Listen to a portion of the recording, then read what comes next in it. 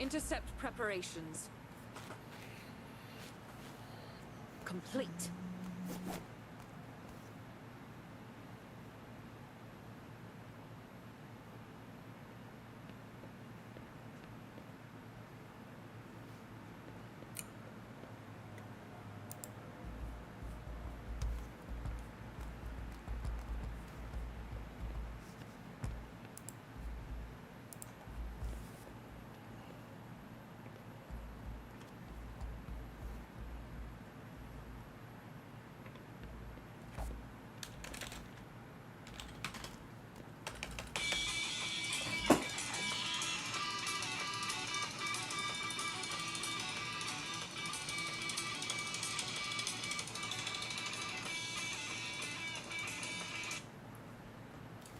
Hello? Oh, are you outside right now? Okay, no problem. I'm home right now, so I'm just gonna take a step outside. All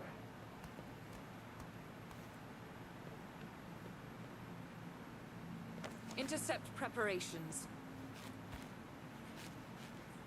Complete.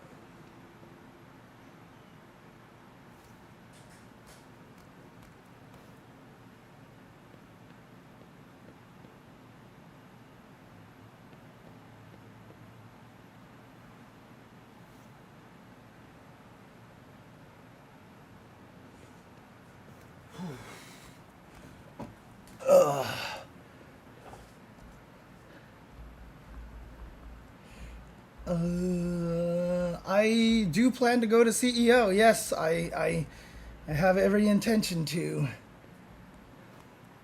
Intercept preparations. Complete. Let's see here.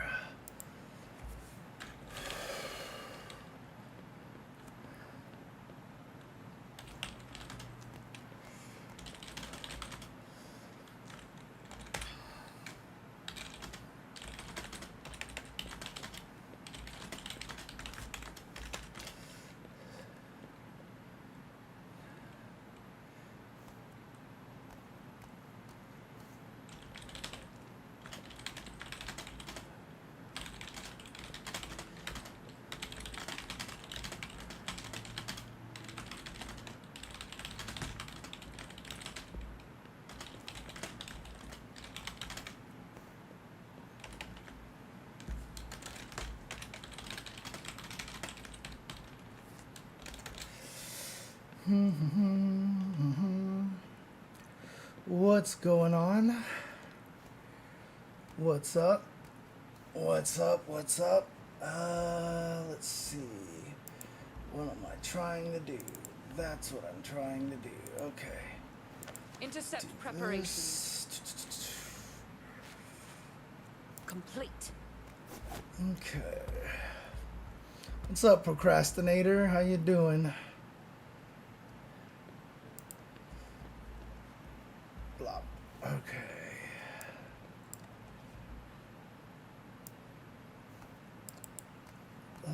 Trying to get my socials out over here real quick. What the hell is all this? Don't care. Here we go. This like so? Yes, that worked. Come over here. Do I want? Yeah, sure. What the hell? Let's just put this up here. Dude, it's crazy. Are you in SoCal, Master Procrastinator? I just know that it's really freaking hot here. So I've been wanting to stream all week, but I just haven't been able to muster up the energy to do it because everything is so goddamn hot. I don't know what the hell is going on. Oh, you're in New York. Is there some crazy fire going on in New York right now? Yuck. Intercept preparations. I'm sorry to hear that, man. I'm sorry to hear that. Hope you're staying safe and stuff like that.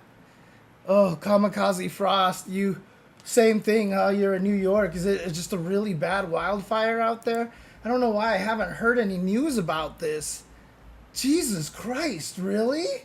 Is it just because of the heat wave that's going across the planet right now?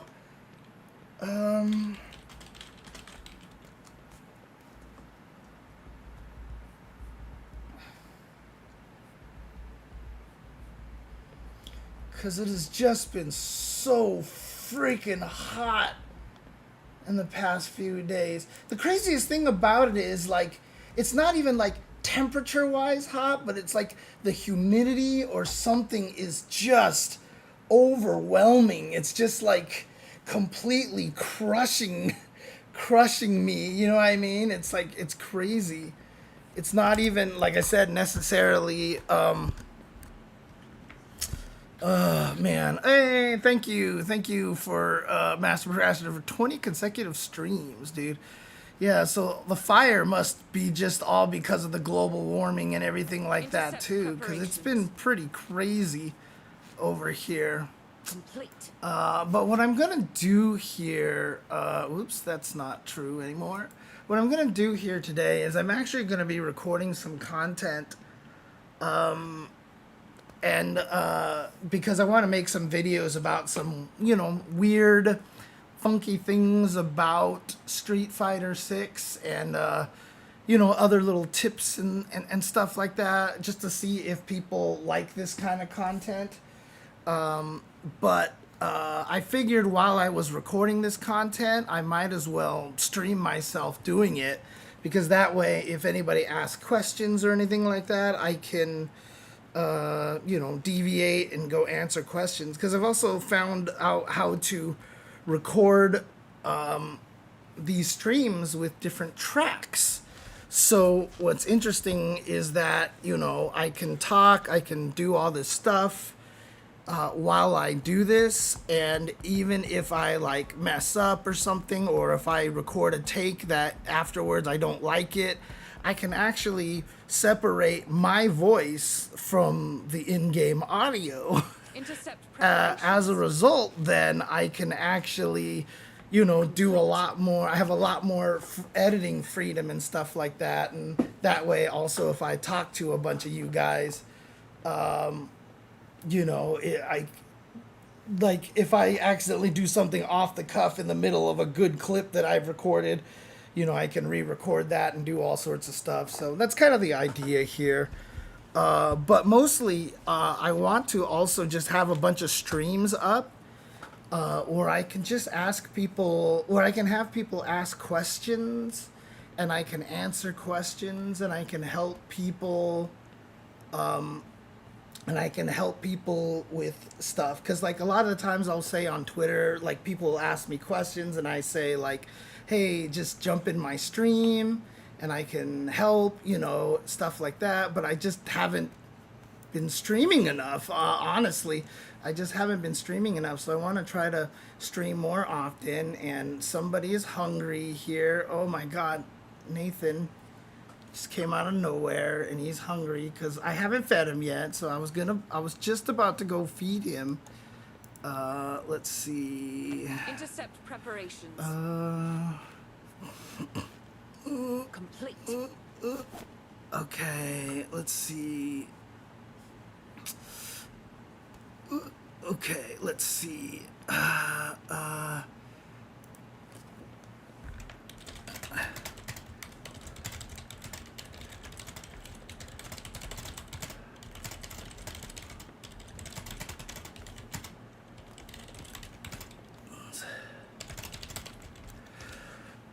Well, thanks, Master Procrastinator, but it hasn't been a lot. I mean, I did Evo, obviously, which is great. I did Combo Breaker, which is cool, but, you know, outside of that, Haven't been doing a lot of stuff. I've been doing quite a bit of the, at least the World Warrior stuff here. So that's kind of nice. But, you know, yeah, it's not too bad. So you unlock this emote randomly? You got the Nathan emote somehow? That's crazy. Oh, man. Hi, Nathan. Hi, Nathan. Are you hungry? Are you hungry? You want food right now? Intercept preparations. You want food? Do you want food, Nathan? Complete. I think it sucks, to be honest with you, Forrest. Like, the fact that they are trying to take away physical copies, I think is awful. I love physical copies of stuff, and you know, I'm old school, so I'm all about physical copies, and physical copies mean that I can still play, right? As long as I have a disc with the game on it, even if like I can't download any patches or whatever like that, if somehow the world like went to shit and the internet is gone or whatever, you know, I can still pop in the disc into a machine and play it. You know what I mean? Like I always have that option. I always even buy music on CDs for the bands that I really like and stuff. Hey, what's up? Raviner? How's it going? Or Ravener? Not sure. But how's it going? After a game, 10 years after a game's launch, you'll have to pay full price. I mean, are you talking about the digital one? Because the digital one, they put them on sale a lot. Intercept preparations. Oh, okay. I didn't realize that was you, Joe. Joe, right? It was Joe. I didn't realize that was you. What's going on? How's it going? So, my cat is being adorable right here. Yeah, I mean, oh, it's Kyle. Okay. Cool. Nice.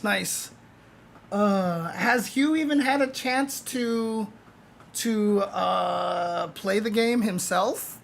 Maybe I should bring it and when I hang out with him and such. So install Diablo 2 with 3 discs back in the day. Yeah, I mean, I prefer having physical media because it's like you actually own the media. Nathan, here, Nathan, you are not letting me move my mouse. You're sleeping on my mouse, so I can't actually do anything over here.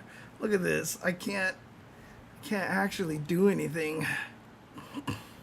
Man. He hates fighting others in games. I mean, that might just be because I traumatized him a long time ago, honestly. So, because I kept being an asshole to him when we were kids. So, you know, there is that. But I get it. There's a lot of people out there who really hate playing competitive games, honestly. So, I mean, I had someone one time who wasn't even that much younger than me, right? I mean, well, he wasn't like super young. Like, he's not like a teenager today or anything like that. But, you know, many years ago when he was a little bit more of a teenager, he asked me if I owned any music CDs.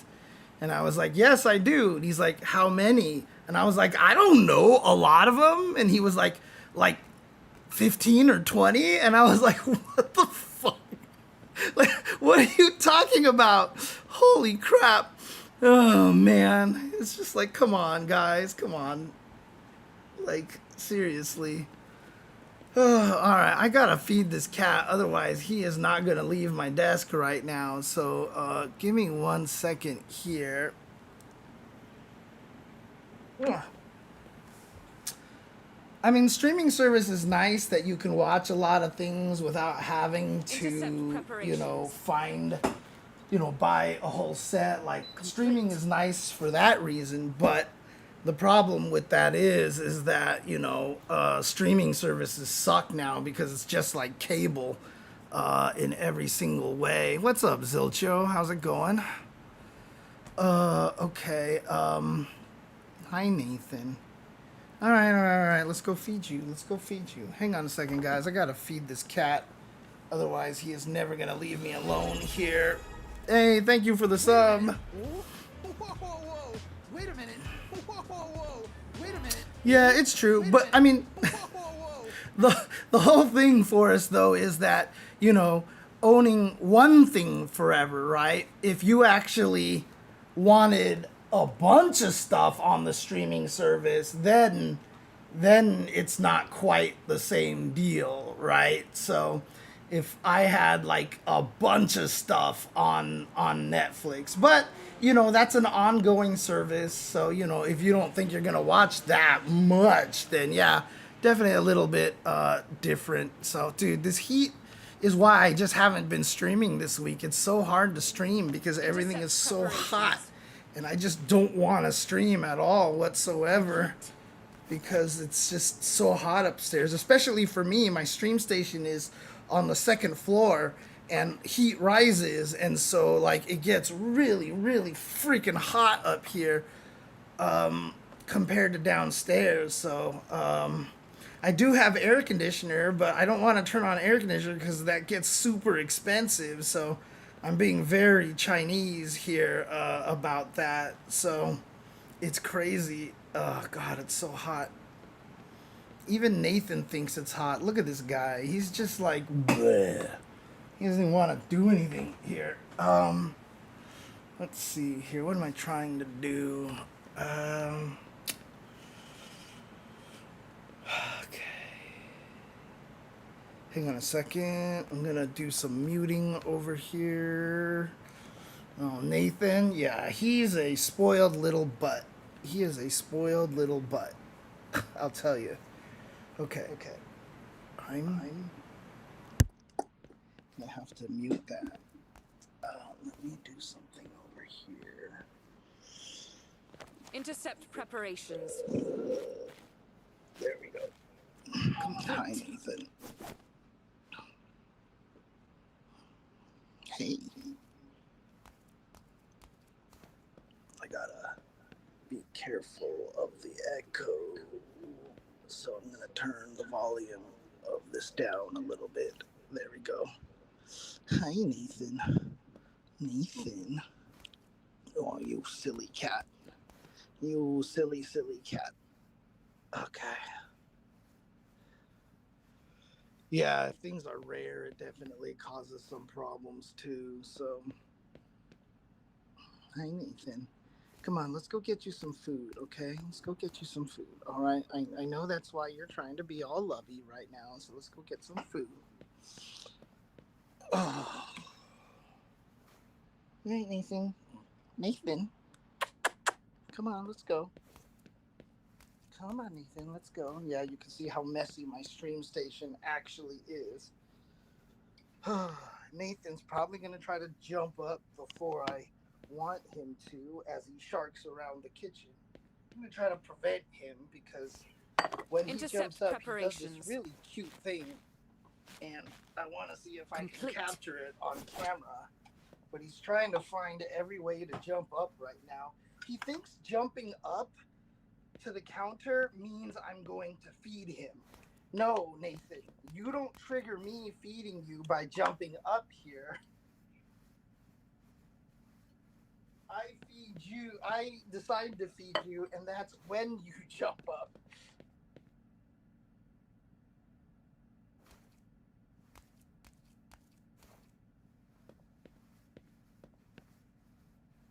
All right.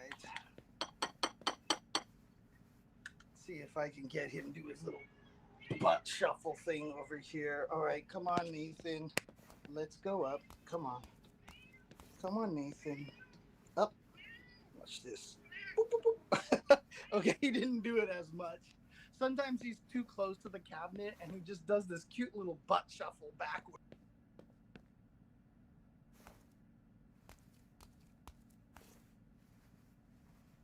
Nathan on top of my refrigerator because previous he and Jasmine. Intercept preparations. Jasmine always tried to eat his food. Complete. But I basically separated them from each other So I made Nathan jump up here to eat food, and I left Jasmine down on the floor to eat.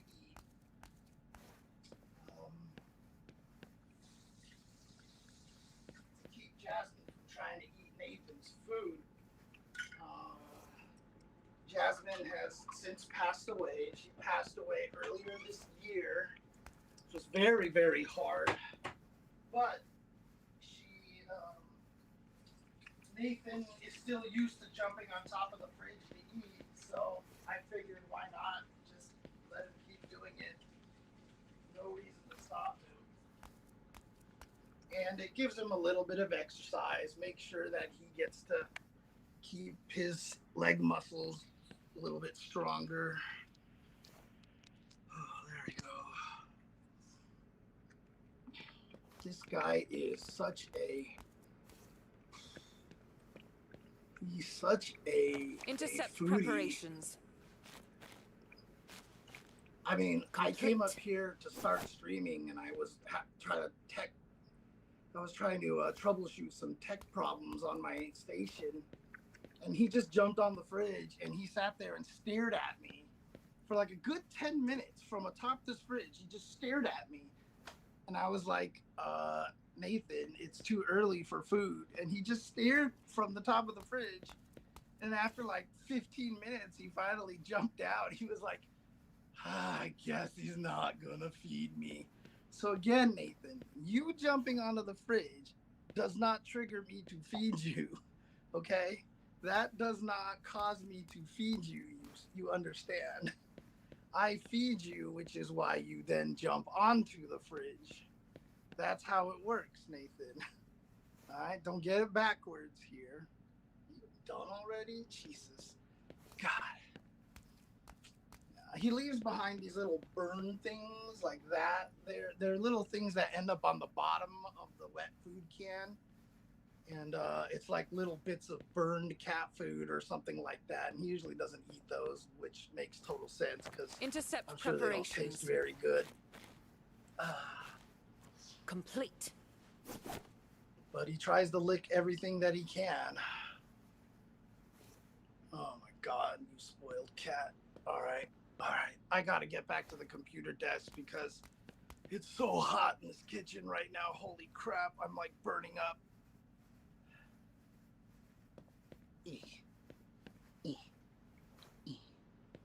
All right, Nathan. I'm gonna go back to the computer, okay, Nathan?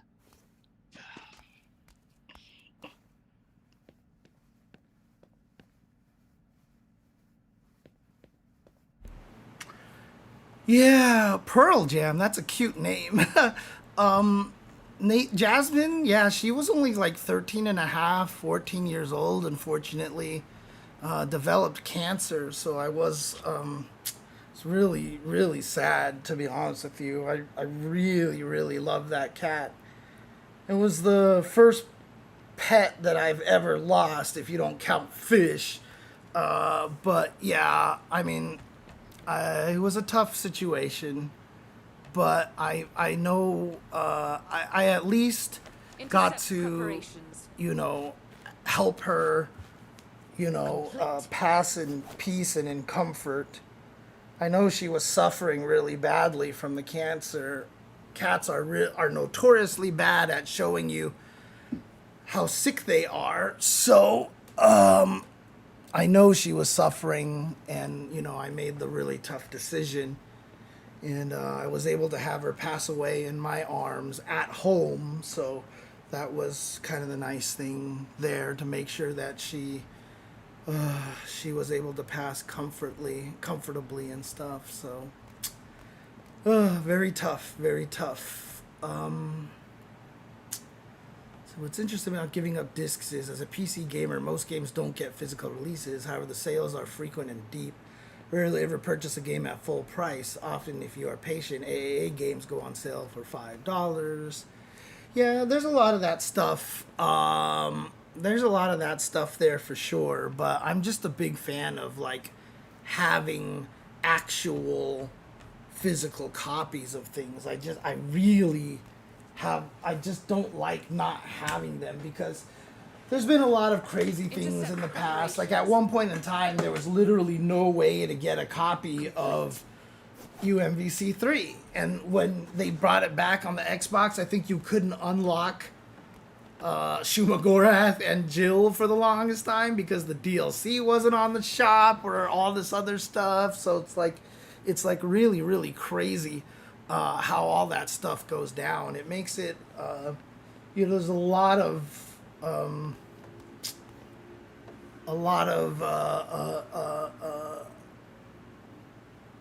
annoyances when it comes to things being digital. Oh, thank you, Seal the Legend. Yeah. Yeah, I mean, she gave me 13 wonderful years. Obviously, it would have been wonderful to have more, but I always felt like Jasmine was just the kind of cat that she always just had these physical problems and things just kept coming up for her, and, you know.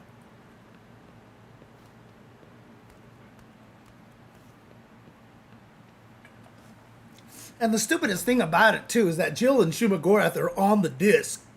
DLC, I think, is literally flipping a bit or something like that. So, like, they could have just released the game with that bit flipped, I think. I don't know why they didn't. It's just, like, kind of ridiculous. But just so you guys know, I'm going to be doing some content recording here. So I'm actually just going to be streaming myself recording some content that I want to put out on YouTube. So what's going to happen is that I'm going to spend majority of the time in full screen view like this and just recording stuff. I have a bunch of different content ideas I wanted to record. I'm just going to go through a couple of them today, just recording some of these. But I am absolutely willing to, I am absolutely willing to sidetrack into any questions. If anybody has any questions, let me just do this here. If anyone has any beginner questions, please feel free to ask. And I am willing to sidetrack into helping beginners with beginner questions. So let's see here. Oh God, I can't do it over here. I have to do it over here. On this screen here, Stream Manager. Boom. Let's do this. Whoops. There we go. There we go. All right. There we go. All right. So I should have that pinned at the top. Okay, as a StarCraft 2 player, what's the best way to start learning fighting games? Which to start on?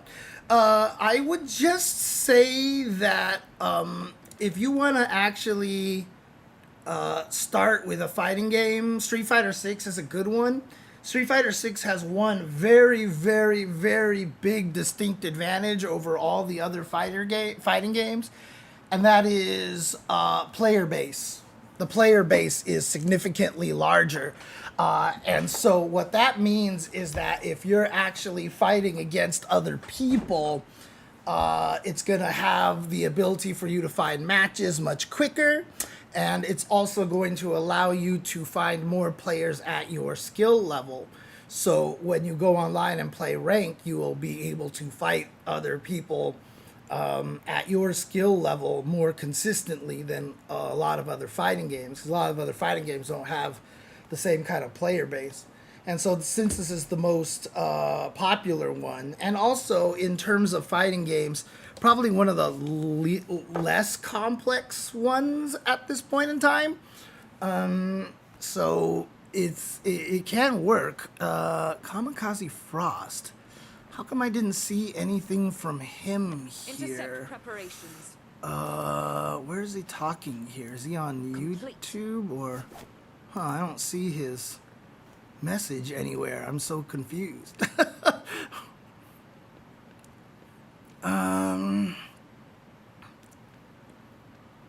Interesting. Okay. Well, I'm not sure what happened here. World Tour mode in Street Fighter 6 is an open world mode designed to take. Yeah, and there's great one-player content in the game as well.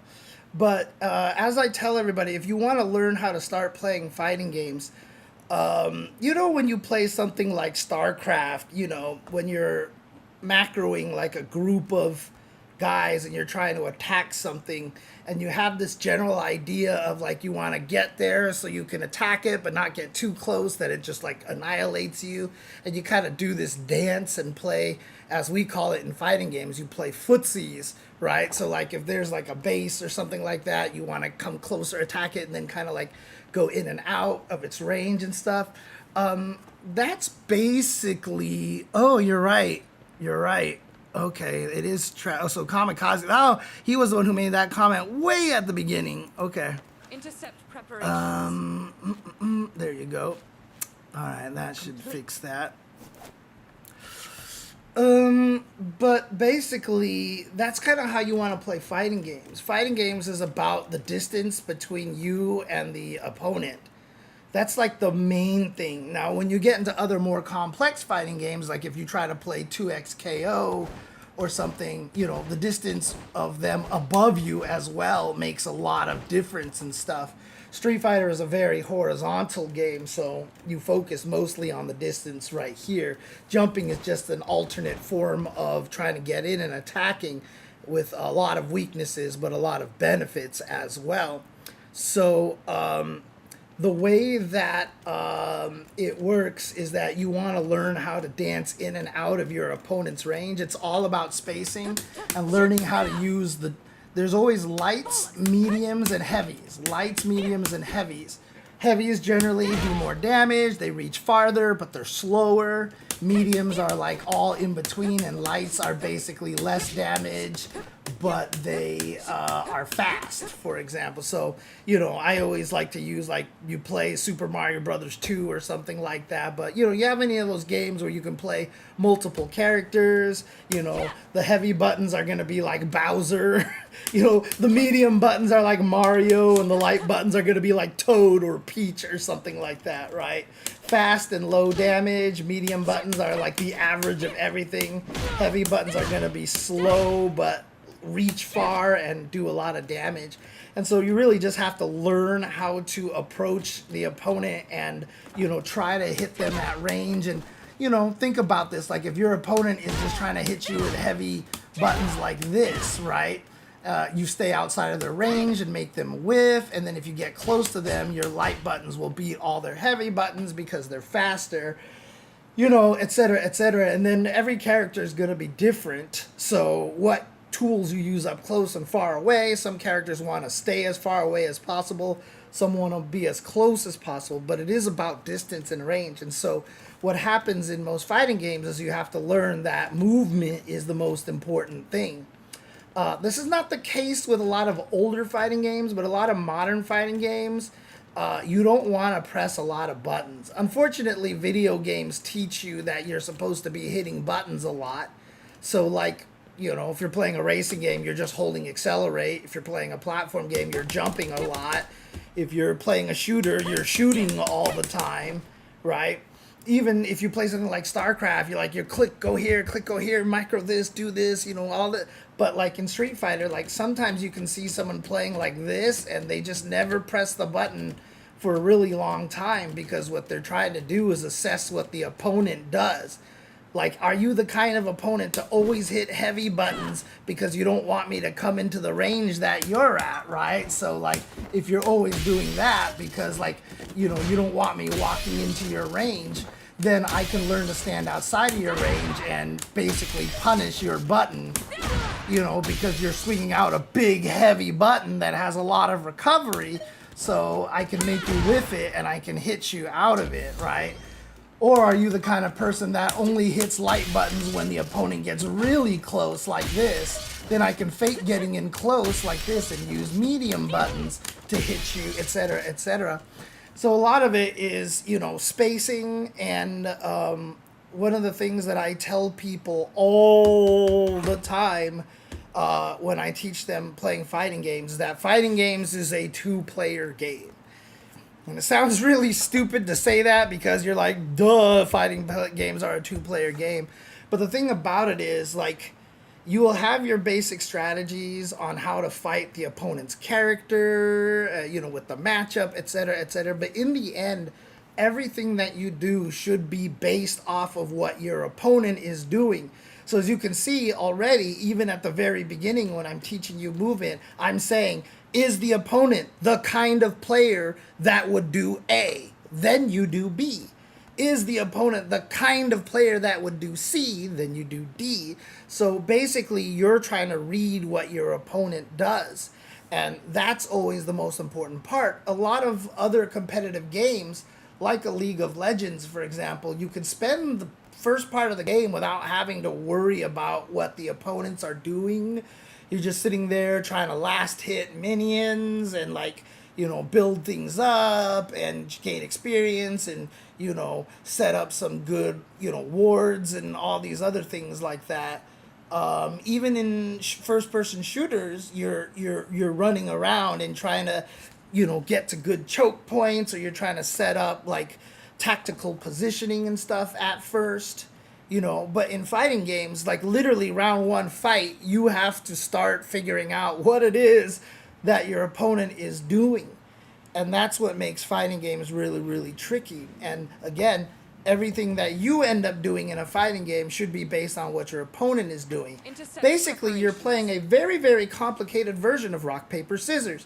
Because when you play rock, paper, scissors with somebody, right, like, you don't tend to just go random, right? Like, as everyone who plays rock, paper, scissors, you both go rock, paper, scissors, shoot! And you both do scissors. And now now immediately you're thinking, is he the kind of person that would do scissors twice?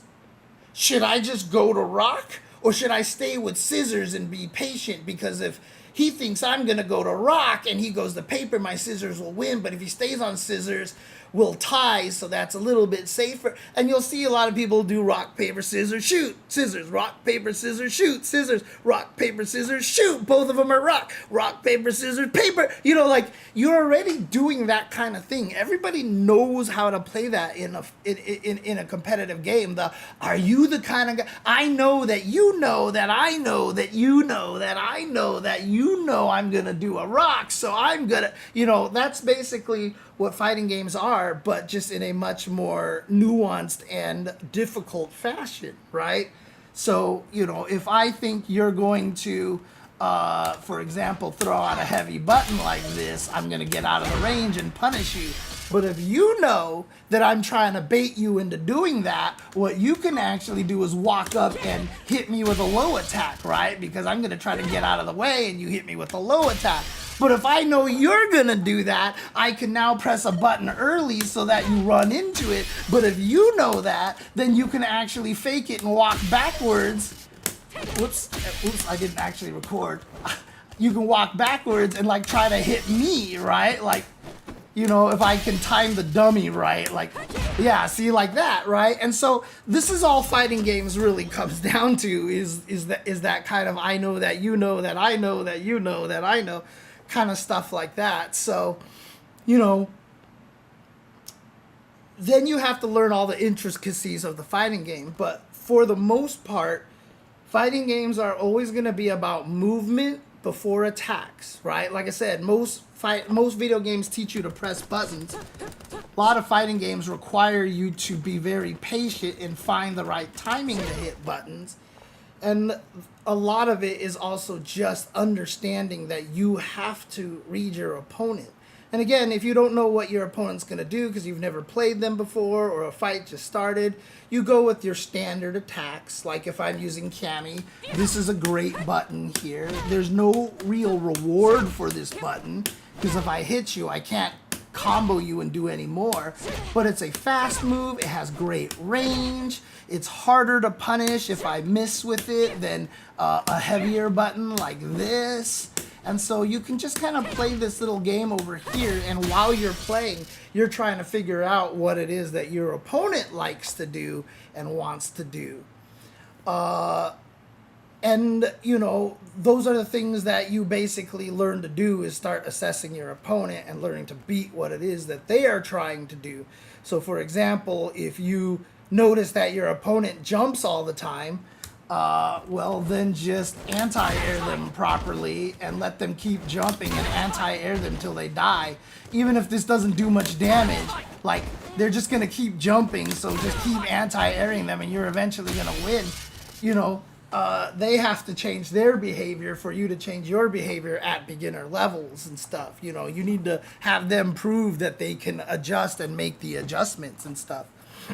Thank you, FGC Deadpool. Appreciate it, man. Appreciate it. Thank you very much. Hope you're having a good one. So, let's see here. A lot of times I noticed watching friends play, people would mess up their inputs because they're actually too fast on execution. Like, thinking about the input makes them go crazy on the controller. Little bit, yeah, a little bit. Sometimes that does happen. The analog controller on a pad might be good for Tekken movement. No. Analog controller is actually not very good for Tekken movement. Tekken movement is actually significantly better on precise inputs. So having buttons that represent up, down, left, right, a leverless controller is going to be one of the best ways to play Tekken, because the movement is so precise that a lot of the times that having a leverless for that precision input is better. In fact, I was even talking to somebody about this on Twitter. Sonic Fox at one point in time had a controller with paddles on the back, and they wanted to use the accessibility menu in the PlayStation, which lets you remap any button, like swap any buttons, and he wanted to remap up and down to some of the paddle buttons.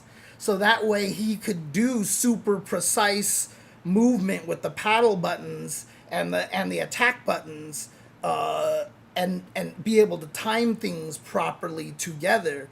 So for example, if I wanted to be able to do a perfect electric, you know, I could do something, hit down, and then I can press forward and a button at the same time instead of having to hit diagonal and the button at the same time. On an analog, it's even more ambiguous. Like, where's the give for the diagonal? You know, did I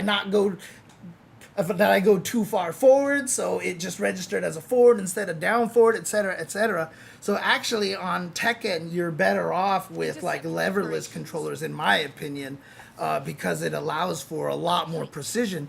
A lot of the execution, intentional, difficult execution Tekken built into their game is based off of the fact that on a normal controller, it's really hard to hit down and down forward on the exact same frame as a button press. That's one of the most difficult things, because depending on the joystick that you're using, you have no idea where the nub at the bottom of the stick is actually going to push one of the directions. So you go forward, neutral, down, and then you go to the diagonal, but you actually don't know necessarily, because you're at an arcade or something like that, how far you have to move the controller for the cherry switch to click, right? Because you're moving an analog item here. So when you move that, you have to hit the button literally on the same frame you hit the diagonal in order to get an electric.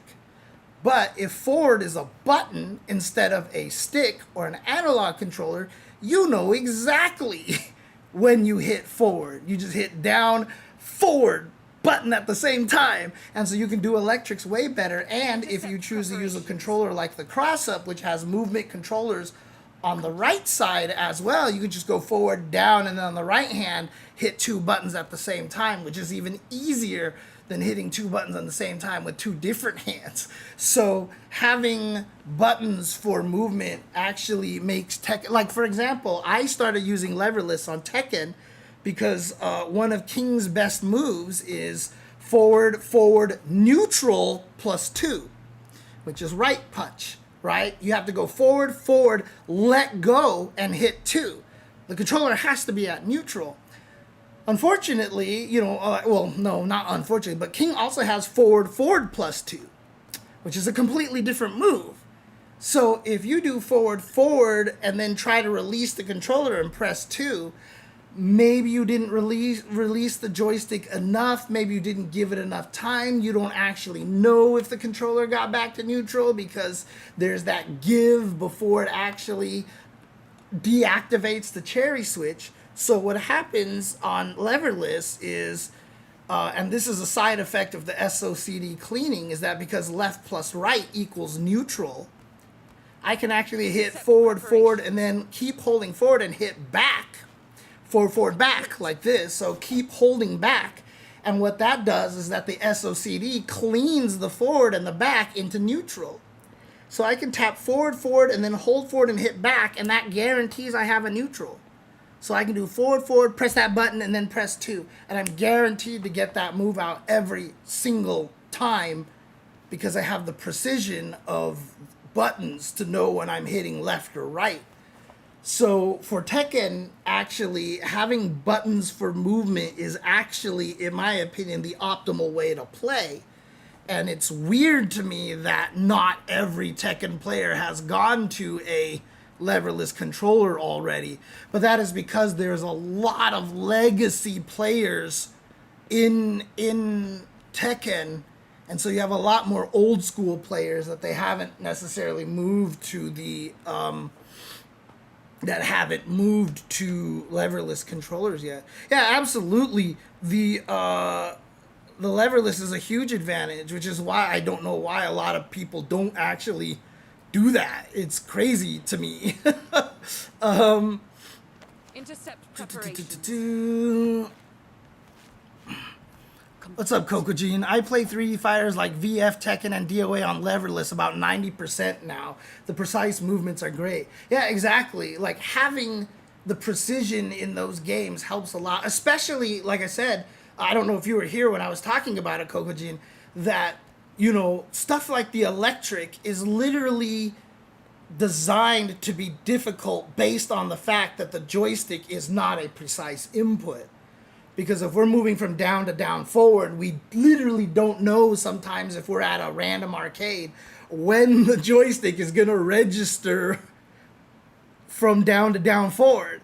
But if you have it as a button, it's just like forward, down, plop, and that's it. And it's like it's every time you can get the electrics, right? So, yeah, so back in the day, Eris called people a bitch for using hitbox, didn't he? Like, his whole bitch calling thing. Yeah, absolutely, because it's such an advantage. It's a huge advantage. I mean, in MK9, it was a huge advantage as well, because Cabal was really strong if you could jump and throw a low to the ground air fireball, because his recovery on the fireball was simply him falling, right? And so if you threw a ground fireball, he would be stuck with the normal recovery frames.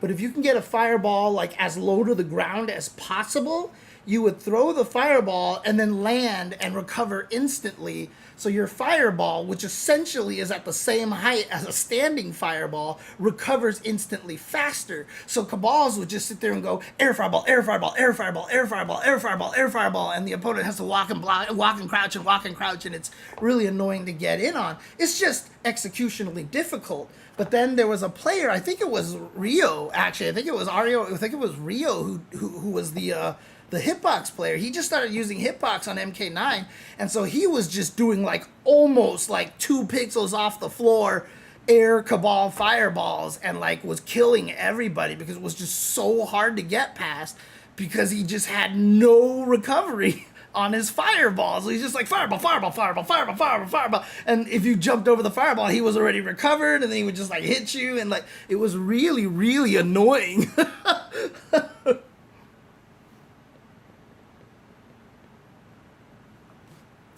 Yeah, leverless controllers are weird because of the fact that the jump button or the up button is at the bottom. And that is absolutely one of the craziest things, and why I have trouble using leverless on Street Fighter. The reason why I can use it on Tekken is because jumping is not important in Tekken. you don't jump a lot in Tekken. You don't use up all that much except for movement and sidestepping. And at least for me, that's not the same as Street Fighter, so I can adjust to gaining the muscle memory for sidestepping with a button in a weird spot. I can play leverless on Street Fighter, but I suck on it. Like I will mess up a lot of stuff. So I can't use leverless on Street Fighter right now. But for Tekken, because it's so different, it does not cause me any problems. It like you have to think of it like a jump button, basically, is what you're doing. Instead of thinking hitting up and jumping, you're thinking of it as a jump button. I'm too programmed to change that at this point.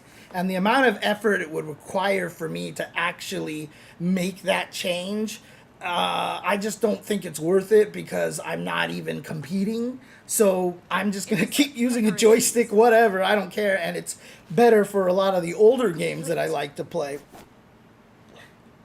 especially for like SPDs and stuff. So like I don't care enough to want to change to leverless. But in the end, it's still better if you can learn how to do it because you gain that level of precision. There are some disadvantages, but again, I'm not saying that you should learn leverless if you're trying to start a fighting game. I'm just saying that leverless clearly has an advantage. And there's a lot of speed advantages too for doing uppercuts and fireballs, which I've shown on stream before. If I'm able to plug in a leverless controller here, I could show you some of like the absolute wild ass shortcuts that you can actually do. Oops, that's not the cable I'm looking for. I think this is the cable I'm looking for here. You can do some crazy shortcuts on leverless for like super fast dragon punches. If somebody wants to see it, I'll show you guys. But I'm not gonna bother trying to do all the control swapping right now because it gets kind of messy. But if you guys actually want to see that, let me know and I can actually show you that. I understand the dilemma of learning leverless. I had to dedicate to it by playing SF6, but it took Aki for it to click with me. Right. You had to pick a character that never existed anywhere else, so you don't have the natural muscle memory to want to do certain things to get to leverless. But like I said, I don't feel like I compete enough to warrant that, so I'm just going to be an old man and just stick with joystick for now. Yeah, for Korean backdashing, the Korean joystick was definitely better. The bat top, right? The bat top. Korean joysticks, if I'm not mistaken, are bat top with a square gate, right? American is bat top with an octo gate or a perfect 360, and Japan is the ball top with a square gate. So that's kind of the differences right there. But yeah, like leverless, like if I was competing in Street Fighter 6 right now, I would learn leverless. The speed at which you can do DPs, Intercept preparations. or it also might just be a spring thing then, Forrest, which you can modify on any joystick, to be fair. But maybe like the returning to neutral faster is dependent on spring and how big you're willing to make like the gap that your joystick is in as well. So you can modify any stick to do things like that, but the bat top just, I feel like, makes it easier because, you know, you're trying to hit the thing, and the more surface area you have on it, it's like easier to do. At least that's how I feel. Think of it as the space bar. Yep, exactly. Everybody who said like, should I learn leverless, James? I'm like, play on a keyboard, make the space bar up, and see how you feel, because now you can hit it with either thumb. That's the important part. A lot of the power of the hitbox is being able to hit up with your right hand. So being able to jump with your right hand is one of the most powerful things about it. Now, to be fair, a lot of people who have ergonomic controllers like the split box, like David's split box, he only has jump on one hand. And on the ergo box that like Alex Myers uses, I think jump is only on the left hand and stuff like that. But one advantage you do get if you do play leverless is that you do have up on both hands. So if I try to do a tiger knee move with Kimberly, for example, I will hit up with the right hand because I can just hit up in the button on the same frame. Ba-da-ba, ba-da-ba. You know, I don't have to do this kind of thing, right? There's other good examples of that. Zangief SPD, for example, you can do half circle back and then press those two buttons at the same time to get the SPD, and it's easier to do with just the right hand and such. So I've always just had the ball top and like the underhanded grip. Yeah, the wine cup grip or the dragon grip. I've heard both, but wine cup is another way that I've seen it described, where you basically have the ball, you cradle the ball inside your hand like this, between these fingers, like so, like you have the joystick here and the ball sits on top and you play it underhanded like this, you know. That's dragon style. I always thought was cross-handed. Actually, that's what I always remember hearing. Dragon style. Dragon style to me was always the cross-handed play. Wine cup was always the way that I heard that one. The wine cup grip. Yeah, it's so impossible to talk about joysticks without getting like weird innuendos. There's just no way to avoid it, really. Well, Seth Killian, I thought he called it dragon style, but like they called him cloth hand in Japan, because when they saw him playing in Japan, they were all shocked that he played this way. They were actually really surprised to see him play that way. So they called him crosshand. Unfortunately, they did it with, bad, Japanese translations and stuff. And the way the katakana works, the R and the L sound are exactly the same. So he ended up becoming cloth hand, not crosshand. They called him cloth hand. But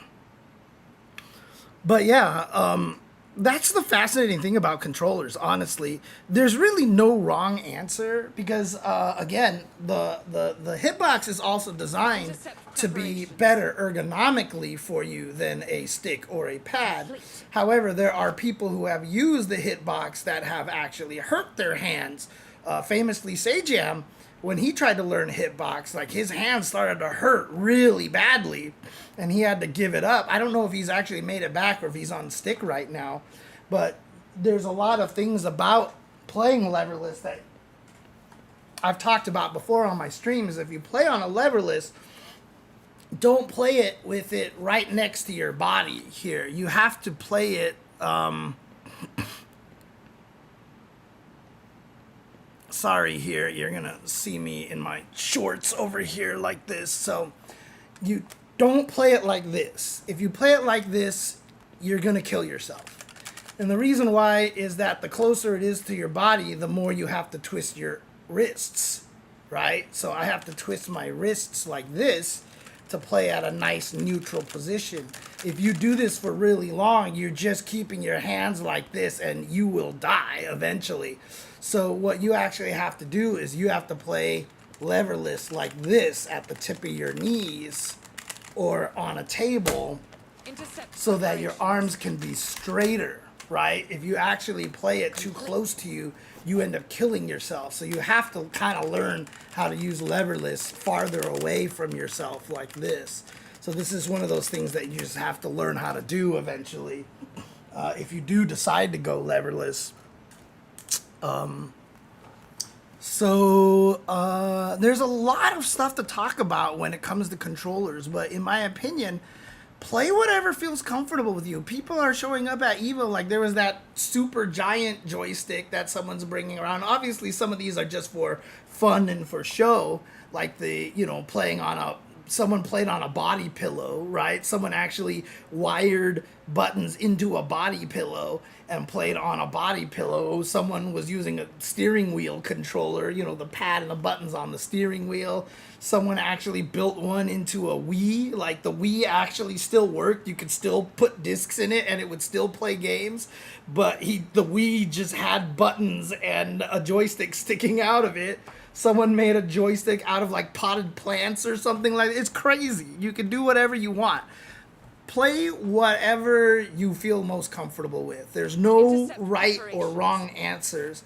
All of the controllers have their own advantages in different ways. It is probably objective to say that the leverless will give you the biggest advantage. However, when you look at the history of people winning Capcom made Street Fighter 6 majors and Capcom Cup and stuff, it's like a widespread thing. There's a lot of people using hitboxes or leverlesses now, even to the point where when I travel to an event and I try to borrow somebody's stick, I can't because nobody has a stick. It's crazy. But, you know, when you look at the top players winning, you have a giant variety of the kind of players who are winning, right? Like Punk, he's a pad player. Obviously, a lot of the fighting game. I mean, heck, Hinao, who just won the last major at Battle Arena Melbourne, he was a pad player as well, right? We've seen leverless players win. We've seen joystick players win. So, Intercept yes, preparations. does the leverless give you an advantage? Complete. Yes, there's a slight advantage there. But in the end, those advantages may show up in very small ways, but not enough to affect the outcome drastically of the top players. Except maybe in Tekken. Because like I said, Tekken's difficulty is like you could do electric a lot easier with certain controllers. And when I had a cross-up, I was able to do Heihachi's move, which is like forward, neutral, down, forward, and buttons. Because hitting down, forward, and one frame, and the button at the same time is like really hard. Apparently that move from Heihachi is supposed to be like stupidly powerful, but it's just really hard to do. And on a cross-up, I did it first try, and someone in my chat was like, do it again.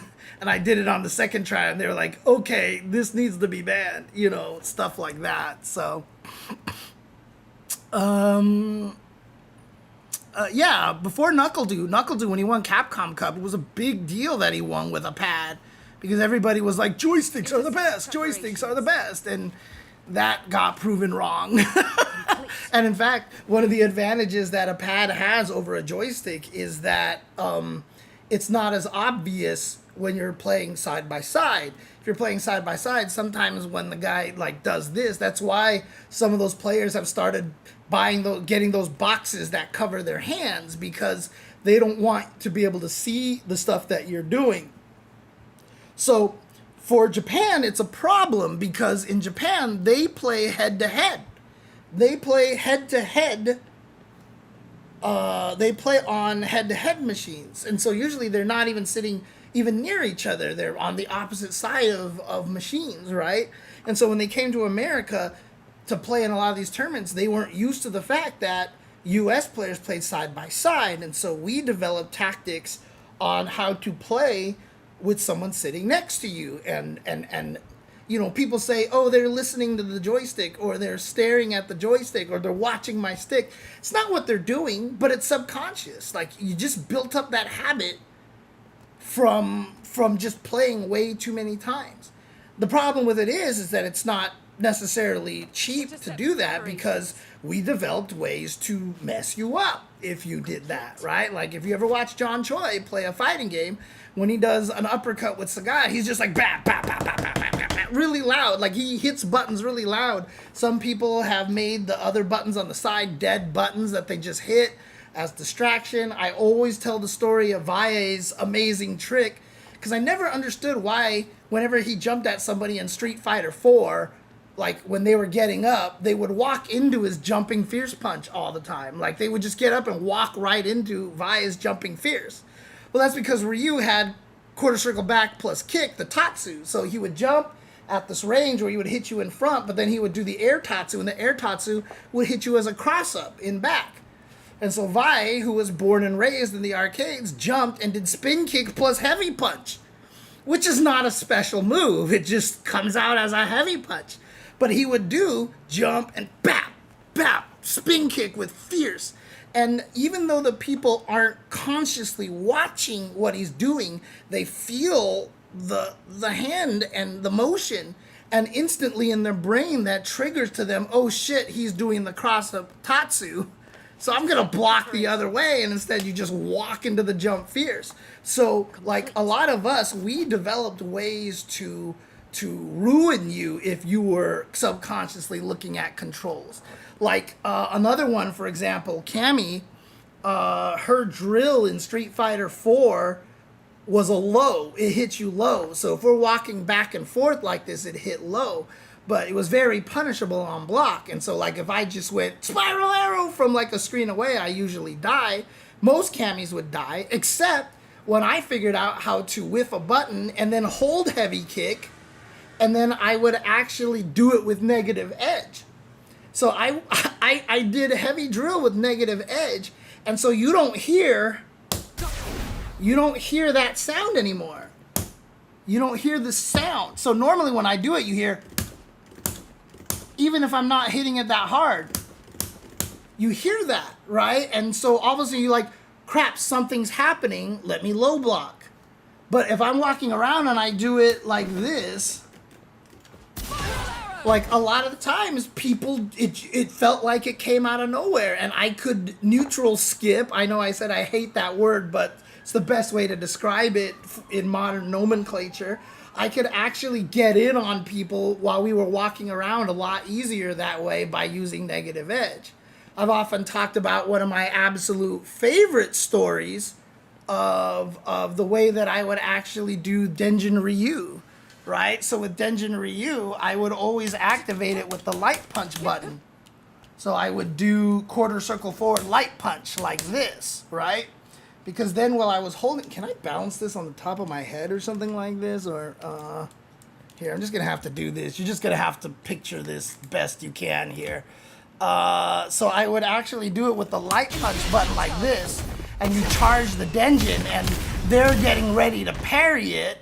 But instead of, but what I would actually do is I would use my left hand over here and move my thumb over to the light punch like this.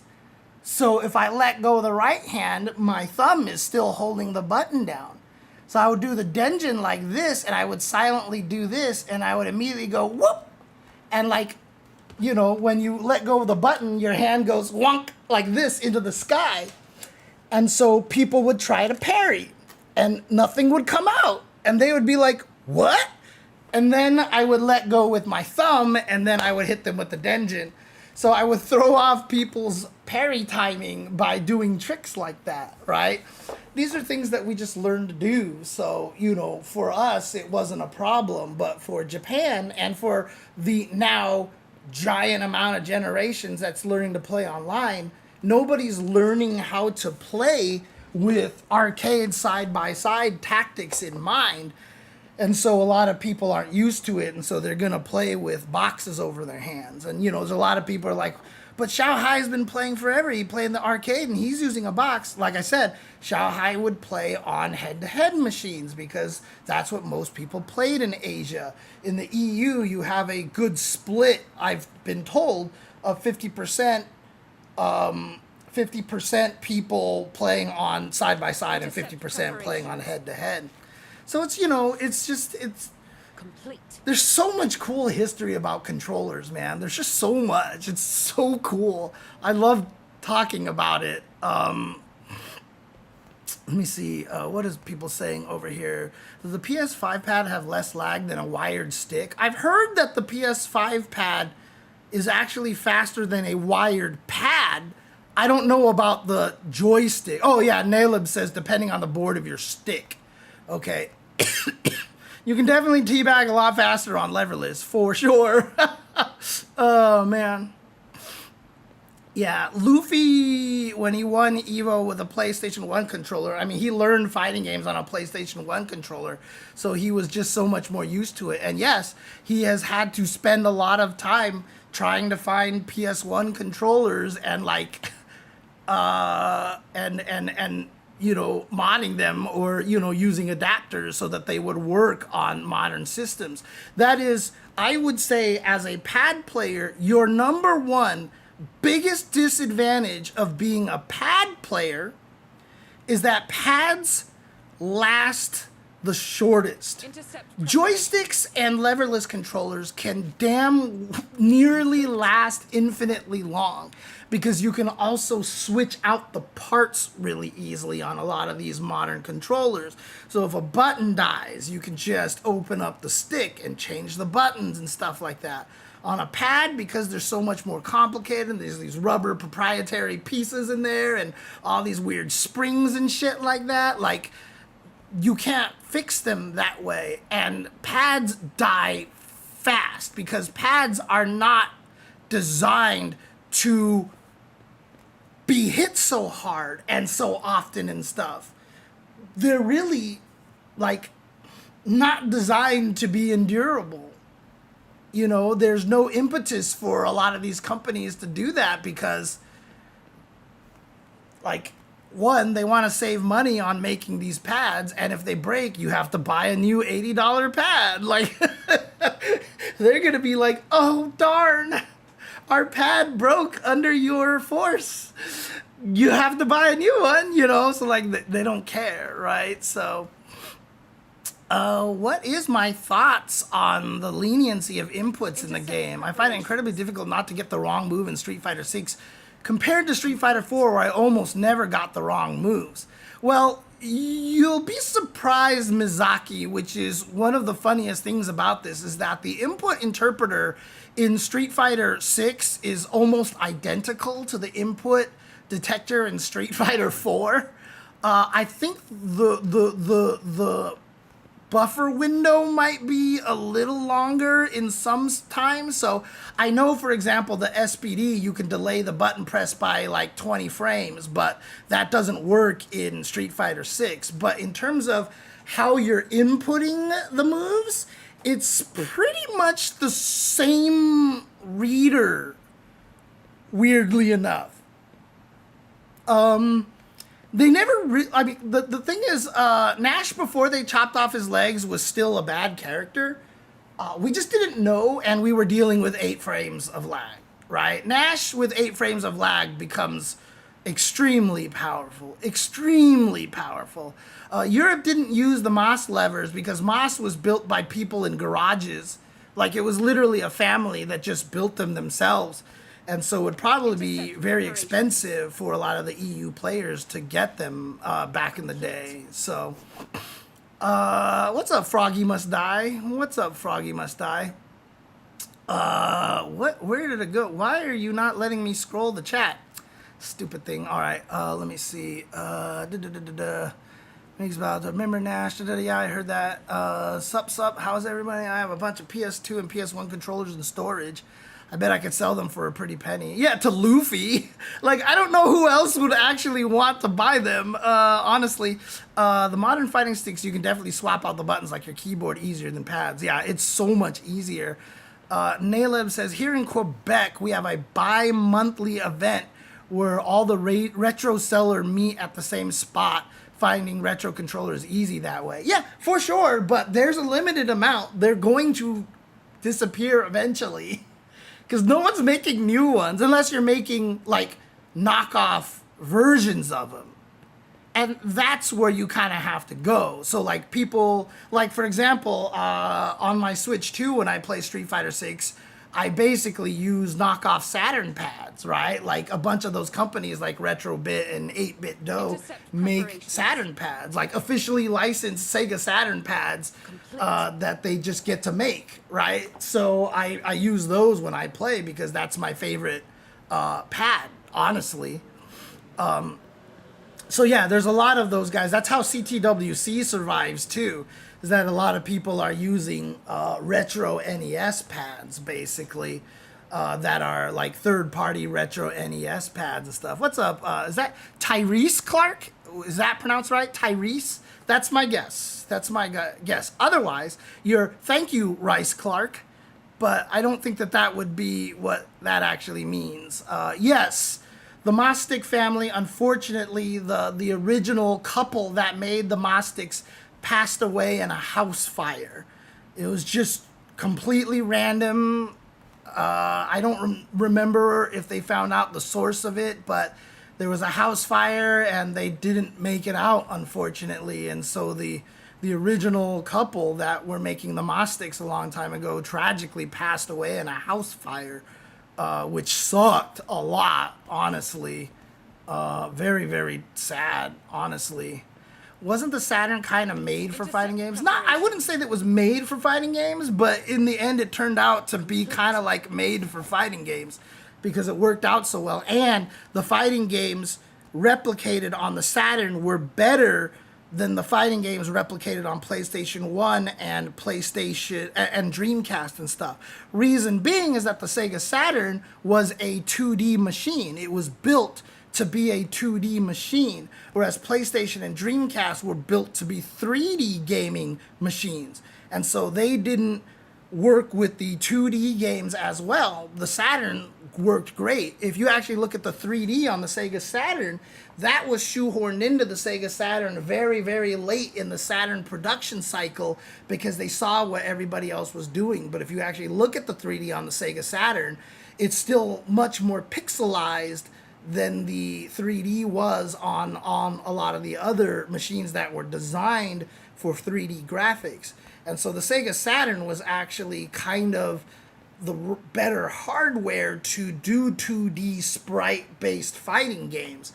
But they were worse for the 3D fighting games. Like VF2 on there played well, but in the end, it wasn't going to be as good as, you know, if VF had come out on the PlayStation 1.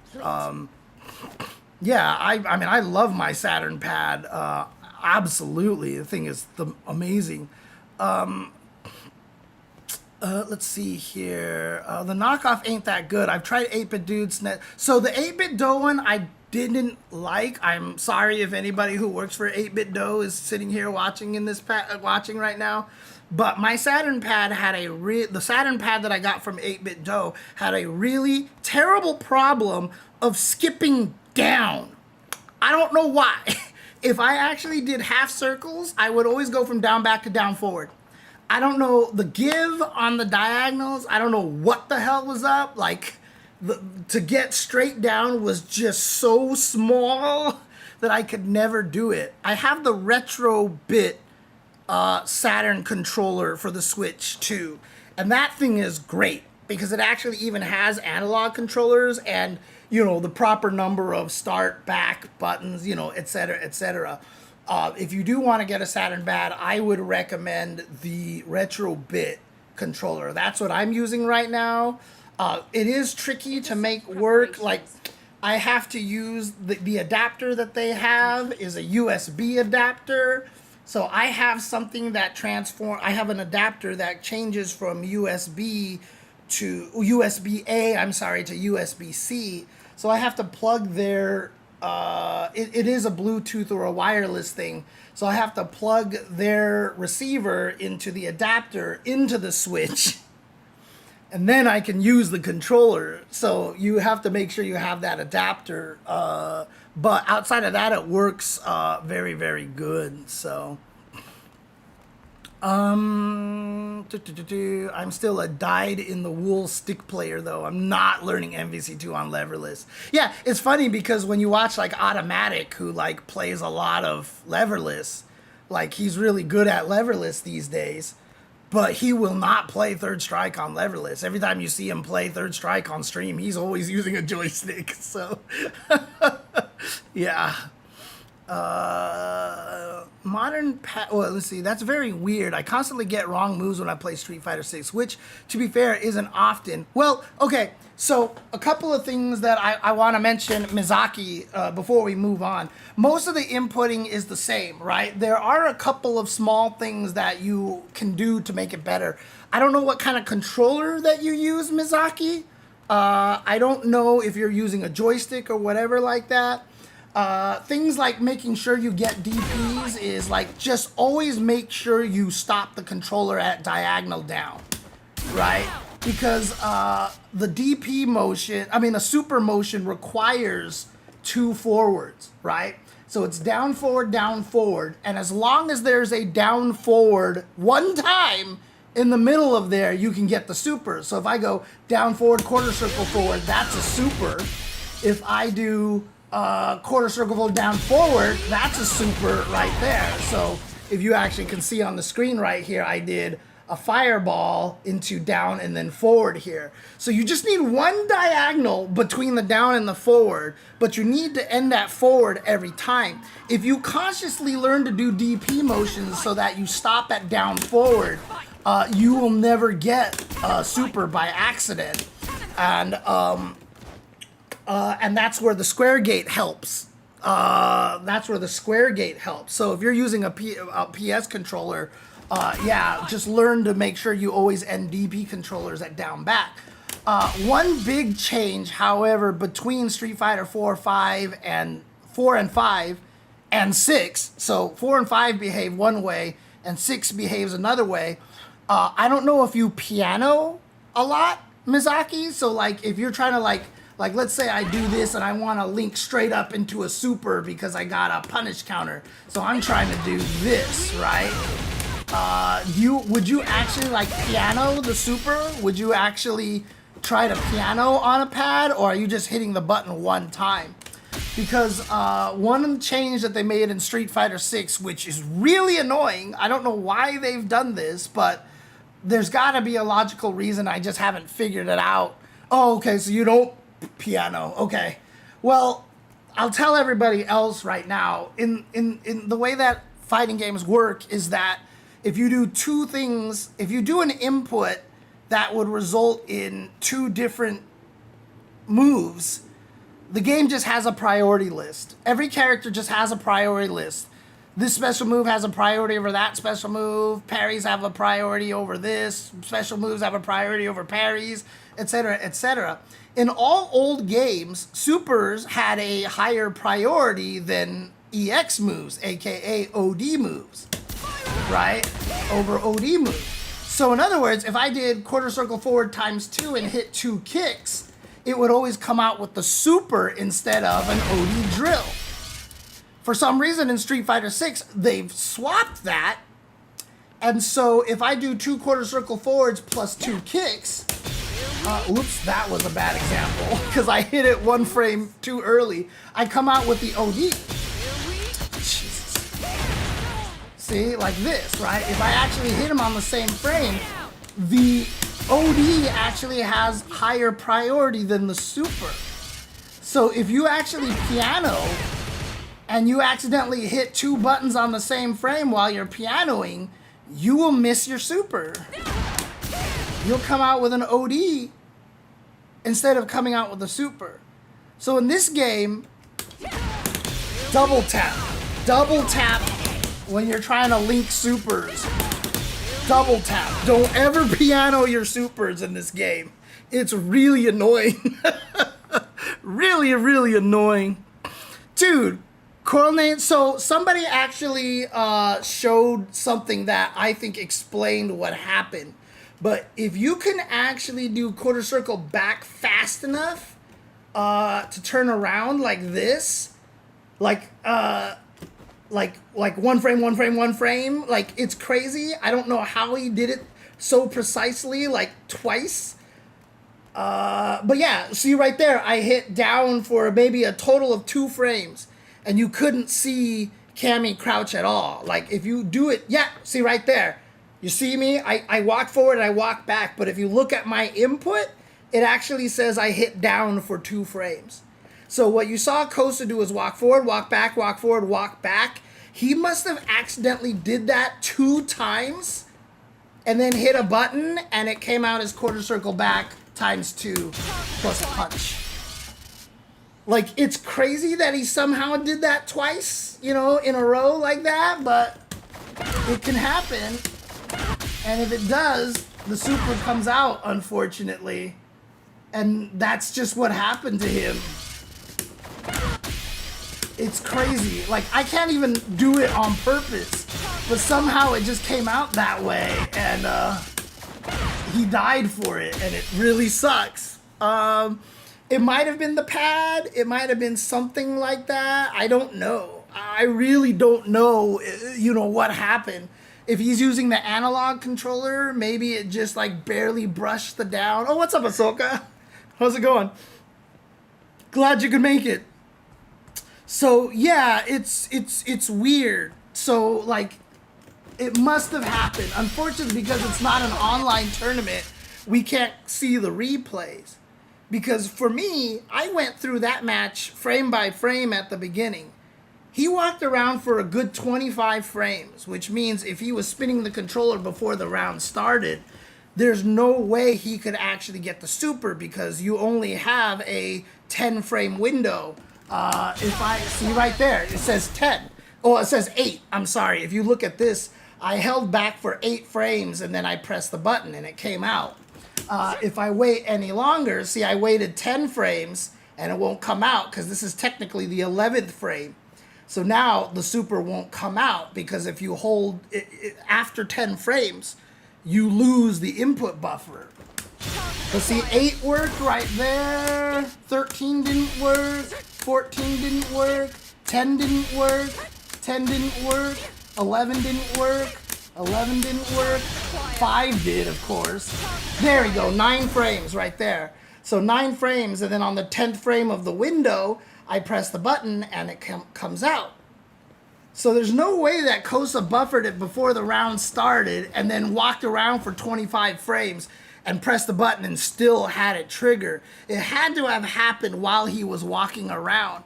But like I said, I went frame by frame and you didn't see the boy crouch at all. So like, I'm still completely blown away by what happened. It's just the craziest thing. It's one of the most unfortunate things that I have ever seen. And it sucks. Because like, that was such a good match. And to have it end like that, you're just like, ah, it's sad. And, if you're Hinao, there's no way you let that slide because what if you just happen to hit a button, he supered you, and you're like, what? And, like, it benefited him, right? Like, he's, like, Kosa's not going to be like, sorry, I'll let you damage me back, right? Like, you win. That's just the way it is. But again, like, it's not necessarily Street Fighter 6 inputs because, again, it would have happened on Street Fighter 5. It would have happened on Street Fighter 4. It wouldn't have been any different. Unless I might be mistaken. What I can do is I can try to test it out. Maybe the window is smaller in those games, but from what we can tell, there wasn't any sort of like long-lasting, like you couldn't see him crouch or whatever like that. Whatever Kosa did, most likely would have triggered a super in Street Fighter 4 and 5. Because Street Fighter 4 and 5 have very, very similar input readers. Oh my god, I have not opened this in such a long time. There's an update? Jesus.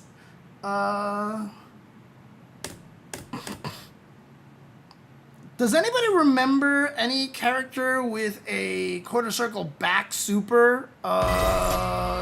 Actually, Lucia has one, so if I'm not mistaken. So I'll do Lucia over here.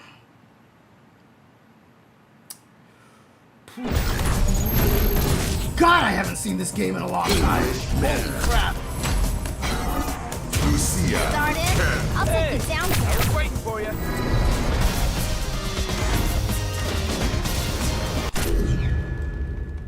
So if I'm not mistaken, quarter circle back. We're getting times 2. Yeah, there it is right there. Oh God, I don't have the cool restart. What's my restart battle shortcut here?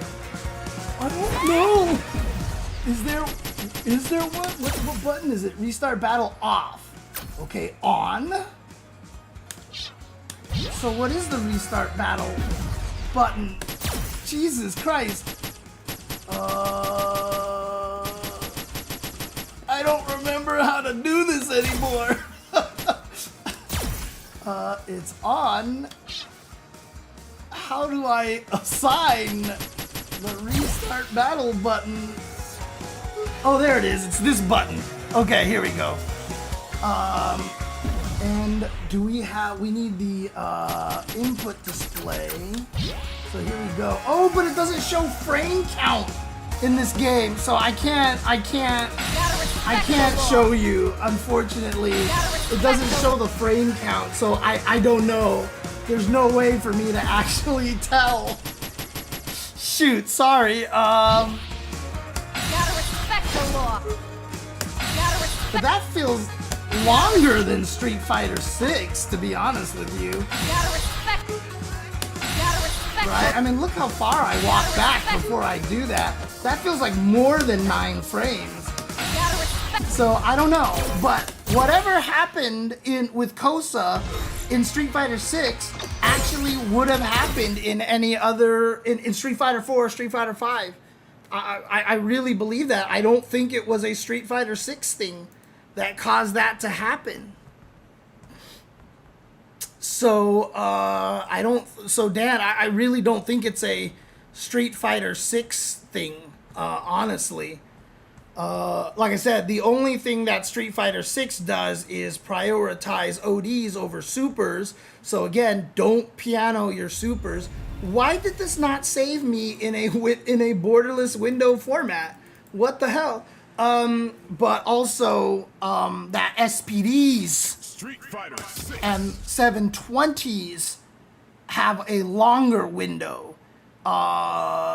SPDs in Street Fighter 5 and Street Fighter 4 did not have a 20 frame window before you press the button, but in this game you do. So SPDs in particular are a little bit trickier to use.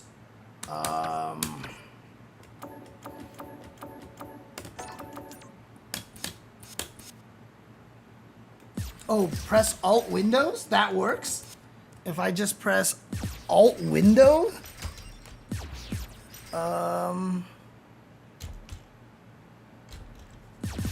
Oh, it's too late. I already changed it, so it's fine. It's fine.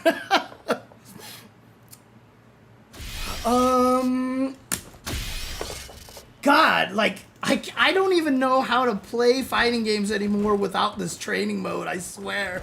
This training mode is just too useful, too good. Everything I know about this game is thanks to this frame meter and stuff.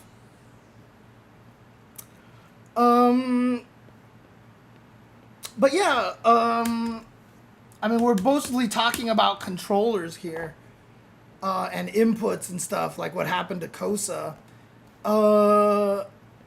Just to kind of sum up what I had mentioned before, use whatever controller is best for you. Like, I am not an advocate of any kind of controller. Would I use a leverless controller if I was trying to play Street Fighter 6 professionally? I probably would. Depends on the character. Kimberly doesn't have any DP inputs, so I don't know if it's necessary. But if I had a character with a DP, like if I played Cammy, I would 100% switch to a leverless because doing DPs is too fast. The crazy thing about it is that the shortcuts for doing DP so fast actually didn't exist until recently. Before, when the SOCD cleaning made down plus up equal down. No, wait, it was like down plus up equaled up, I think it was. Yeah, down plus up equaled up. So that's why you could do flash kicks by just going bap and then never letting go of down. That was the original SOCD cleaning. But as soon as they changed it so that down plus up equals neutral, that was a monkey paw finger right there, because it just opened up so many shortcuts that you can't even possibly imagine.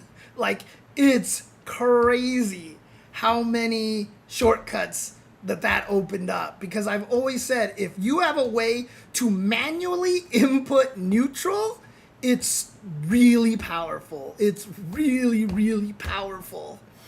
As a noob, leverless feels way easier than pad. It's way easier to get the DPs consistently. Yeah, because if you're not used to the pad, if you're not used to the joystick, having the precision and the clarity of what button you're hitting is really nice.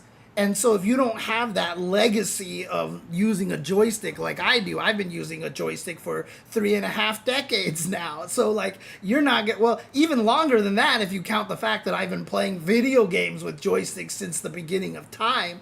Like I can't, it's hard for me to switch to leverless unless it's something like Tekken, right? Because Tekken feels very foreign movement wise compared to Street Fighter and other 2D fighting games. What's up, Sir Hicks-a-lot? I really appreciate you making that video about the risk to reward for Drive Rush. I still just play this game for fun, but I really like your take on what people really hate about the game. Thank you, Sir Hicks-a-lot. I appreciate that. I keep trying to approach this differently than a lot of other people because, again, the problem is not what the thing that they're complaining about. You know, like I've said, Sir Hicks-a-lot, I really believe the biggest problem with this game is the level 3. I really just think that that's the case. I think the level 3 does too much damage. And I think if everybody played this game without supers, like let's just say we all just got into a lobby and we just all agreed not to use supers, this becomes such a different game. And I think it would actually become a game that a lot more people would not be mad about. Because if I drive rush you and I hit you with crouching medium punch like this, right? Right now I get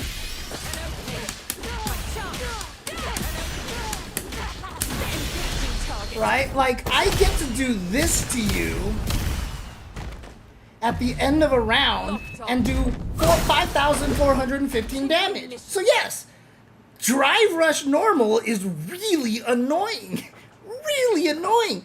But if I'm playing and I don't have any supers, I would just do probably, because I don't want to spend any more drive gauge. The thing is, if you're at 50% life, it's so obvious that you're at 50% life like this that I know if I hit you with this, I can burn all of my drive meter. Because I know I can kill you. Oh God. I'll do the easier version here.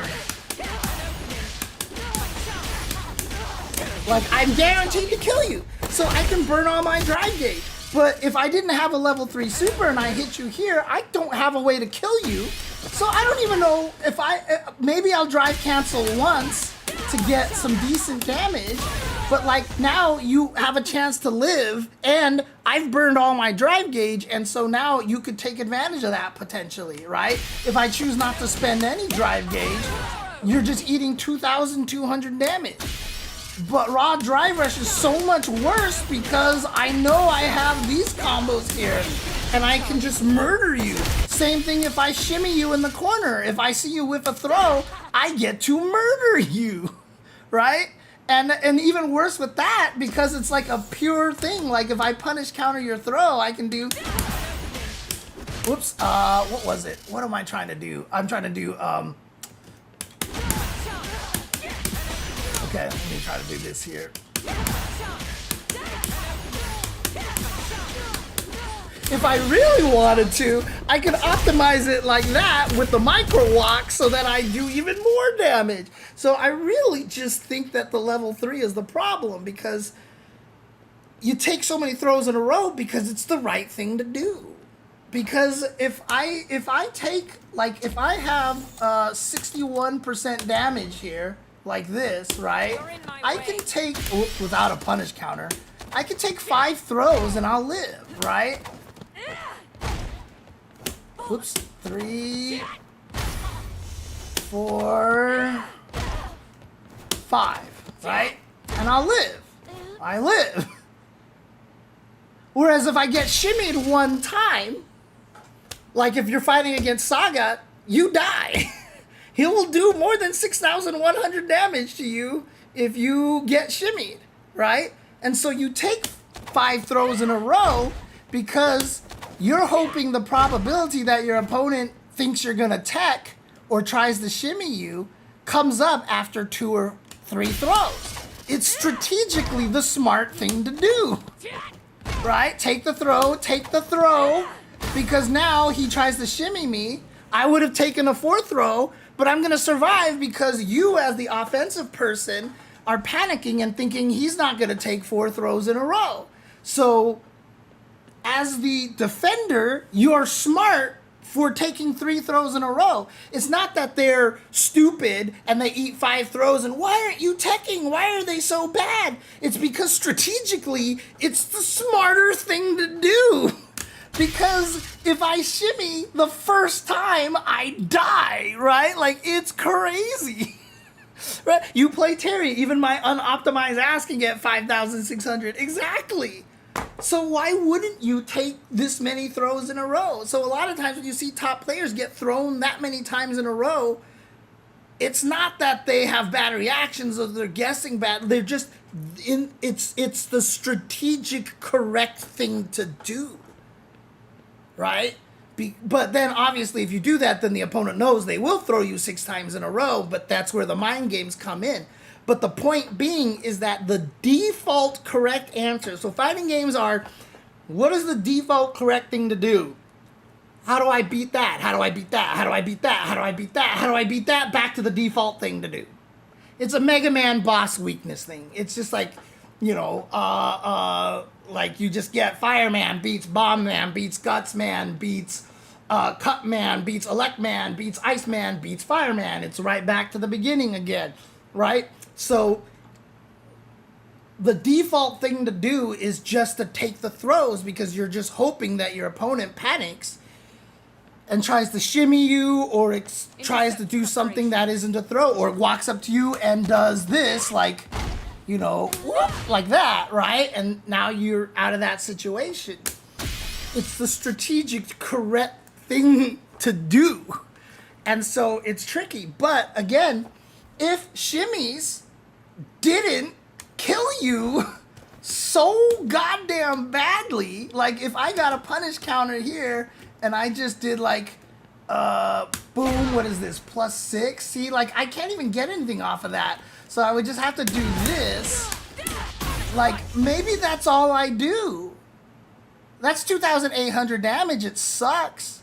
But now the risk and the reward is not as skewed. I might be more willing to try to tech a throw, right? So you've changed the whole dynamic right now. Because right now, if I'm Sagat, not Cammy, and I get you to shimmy and I get you to whiff a throw, I kill you. You die. That's it. It's game over. And so, of course, at 6,100 health, you're going to take 5 throws because you have just put 5 chances that the opponent doesn't decide to throw. That they get too scared that you're going to tech, so they don't throw. And that gives, or that, you know, they put in a meaty instead because they expect you to wake up with a button or something like that. So it's just the strategic correct answer at first. Obviously, like I said, if you always do the logical thing, then someone will throw you 6 times in a row and you will die. And that's where fighting games comes in. But from a strategic standpoint, it is the correct default option because it's the slowest way you're going to die. And you give yourself the most chances for the opponent to do something different. And that's why it's like crazy about that. Right, stand medium punch, stand heavy punch. Obviously, unfortunately, stand medium punch doesn't reach as far. But it can definitely still work. But the reason why I think if I did this, let me see. Like if I did this here, so that's 5,433 damage, and if I did this. Oh, okay, it's less damage. Yeah, okay, so the other way would be better. Yeah, okay. I thought it would actually be less, because like, it's crazy how much scaling kills this game sometimes.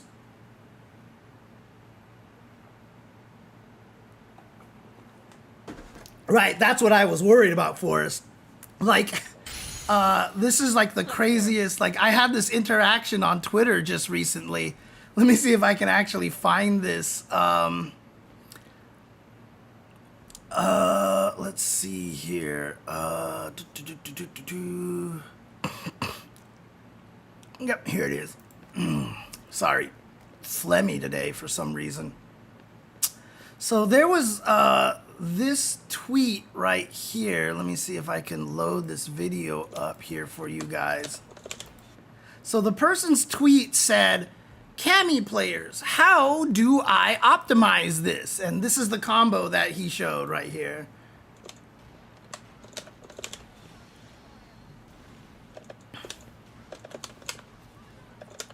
$3,569 damage. 3,569 damage. Please note that it starts with a counter hit because this normally doesn't link. Crouching heavy punch normally doesn't link into standing heavy punch. And he was like, hey, fellow Cammy players, help me optimize this combo here. And look at this fancy combo, blah, blah, blah, blah, blah, blah, all that stuff like that. I mean, you can see the answer literally on the screen, but the answer to that question, how do I optimize this? Is this counter hit on here? No, punish counter is on. This is the optimal version of the combo. That's it. Eliminating. That's 4,000 damage. I didn't spend a single goddamn piece of drive gauge at all. And I did more damage.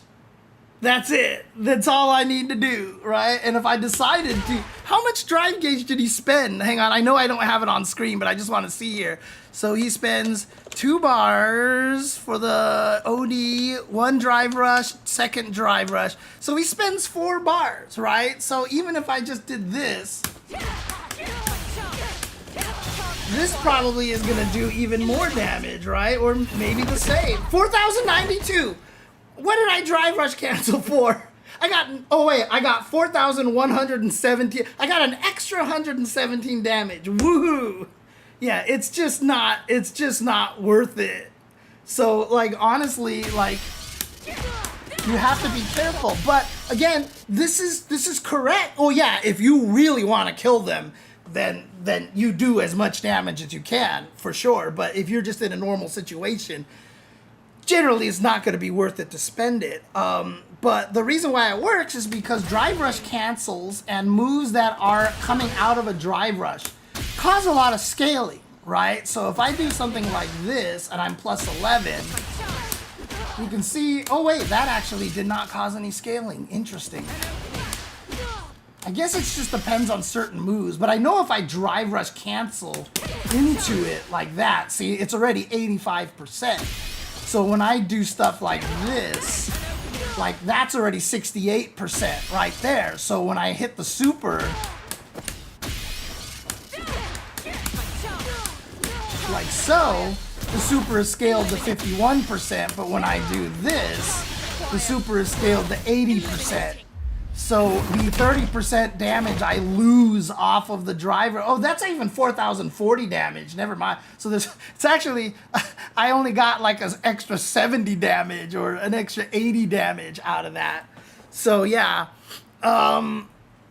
yeah, crouching medium kicks will automatically scale as well. As you can see, the drill is 80% right there. So if I do crouching medium kick drive rush cancel, that's already 68%. Because it's the 20% scaling on this, and then that move will add scaling as well. The drive rush cancel adds scaling as well, so the next move is already 68%. So while a lot of people are like, that's the dumbest thing, why does Street Fighter 6 have this stupid scaling problem? It's because they don't want the easy things and the easy extensions to do that much damage. And it makes sense. Now, the problem is that level 3s have a minimum scaling of 50%, right? So if you do a combo that automatically starts into like 50% right away, so like there, right? So I'm already at 42%. Basically what that means is every hit that I do, once it reaches 50% scaling, every hit that I do adds damage, guaranteed. Right? Because the super is always going to scale back up to 50%. So if your combo's already bringing you down to below 50% numbers, right? Then as soon as you bypass 50% scaling, everything you do is added damage to the combo. Yeah, jab starters are nerfed. I mean, Kimberly, if I do this, for example, like I'm at 55% already, right? Whoops. What was I trying to do? See, I'm already at like 12% right there, right? So as soon as I got to that hit right there, it's 46%. At this point, any extension that I do will add damage because the level 3 will scale to 50% at the lowest. Now, I'm not going to do that here because with Kimberly, it'll say 55%. And it's confusing, but that's because Kimberly gaslights you in training mode, and don't get me started on it because I will be angry about it again. But that's essentially what happens with Kimberly anyway. Yeah, anyways, but like once you get below 50% damage scaling, the level 3 is going to do 2,000 damage no matter what. On average, because most characters level 3 do 4,000 damage, right? Obviously, you got guys like Zangief, who does like 4,800. Manon with 5 medals, he does 5,100, etc., etc. Those are the exceptions, but for the most part, as long as you've dropped below 50%, your level 3 can't scale any lower, so you just keep whatever damage you do at that point is added damage, which is why when you see people do stuff like, you know, whoops, not that, like, they're willing to add all the moves until they actually get the hit into the super because all the extra damage that you're doing is guaranteed to add to the total. As long as the scaling has dropped below 50%, everything that you do will add to the total damage of your combo. If you don't get it down to, you know, the minimum scaling, then sometimes you are better off doing this right away because that's 80% as opposed to 50%, right? And so the damage is better doing that right away than doing some big long combo. I mean, the combo that he did was, was like, well, the problem is this also only hits 3 times, which is just really bad. Because if you don't know, this level 2 here, oops,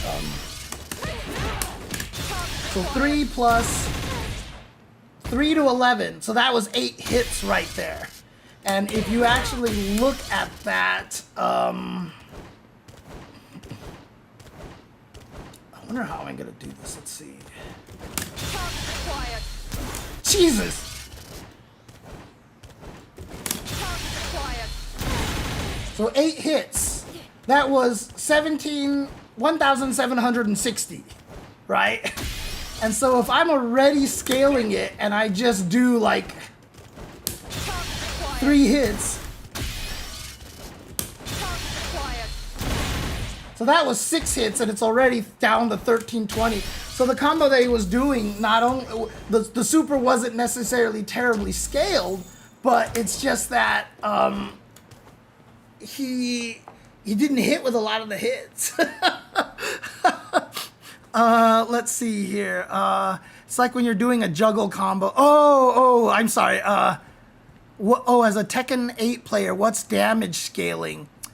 Oh, memeing obviously got it. Okay, it's because I main Armor King, so I don't know what damage scaling is, because my enders end at the wall or just throws. Yeah. For sure. I mean, a lot of older games don't have that kind of scaling. And it's funny because, like, I've been messing with Manon a little bit. And, like, you want to know what my crazy idea is for how to buff Manon? So obviously these moves are affected by the number of medals, right? So like this move does 1,040 damage. This one does now 1,570. Oh wait, it's on counter hit. Let me turn that off just so it's clear. This is 1,400. Now it does 1,550. Now it does 1,700. Now it does 1,850. And finally, it does 2,000, right? So Same thing with the level 3. If I just do the level 3, oops, too far, sorry. If I just do the level 3 like this, at 1 metal, it just does 4,000 damage, right? But if I actually chunk her up to 5 metals and do the level 3,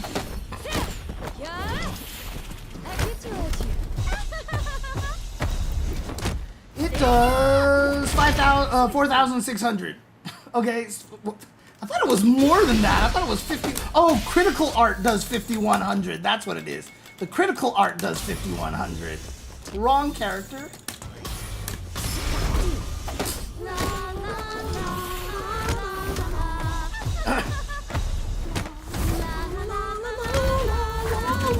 Ah, 5,100 damage, right?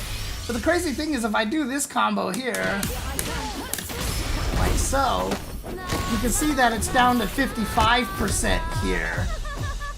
And so, like, I built up 5 metals, I found a combo to land this, and I did 4,221 damage.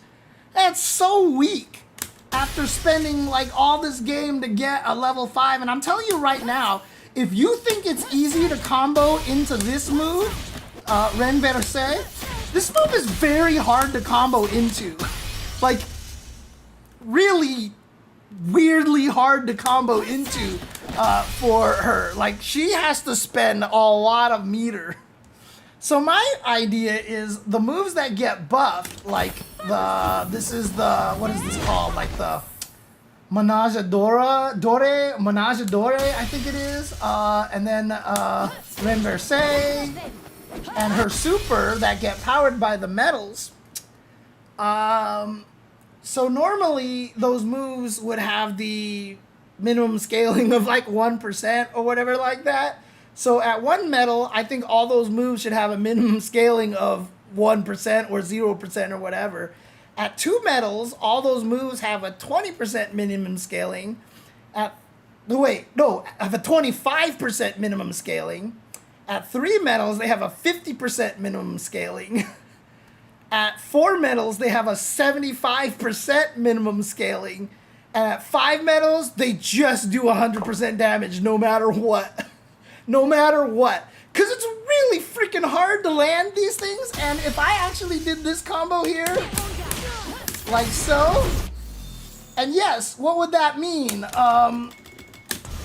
Like 5,100 plus that, 1416, would be 6,500 damage. I think that's fair. I think that's fair. Because she had to build up the metals and then find a way to hit you with this level 3. I think it's fair if that combo did 6,500 damage. Like, honestly, like, I think that would be sick. Just let it do 5,100 damage. And so, like, people will be like, well, that's so cheap because then you could do such quick combos. But the thing about it is, if I just did something like this, like if I just did something like this, right? Like, it's already at 75%. So if I did a short combo like that and did 100% of the damage, like, is it really gonna feel like that much more? That was 4,775 damage, right? But if it didn't scale, then it would be, oh, that's a great freeze frame, James. Okay, here we go. Whoops. If it was an extra 5,100 to that, that would be 59. It would be 5950, right? 5950. So if I did that,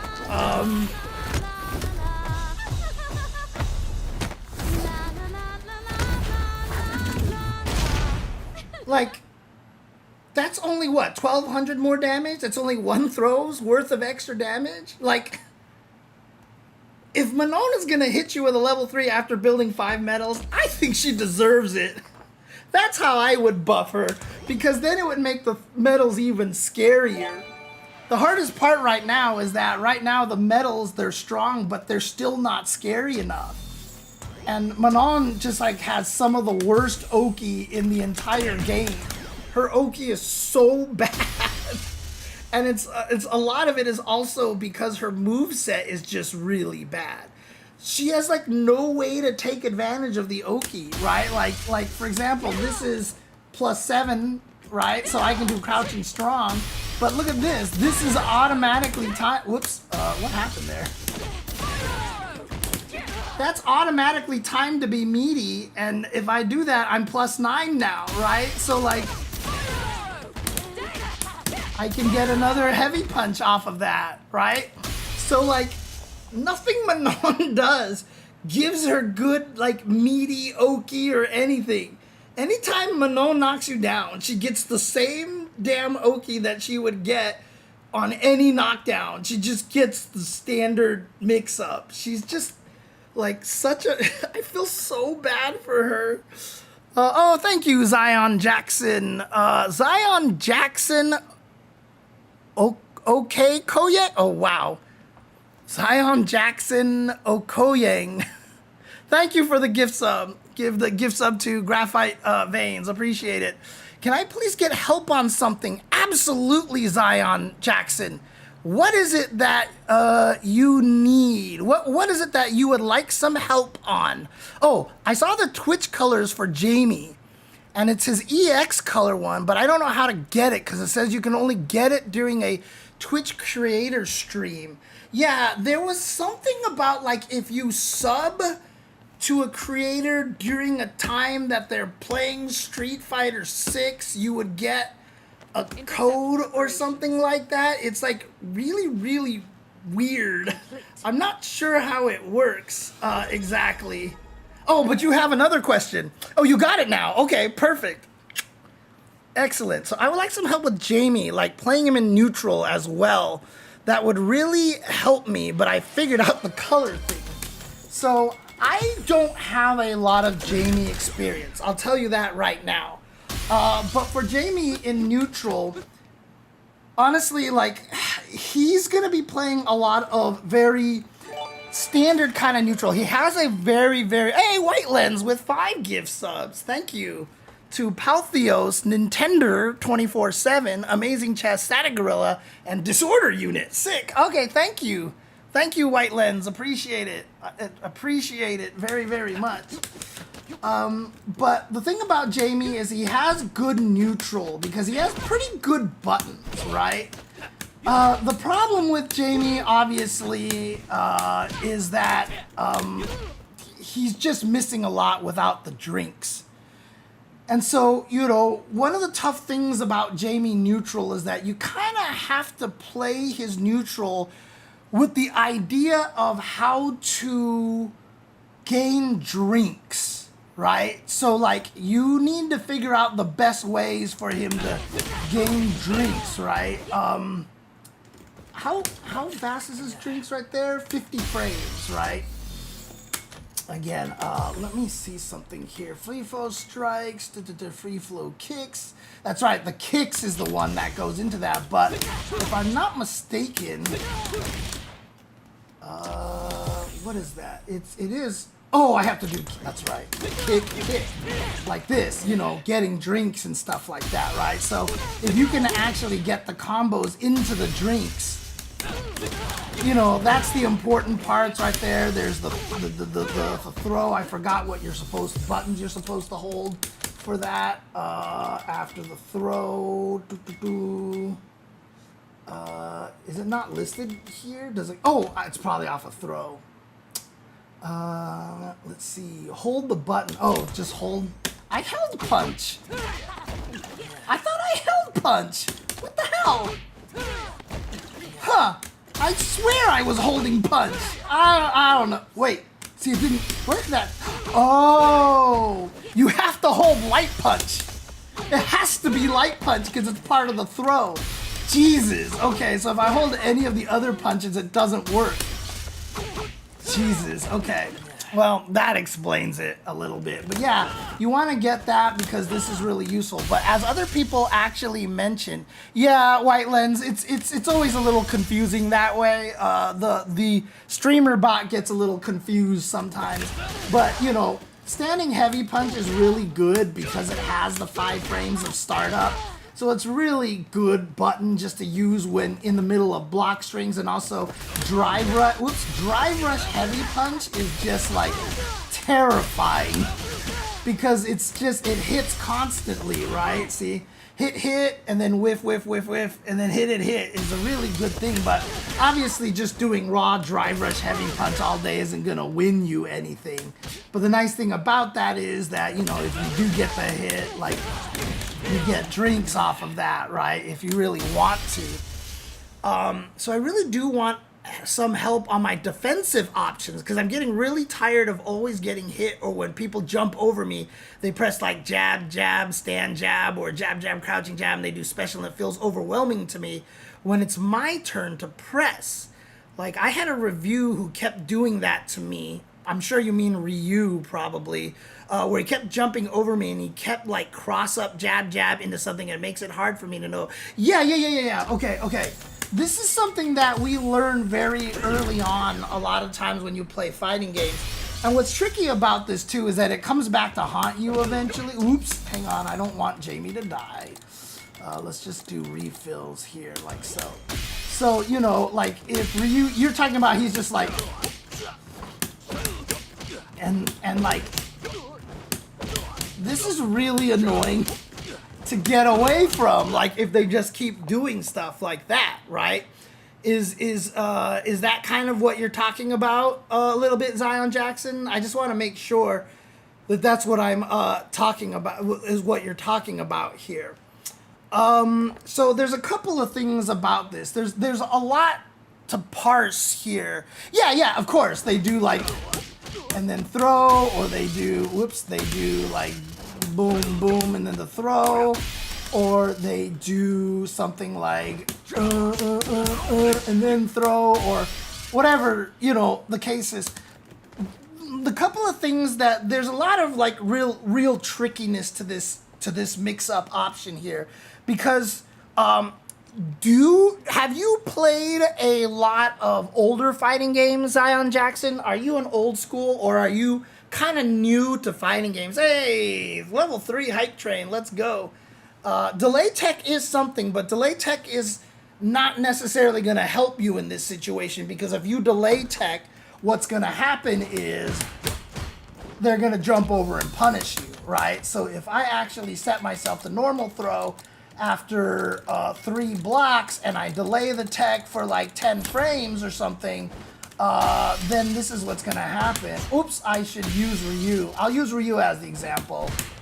And I jump over, and then basically you might actually get punished, right? If I do something like this, see? That's the problem, is you can't delay tech in this situation here. Delay tech is not going to work in this situation here.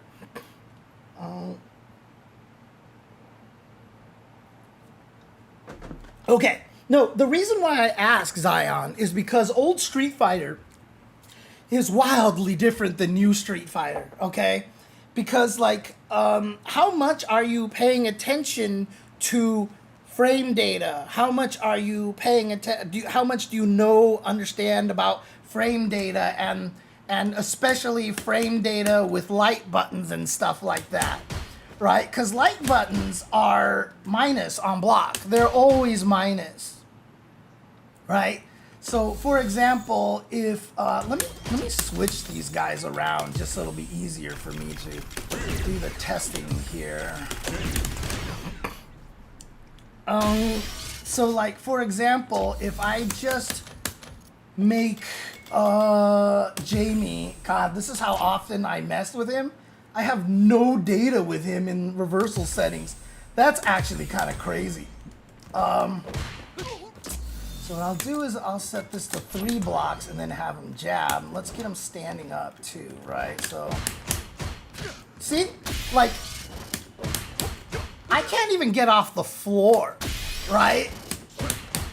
Because, again, after 2 jabs, Ryu is minus. He's actually in a bad position. The only way that Ryu can punish you for that is if he jabs 3 times in a row. Because the jabs, while they're minus, if they chain into themselves, they'll beat stuff. So So they're fast. Oh my god, I didn't even reach. Jesus. So if I stand jab like this, I can beat you, right?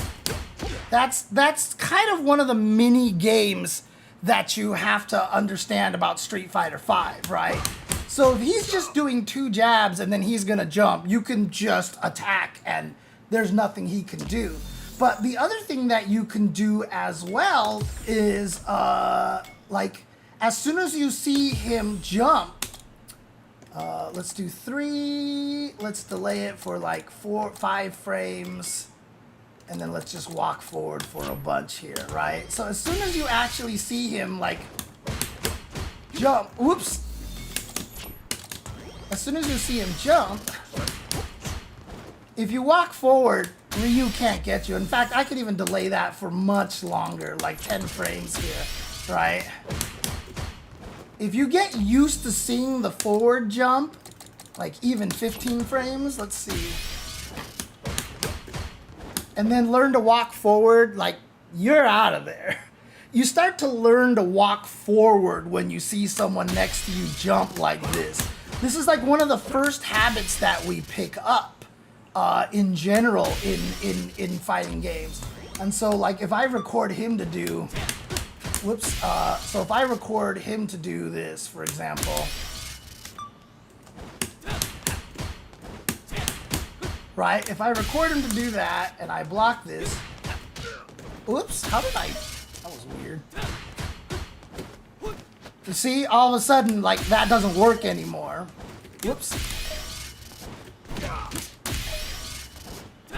Come on.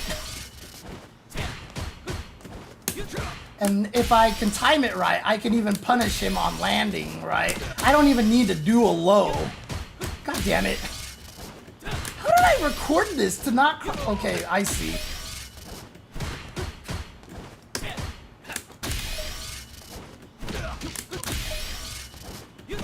That's so weird. I'm so confused right now. How am I getting hit by this? I meant to do medium punch. That was weird. Right? I can punish him on landing and then I can just basically murder him at that point in time. But there's a lot of ways to make it to actually just get away from this kind of situation too. So, for example, if your opponent just does this cross-up situation... See, now I want to do it the other way. God, it's annoying. I don't know why trading modes don't have switch used character, bap, and then, like, you're done. So if Ryu does something like this... Whoops. If Ryu does something like this... and you're frustrated by him doing that, right? So if I just did this, like here, oops, God damn it. Come on. Right? Like I said, see, I just walked forward out of intuition. I actually didn't mean to walk forward there. I just did it out of complete habit. You know, as soon as I see someone jump like that. That's a great way for Jamie to stop that, right? If you are expecting them to jump at you again, just do jump back heavy kick, because the startup on this is 8 frames. And if you're really good about that, maybe neutral jump might work. Yeah, see, I might be able to micro walk and get like... wait, how do I get the drink follow-up again? Oh, I don't think I can do it unless I'm... unless I get the second hit, right? I forget now. What is the input for this? Stupid thing.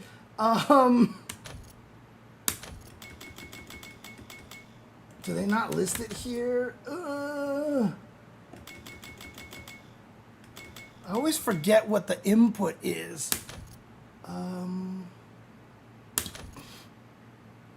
Oh, there it is. I see. I have to do... Oh, I have to hit kick twice. Okay. Why did I always... Oh, okay. Got it.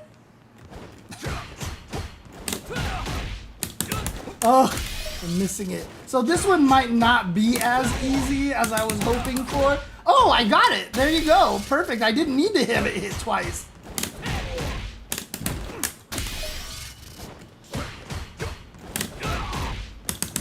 Ah, come on. I'm gonna make this work now because I'm upset. Right, and then you get a drink. I hit punch and I didn't get a drink. What the hell? Hello? Was I hitting kicks?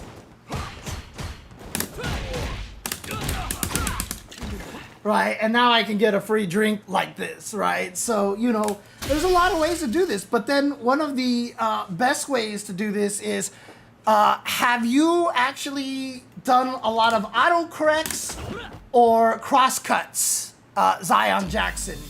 Do you do a lot of crosscuts or autocorrects? This is also a very powerful tool here as well. That stops people trying to cross you up. Crosscuts are really good. Autocorrects, there's different times that you want to use them. But crosscut is generally the safer one because it's more precise and you can get the uppercut in the right direction more times than not. Do you know what a crosscut is, basically? So I'll just explain it. What a crosscut is the ability to do a quick turnaround DP. And the way you do this is you do it by going forward and then doing half circle back, but stopping at down back. That's what you do. So you just basically like look at the input on the middle of the screen right there, right? You can see that I'm just doing forward, around to down back. And the reason why this works is because if you can time it so that you do the forward to down before they pass over you, down is going to be down no matter what side they are.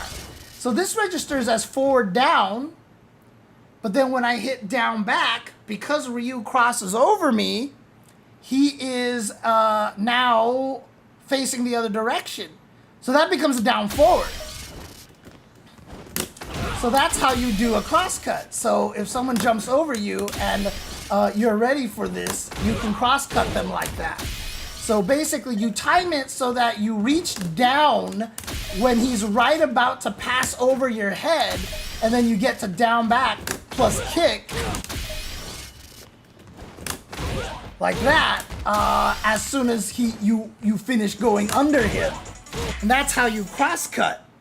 So that's a really, really, really powerful option right there. Yeah, and start of it also makes you walk under them too, like Forrest is saying, right? So it makes it a lot easier for you to hit them like this. So not only can you just walk away, but you can just punish them really easy with a move that is air invul from pretty much the start. Can show throw tech, because I feel like when I get put in the corner, I'm present parry low forward to get just out of vantage, and I either end up burning myself out because I drive rush too much with Jamie because of it, and I struggle to do DP because I play on controller. Do you play on the D-pad or do you play on the analog controller, Zion Jackson? Do you play on analog or do you play on the D-pad? This game gives you play on the analog, okay. This game has a lot of nice little shortcuts that allow you to do DPs a lot easier, right? So, for example, if you, right, just showing you can do a crosscut does matter a lot. If you have one, if you don't have a crosscut, then you're just sad. If you don't have an anti-air DP motion, I should say. But there's a lot of shortcuts in Street Fighter 6. If you are planning to play mostly on Street Fighter 6, there's a lot of good shortcuts to do DPs very easily. So for example, if you're just holding down back, even on analog, if you just go down forward, down back, down forward, and hit kick, that's gonna DP, right? So like you can just do it really fast. So on the analog controller, you can just like wiggle it, go bap, bap, bap, and that's a good way to DP, and you won't stand up, and it's a much easier thing to do. But if you are gonna do it on the analog controller, one of the best ways to do it is to think of it not as 623. Are you familiar with numpad notation, Zion? Are you familiar with numpad notation? 623 is the DP input. If you look at the number pad on your control on the number pad, etc., etc. I'm just explaining it because I know there's a delay before you can respond. So I'm just explaining it anyway. But you look at your number pad on your computer and you imagine every number is a different direction. So 623 is forward, down, down, forward, because that's where 6, 2, and 3 are on the numpad. Even on an analog pad, you are probably better off thinking of the input not as 623, but as 6523. So 5 is neutral, right? 5 is neutral. And so instead of actually trying to do this crazy, like, roll the controller on the edges to down and then roll it back to down forward like this, which is awkward, you're just doing a tiny little circle. You're just doing a small little circle. And as you can see, when I do it, I actually go all the way to back for some strange reason, right? But if you do a tiny little circle instead and stop at down forward, it actually makes the DP a lot easier to do. Because instead of trying to do a motion where you go to down and then reversing direction, and you're like, how far down? Like, you might... So instead of doing something where you have to reverse direction in your motion, you're doing a smooth motion. You're not doing a forward to down and then reverse direction, which is kind of weird. You're just doing a small circle. And when you do a small circle, it actually makes it a lot easier to DP when you need it. Now, Street Fighter 6 has the ability to let you do forward, down, forward, forward as well. So, like, that's another stupidly simple, easy shortcut that you can do. But again, if you play other fighting games, this is a problem because these shortcuts will only work in Street Fighter 4, Street Fighter 5, and Street Fighter 6. If you go back to Third Strike and you learn this muscle memory, you will eat shit, basically, because these inputs don't work. So if you want to do it in a way that you don't mess yourself up for older games, learn to do the tiny little circular motion here. That's the best way to do the DP. That is by far the easiest way to do a DP because now it's one smooth motion. They added the shortcut to City of the Wolves, huh? Okay, I guess I might have tested it and I forgot. But okay, that's good to know, Metroid Gus. So now I will make sure when I actually talk about it in the future, I will talk about it correctly. The thing about it is that the main part of your question here, where you say, when I get put in the corner, you know, I try to parry low forward to get out, just advantage. The problem is I either am burning myself out. So that's just going to require you to get better at drive gauge management, right? A lot of the times, if you, like, let's say you do something like this, and the opponent blocks all of it, like this.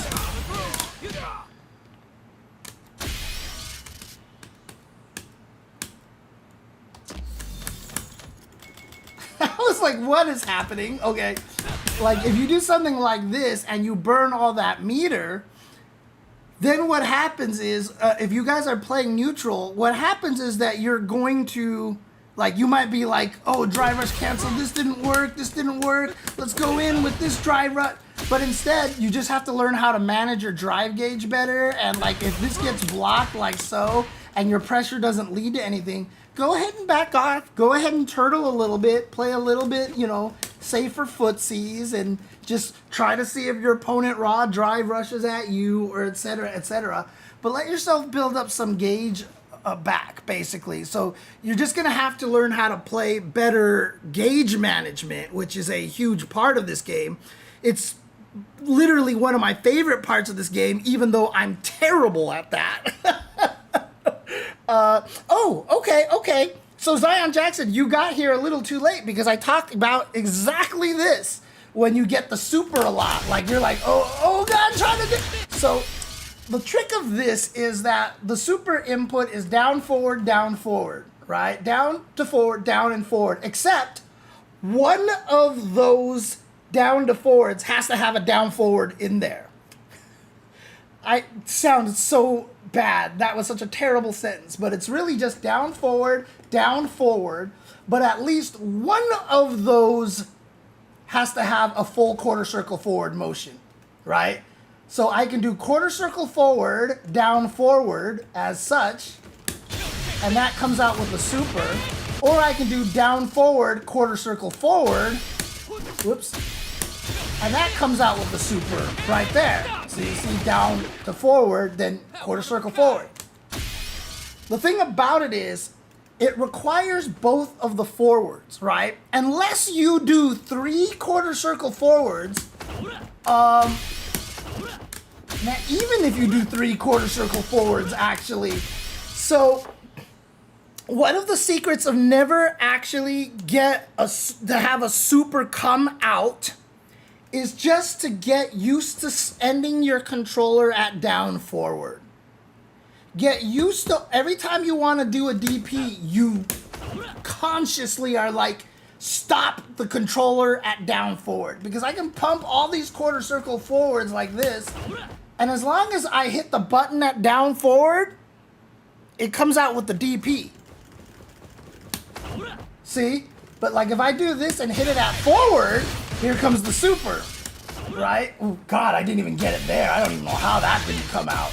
But as long as you end that down forward, like if you consciously make sure your controller ends at down forward, it's really hard to DP, to super by accident. So if you just consciously, and again, on the analog controller, it's a little bit trickier because you just have to know where the window is on the controller, but clearly lots of players do it, so it's something you can learn. But if you end that, just make sure you end the controller at down forward, and that will reduce your accidental supers by a lot. If the super is back, it generally has to end that back. You can do all sorts of crazy things like Tiger Knee the last one and cancel your pre-jump frames, blah, blah, blah, blah. But you really do want it to end that forward. And that's how you're gonna get the super out most of the time. Most of the time, if you don't get a super and you get the DP instead, and you're like, I totally supered, is because you hit the button too early and you hit it at the diagonal. If you look at my input right there, I hit the first medium kick at down forward. So if you start mashing too early, you will come out with the DP instead of the super. So if you want a super, you also have to kind of consciously make sure you end that forward when you do it. I didn't even hit the first down that time. Also, use the input history. Input history is so valuable. I've had so many things that I mess up on, and I look at it, I'm like, I'm just not hitting this. What the hell? You know, and so like, it's so useful. But yeah, if you end that forward to super, if you end that diagonally down, you'll most likely get the DP, right? And that helps a lot there. Oh yeah, you shouldn't get it if you do it once, for sure. Oh, Jesus, how did I do that? So as you can see, it can still happen, but as long as you end that down forward, you should be good. Hey, thank you for the follow, Bob the Freak. Do you do lessons? I would love to learn how to play from you. I think you would be a great teacher on helping me get better. I have not done official lessons yet. I haven't, like, because I've never really come up with like lessons or plans or rates and stuff like that. I am really good at helping beginners learn fighting games, but as long as I'm streaming, if you come in here and ask me questions, like I came into this stream with the intent of recording some content, but the whole point is, for sure, I want people to ask me questions and I will get sidetracked. Like, I don't mind that. I like helping people as much as I can. So I'm totally down to not end up recording any content and helping people, because that's what I like to do. So anytime I'm streaming, if you want to jump in here, or even on Twitter, for example, I don't know if you have Twitter. If you don't blame you. Discord. Discord is a good place as well. You can, if you want to join my Discord, I have a Discord. I'm bad about checking it, but I'll try to check it more often than I do. There is a help channel in there that you can go and you can type in there and be like, hey, can you help me? Like, hey, James, I'm running into this problem over here, blah, blah, blah, blah, kind of thing. So you can definitely do that. Give me 1 second here. I want to do something here because my YouTube thing is messed up over here. So let me refresh this. Now I should be able to post in YouTube. Here's the Discord link as well. In YouTube, there you go. So those are my first words in my own channel. Right, Streambot. Thank you. But if you join there, you can do that. You can also even try to DM me on Discord every once in a while, but that's always a little bit tricky because sometimes it throws you into weird place and stuff like that. But if you join the Discord, you'll also know whenever I stream because I always post it in the Discord whenever I stream. So I'm always down to help that way too. But I did want to mention one last thing to you, Zion, before you're like, cool, sick, let me go try all this stuff. One of the things that you mentioned is that when you get trapped in the corner, it gets really scary in here, and you have trouble fighting out of the corner. The way that I try to describe this to people, and this is never a great answer, but it is the truth, is that when you are in the corner, you are supposed to die. Okay? That is kind of one of the main goals in Street Fighter 6 is to get the opponent into the corner, knock them down, and now they have to guess. You are in a bad situation there, and intentionally so. And also, Zion, this is my buddy Nathan. Hi, Nathan. You want food already? I fed you literally 2.5 hours ago, Nathan. It's too early for food. Jesus. But when you get put in the corner, people ask me, how do I get out of the corner? And this is the fighting game answer. This is the mentality of a fighting game player. This is the fighting game mentality. If I had an answer for that question, this would be a really shitty game. Because you're supposed to be rewarded by getting you into the corner. The corner is supposed to suck. And if I knock you down, I get better combos, I get throw loops, I get all these things when I get you in the corner. It's supposed to be hard to get out of the corner because this game wants to reward you for getting somebody there. So when you play in the fighting game, when you're playing in neutral, try not to walk away so much, try not to jump back a lot, fight for your real estate. If you hear us commentate a lot of the times, if you don't know, I'm a commentator for Street Fighter a lot. I'm in the game and stuff like that. But if you want to, we often use the word real estate, and the real estate is how much of the stage you own. So at the start of the round, you both own half of the stage. But, if you end up in this situation here, you have very little real estate here. And so now life just kind of sucks. Right, and yeah, so this is why Jamie is not considered a strong character, because a lot of times when you get the knockdown, you have to use the drink, right? So for example, if I throw you in the corner and get the drink here, yes, I can get a meaty attack on you. That's great, but the problem is I don't have the threat of a throw loop anymore. But I have to get the drink. I need the drink. And this is why Jamie is considered a lower tier character, because he has to sacrifice a lot of his Oki to get stronger when a lot of other characters are already that strong without having to sacrifice jack shit, right? And so this is where the weakness of Jamie lies and why it's so hard to balance him, because if he keeps drinks, it's too strong, because when he's at level 4, the character is just wickedly good, right? He is like broken almost at level 4 drinks and stuff like that. But, you know, you have to sacrifice so much to get there. So he's a hard character to use, for sure. People dying me or DPing you right when you go to dive kick. Yeah, so the one thing about Jamie dive kick that you have to understand, and this goes for Cammy players too, a lot of people like to use dive kicks as a neutral skip, right?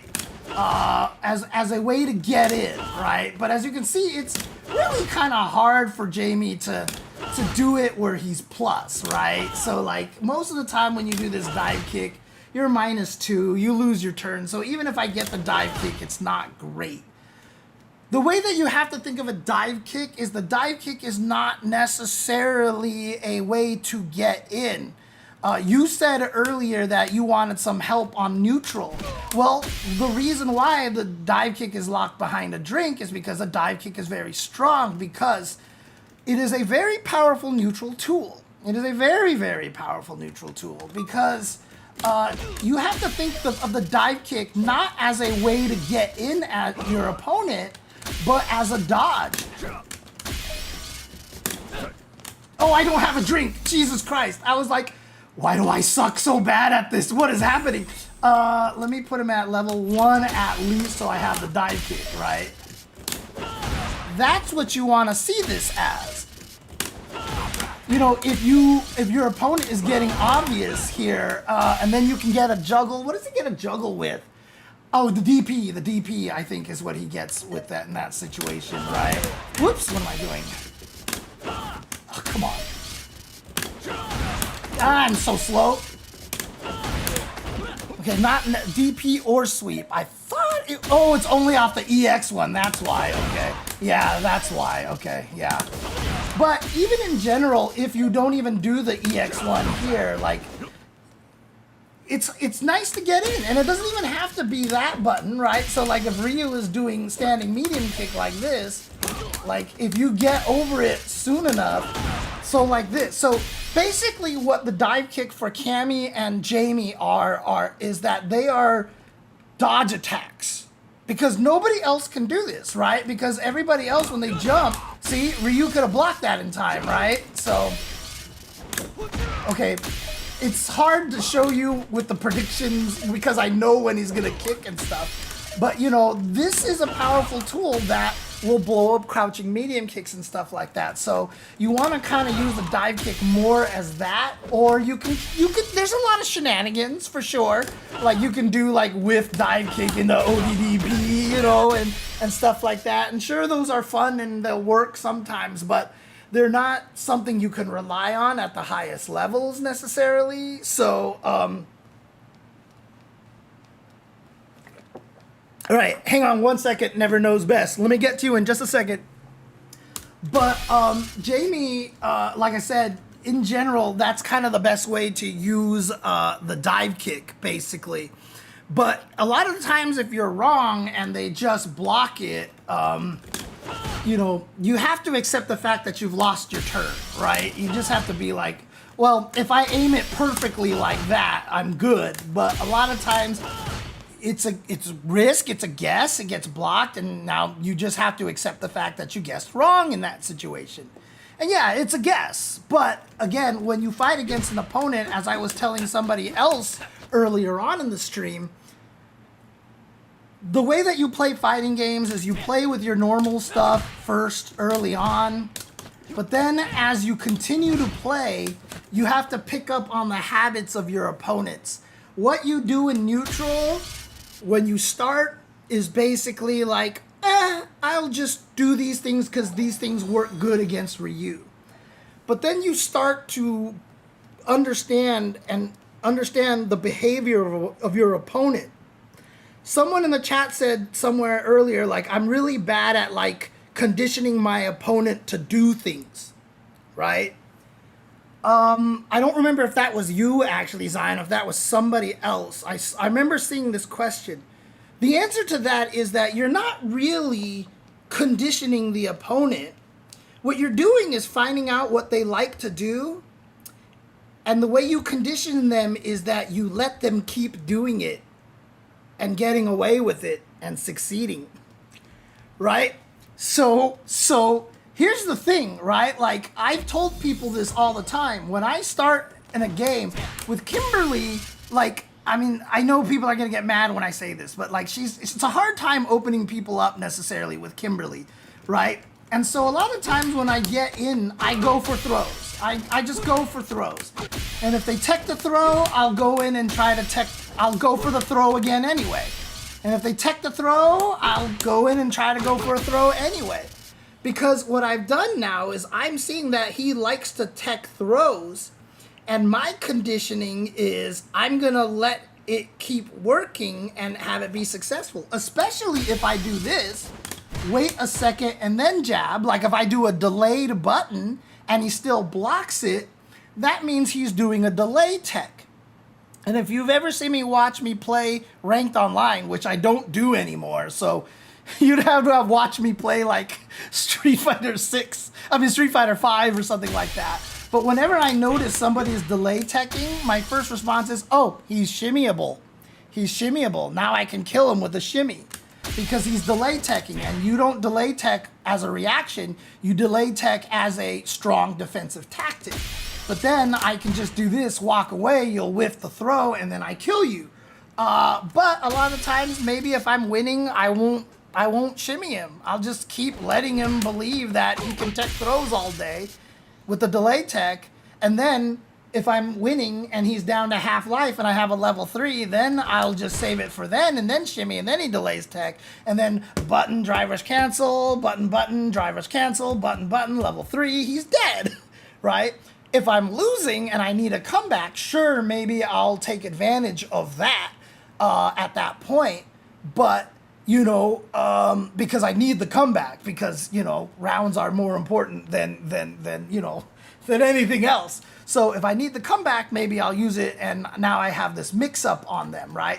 But the whole point is that you're trying to see how the opponent reacts to whatever you do, and you base your gameplay little by little off of that, right? So, for example, if you do something like this, like let's say you do something like you walk into this range of the Ryu player, and every time you walk into the range of this Ryu player, right, he's just like crouching medium kick drive rush, like every freaking time, right? And you're just like, okay, that means I know you're gonna do that, so now I can just like walk in and get out of the range, and I can whiff punish you, right? So like I know this now, right? So like, it's not that I've conditioned him to crouching medium kick. It's just that I noticed that this is what he does a lot. And so the conditioning is to kind of let him get away with it a couple of times and see if he keeps doing it. And now you've kind of conditioned him. And so now you can basically just be like, oops, I hit it too early. You know, and whiff punish it if you can actually whiff punish, which I can't, but that's a whole nother story. I'll explain that some other time. I'm really terrible at whiff punishes. And again, if you know he likes to do that, that's also where the dive kick comes in, right? Like, if you feel like you're in a range like here, like if you did like drive rush, and you got in, or you go jab, and you're here, and you can't walk out of the range of that crouching medium kick anymore, like you can do this, and then you can do the dive kick.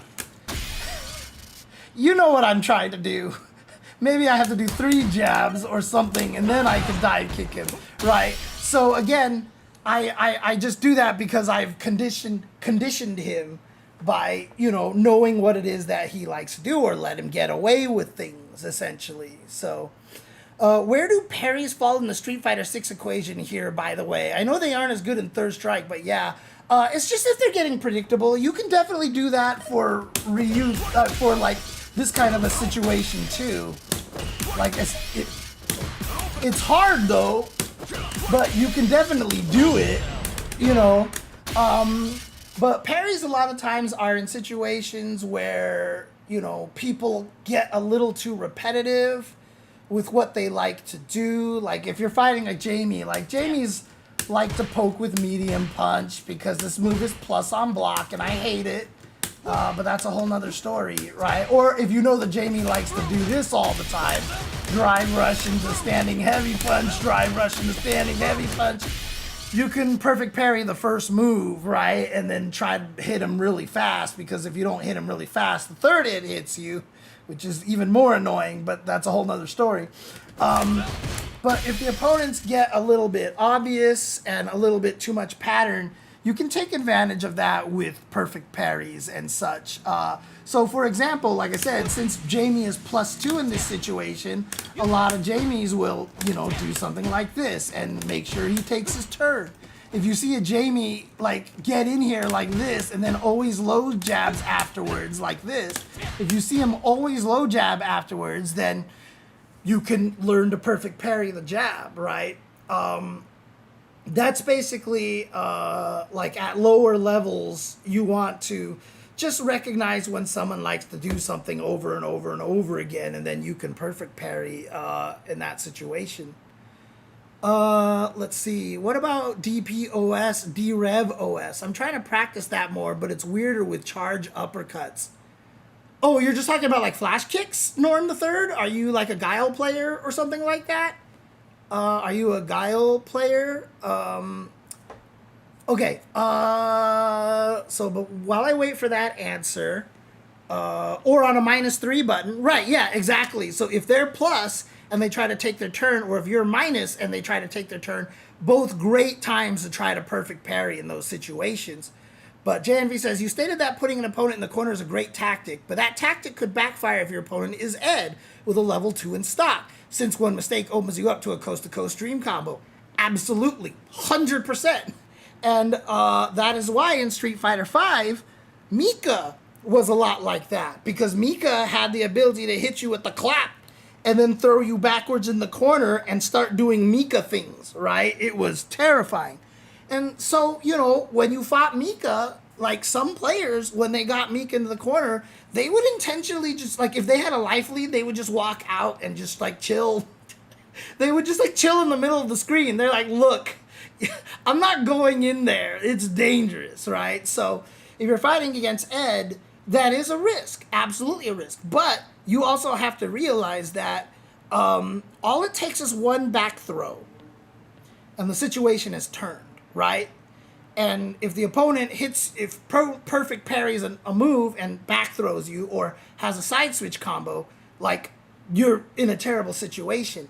So while Ed can do that, it's just that Ed, it's more painful in particular, but every character has the threat of reversing the situation on you. Ed just gets to do it with high damage and a lot of meter build and etc., and it's just a good amount of damage. The trade-off is that obviously Ed's dream combo's really, really hard to do. Yeah, parry is important for not getting burned out. I'm terrible at that, by the way. Like, I just get burned out in the corner because I forget to try to parry all the time. I definitely need to parry more often. Oh, Blanca player with OD up ball. Yeah, that's so. For him, it's going to be trickier because clearly it's a, oh my God, this cat is being so cute. Clearly it's a problem because you have to charge for it and stuff like that. And that's one of the weaknesses that Blanca has. Like, literally, that's like one of his main weaknesses, and one of the things that you have to be cognizant of if you are playing Blanca, right? So, it's just one of those things that you have to, that's like, yeah, that's the life you chose by playing Guile or Blanca or DJ or something like that. But if you are charged in time, and you'll get that feeling eventually, the more you play it, you'll kind of know when you have it charged or not. You pretty much can do it just like normal. But yeah, obviously putting Ed into the corner is a scary situation, but it's still scarier for Ed than it is for you, because the corner is a very, very, dangerous place to be.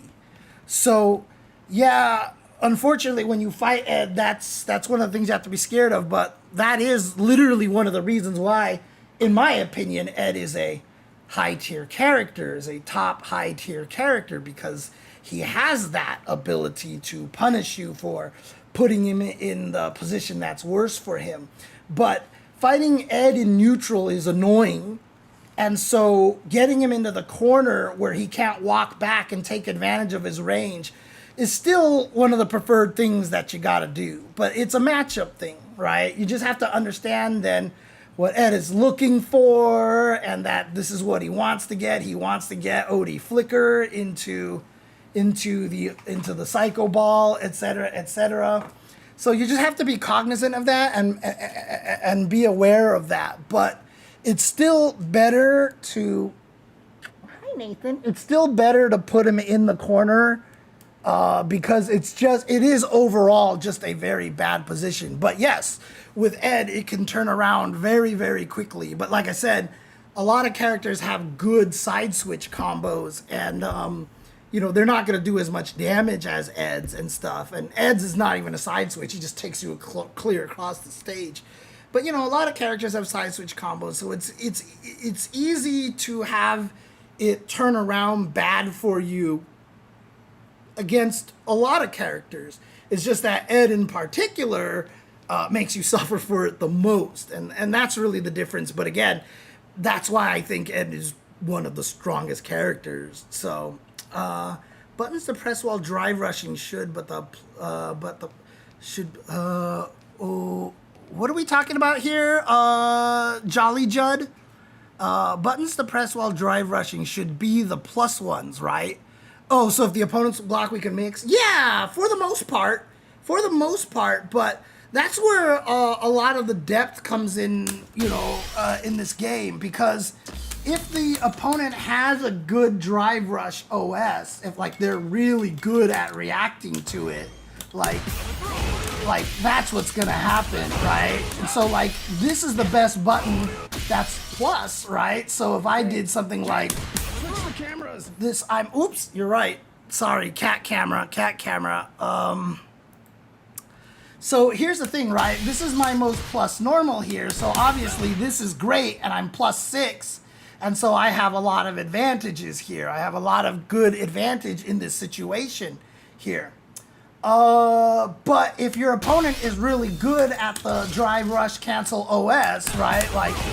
You're just gonna get hit in this situation. So in this situation, if you know they block the crouching medium kick, you might wanna go to a light button to turn it into a true block string, for example, right?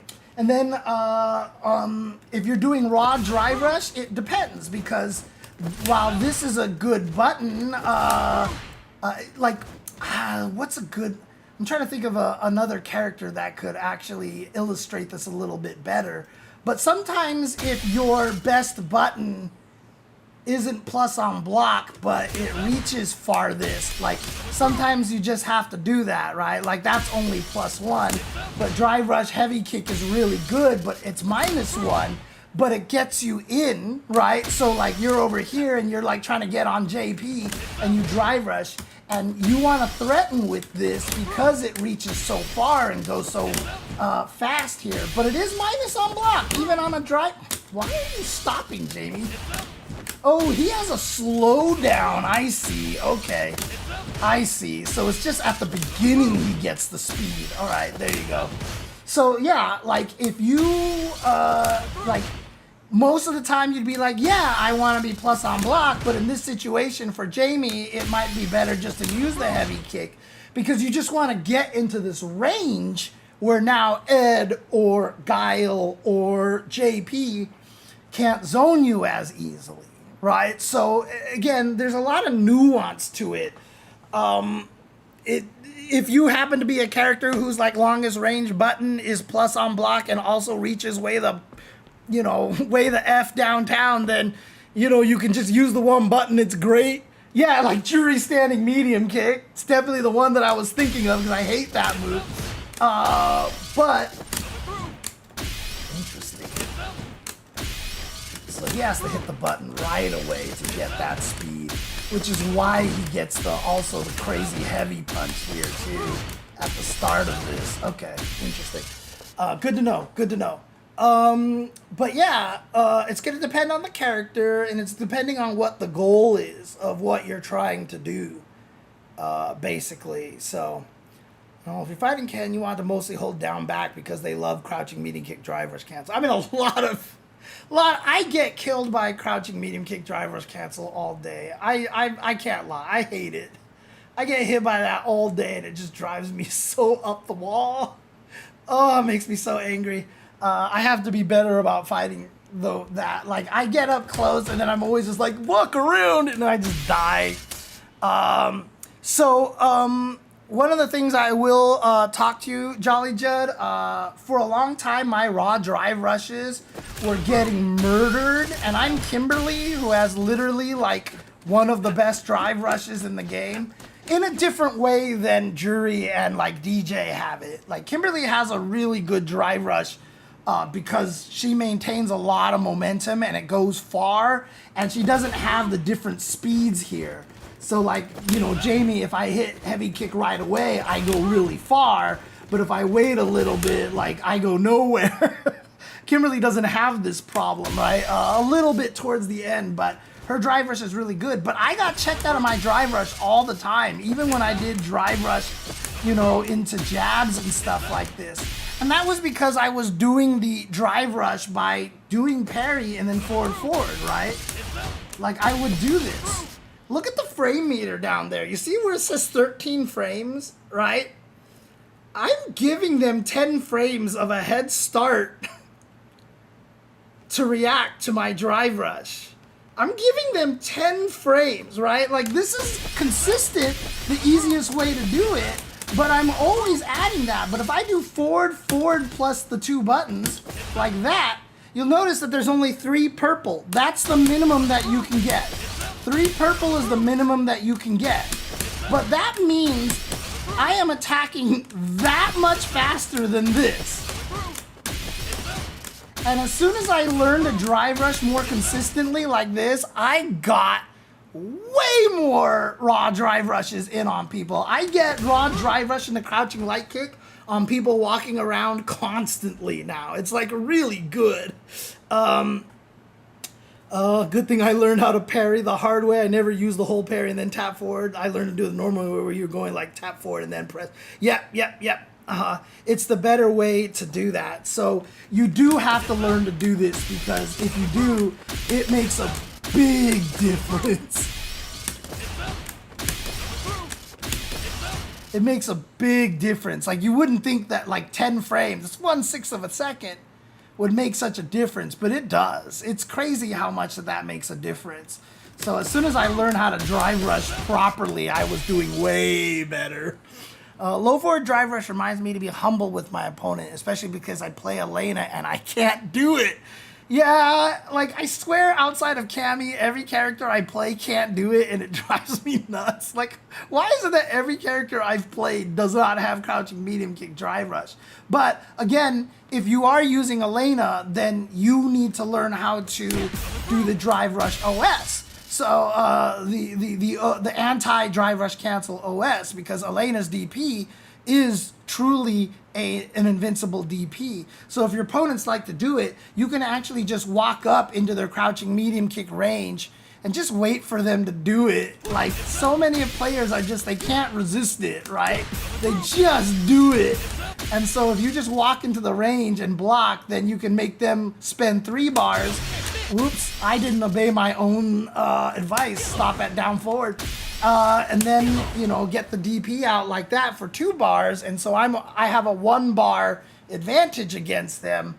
And I get to knock them down, right? So that's like really, really valuable to learn how to do. I can't do it because I play Kimberly. She has no invul DP, so I hate everything. But yeah, like, that's just one of the things that you have to be aware of. So, but I do gotta say though, it does come in handy if you do the parry one when fighting characters that have projectiles like like Guile. Yeah, like if you can perfect parry the Sonic Boom and then drive rush right away, yeah, because you're doing something different. You're not trying to surprise them with the raw drive rush, right? You're trying to perfect parry the boom and then drive rush forward. So that's a different mindset. So then, yeah, you want to do it the other direction by hitting parry first and then drive rushing for sure. But yeah, like that's some tips. But as I was saying, Zion, one of the hardest things is that if you get put into the corner, I'm gonna go back to this. It is hard to get out, and you're kind of meant to die. Obviously, there are ways out of here, but you've got to understand the Street Fighter 6 RPS, right? I'll get to you in a second, Moon Realm. I'll get to you in a second. But the Street Fighter 5 RPS is attack, throw, shimmy, right? If I knock you down, like say, oops. If I knock you down, the mix-up that I get is, do I attack you or do I throw you or do I shimmy you? That's the mix-up for the opponent, right? The opponent has attack, throw, shimmy. Obviously, this is going to change with certain characters because you can't count command throws as regular throws. And some characters will have overheads, like they'll be able to do like stuff like this or meaty overheads, and you know, it's gonna be a case-by-case basis, but the main mix-up is attack, throw, or shimmy, right? And when you're knocked down, this is a guess. This is a guess. Like I said, if you get knocked down in the corner, you're supposed to die, because your reward for guessing right isn't even necessarily great. Right? So your options on Wake Up are do nothing, press a button, or throw. These are your options, right? And so if I decide if you do a Wake Up throw, that beats the throw option, right? If you do a Wake Up button, let's do crouching medium kick. If you do that, right? And let me do something like this. That beats shimmy.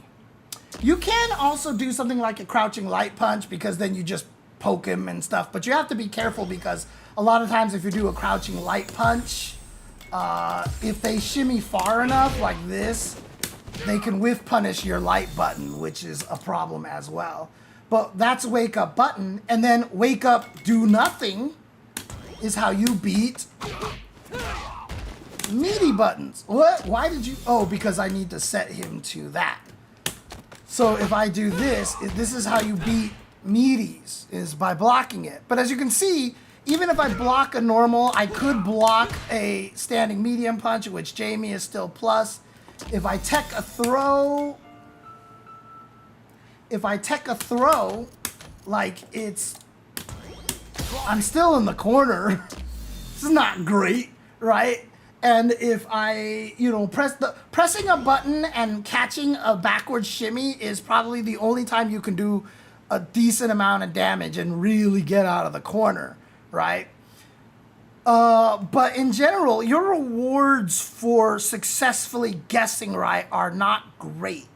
So the game is designed that when you get put in the corner, it's a tough situation. But it's going to be tougher if you don't realize that that's the Street Fighter 6 mix-up. Outside of accounting for character-specific setups, you have to understand that those are going to be your main guesses. Should I attack? Should I block? Or should I throw tech, right? Delay tech comes into play, but that makes you even extra shimmyable.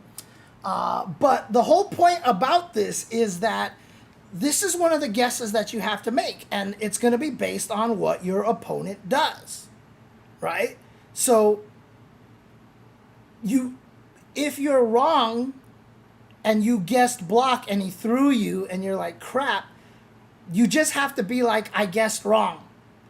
Time to guess again. Same guess, right? Because of throw loops. Because throw loops exist. It's the same guess. It's going to be attack, throw, or shimmy. And you have to make the guess again, right? And that's the thing. You can't the worst part about it is when you're wrong, you get frustrated, and when you're frustrated, you become more obvious. Trust me, I do this all the time. As soon as you knock me down in the corner, I die. I am so bad at this part of the game. I'm so bad because I always want to be really smart and beat meaty throw. So I always do really dumb things because I want to look really smart beating the meaty throw. So I get hit a lot. But you have to accept the fact that if you guess wrong, that's just the rock, paper, scissors. And then treat the next one as the extension of the rock, paper, scissors. And as I mentioned on the stream earlier, everyone does this when they play rock, paper, scissors. You know, rock, paper, scissors, shoot. Both of you are scissors. And now you think to yourself, are you the kind of guy that would stick to scissors? Or do you think because I played scissors, you think I'm going to scissor again, so you go to rock, which means I should go to paper, right? Like, we've all played this game before, and that's kind of what you have to do. The problem is that, you know, if you're wrong, it hurts, and it sucks. You get shimmied, you lose everything. You get hit by the meaty, you lose everything. You get caught by the throw, you're in the exact same mix-up again. It sucks, right? Because of throw loops, which is, again, why I think they keep throw loops in there, because they want to make all three of the options really strong to keep it a little bit harder to get out of this situation. They want all three results to be fairly punishing. So while getting thrown doesn't necessarily do the damage that the other two do, you're just back in the same mix-up again, and it sucks. So again, when you're in the corner, like, you're kind of meant to die. When you see someone escape from the corner, that means they did something smart and they're cool. Like, that's how you kind of have to think of it, right? And so when you get out of the corner, you're like, I'm cool. And there's a lot of different ways to do that. So, like, wake up button if they shimmy, even if they low block in time. Drive rush cancel it, go forward, and now you're applying pressure because you've got the plus frames. You know, some characters, like, you know, can wall jump. Some characters can jump and, like, Rashid, do the little flippy thing to try to get out of the corner and stuff like that. So, like, it's going to be dependent on the characters. You should know what your side switch combos are to be able to get to the other side, etc., etc. You have tools to get out of there, but the odds are not in your favor. And, again, if there was an easy way to get out of the corner and I was like, oh, how do you escape the corner? Just do this, just delay tech or something like that, the game wouldn't be very good, because then there's no pressure there, and, like, how do you open people up? I always tell people, talk about the situation where Goichi, his defense in Dragon Ball FighterZ was so good. In that, like, especially in that clip against Leffen, we've all seen that clip before. If you haven't, go look it up, man. Because he blocked every overhead, blocked every side switch, vanished every vanish, teched every throw attempt. And, like, Leffen literally for, like, a minute, 2 minutes, couldn't open him up. No matter what he tried. So much to the point that the devs were like, did we overlook this? Like, is defense too strong? Like, maybe the throw isn't fast enough? Like, what do we do? You know, like, they were actually talking about that. I don't remember where, but it was like in an interview or something. They literally were like, do we have to make the offense stronger? Because if the defense is really good, you can't open people up. There has to be a mix-up. So that's why when people tell me when they get in the corner, what do I do? My answer to them is, you're supposed to die. Because I need to set up this idea for them. And then also we'll get into your head that when you get them in the corner, you should be killing them, right? Like, you should be strong enough to kill them. But again, if you can't mix somebody up, like, for example, like, I always say this, like, this attack throw shimmy mix-up. What's the answer to this? How do I escape the attack throw shimmy mix-up? If I can give you an answer to that question, it's not a mix-up. if I can tell you just do this and you'll get away from the mix-up, that's not a mix-up then. Because there's an answer to it. But fighting games are designed in a way so that there should never be an answer to escape the game's core mix-up. And in Street Fighter 6, and in Street Fighter 5, the core mix-up is attack, throw, shimmy. That is the core mix-up. If you have an answer to that, it's not a mix-up. Now you have a bad game because your core mix-up doesn't work. And so now, how do you open people up? How do you open anybody up in this game if one answer defeats the core mix-up of the game, right? And it's different for every game. It's not always going to be attack, throw, shimmy, right? A lot of different games which don't even have, like Vampire Savior. I love Vampire Savior. There's no throw with, right? So you could just option select and just like, if you try to jump away from my throw, I kick you out of the air, right? Like, so like, you know, like it's not always going to be the same mix-up, but like every game is going to have a different core mix-up, right? In Tekken, for example, a core mix-up to Tekken is like, you know, mid attacks get you a lot of damage. They're very strong, but they tend for you to lose your turn on block, or they are punishable. Like mids are more punishable, and that's why, because mids are strong, because you can't crouch them and they're really, really scary. Highs, in general, have a lot of extra factors. They have armor, they're safe on block, they're plus on block, etc., but you can always crouch under them. So that's the weakness. And then the unreactable lows are just there to be annoying so that you will crouch, right? You can't react to them, but you kind of accept that you get hit by unreactable lows in Tekken so that you will crouch so that you can get hit by the mids. Because if you didn't have the unreactable lows, if every low was reactable, you would just stand block the whole entire game and mids would be useless, right? Or because, like I said, they're usually minus. You usually lose your turn and stuff. So Tekken can only function by having unreactable lows to get you to actually crouch, or have throws to actually get you to crouch, right? And so the core mix-up of Tekken is kind of designed between this high-low-mid game. That's what you have to pay attention to a lot with Tekken. You're not hit-confirming combos, you're hit-confirming offense. I hit him with my mid, I can attack again. He blocked my mid, I have to block now. And that's kind of the core mix-up of Tekken. If that core mix-up of Tekken didn't exist, the game can't function. And so in Street Fighter 6, this attack, throw, shimmy is the core mix-up. If you have an answer to defeat that, this game can't function because you can't open anybody up. So again, that's why the corner is so strong, is because you're forced to deal with this and you can't walk back, you can't build any spit, it just sucks. So again, you have to think of it from that mindset, is that when you're in the corner, you're supposed to die. So you have to do really good, smart things to get out of the corner, basically. Yeah, slow lows are risky, but they're high reward, right? So, like, if your opponent is just, like, taking every low, and they're just never crouch blocking, then you're just like, all right, fuck it, let's go for this crazy slow low, let's see if he blocks it, and he does it. Then you get to kill them because they're just like, I'm taking every unreactable low possible. But that means they're not reacting to like low attacks, right? And that's the problem. So how do you practice against wake up, jump back, Blanca ball? You learn to meaty with buttons that hit higher. So a lot of times, if you throw a move in on the opponent that hits meaty, but in the middle, if he jumps, you can punch him out of the air. That's one of the best ways to stop it, honestly, is to meaty, but with a button that hits really higher. Silver Ancient 7840 asks, what is a meaty? A meaty is a button that hits a character the first frame they get up, in general.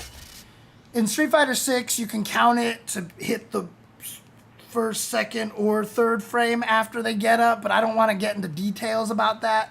But in general, a meaty is that, right? They get up into a button. And there's nothing they can do if they use their fastest button, crouching light punch, on their wake up here. I win. That is a meaty attack right there. That's what a meaty means, is that you're hitting them literally when they get up, and there's no way they can stop you unless they do a super or they have an ODDP, right? So that's what a meaty means here. And meaty has a lot of benefits because if you can hit somebody with a meaty, you can get a lot of powerful things. So for example, if I hit Ryu with standing heavy kick with Kimberly, I'm +7, so I can kind of combo this thing right here. But there's a concept of hitting people meaty by hitting them with a later active frame. And this gets a little complicated. I don't want to get too much in detail with this. But if I can actually hit you with a meaty standing heavy punch. Oops. No block.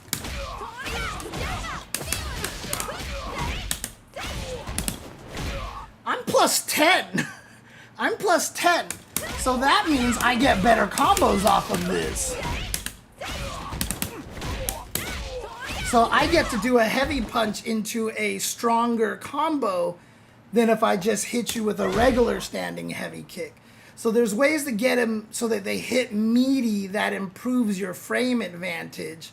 And it's just because it always does the same amount of hit stun. It's just that if you hit him with a later active frame, you recover technically a little earlier than if you hit him with your first active frame. Again, long story, I don't want to get too crazy about that, Silver Ancient, but that's what meaty means. You really want to get that in there. Do I have any advice to play Chun-Li and Fatal Fury? I am not the right person to ask that, Babinoki. I apologize.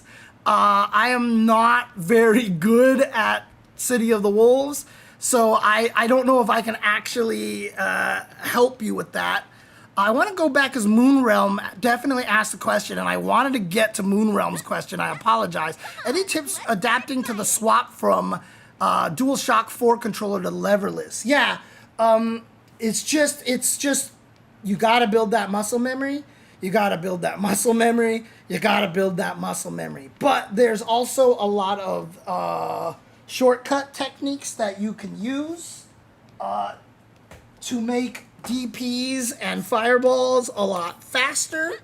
Again, these techniques didn't actually exist a long time ago. They exist now because they added SOCD cleaning so that up and down equal neutral.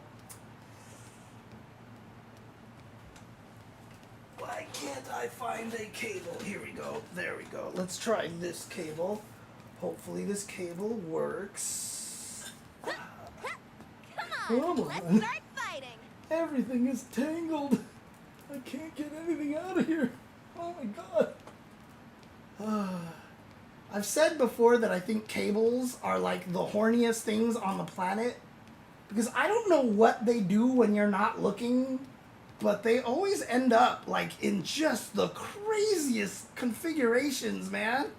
Like, guys, calm down, Jesus. Come on, let's Alright, here we go. So, like, what are you finding the most problematic, Moonrealm? I don't know if you're still here because I took too long to answer your question, and I apologize. But if you are still in the chat, I can answer some questions. If you're having problems. Come on, let's start fighting. With anything specific, I don't know if you're there still, Moonrealm. Again, I apologize for taking too long to get to your question.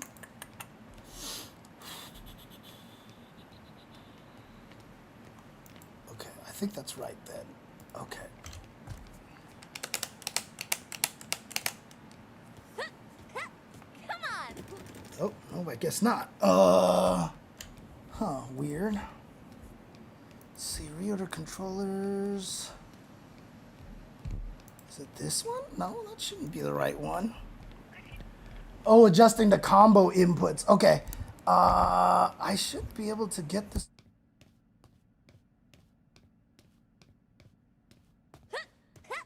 Come on, let's start fighting.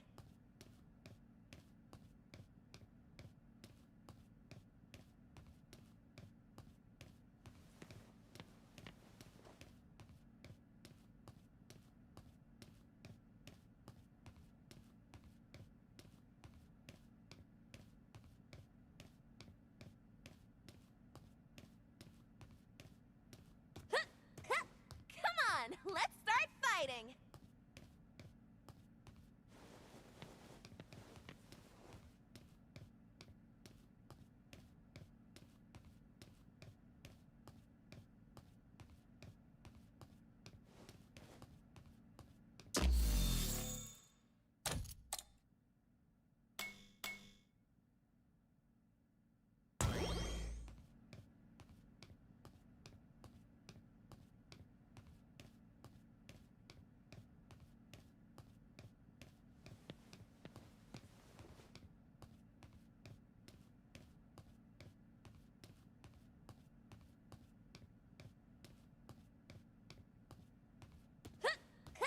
Come on, let's start fighting.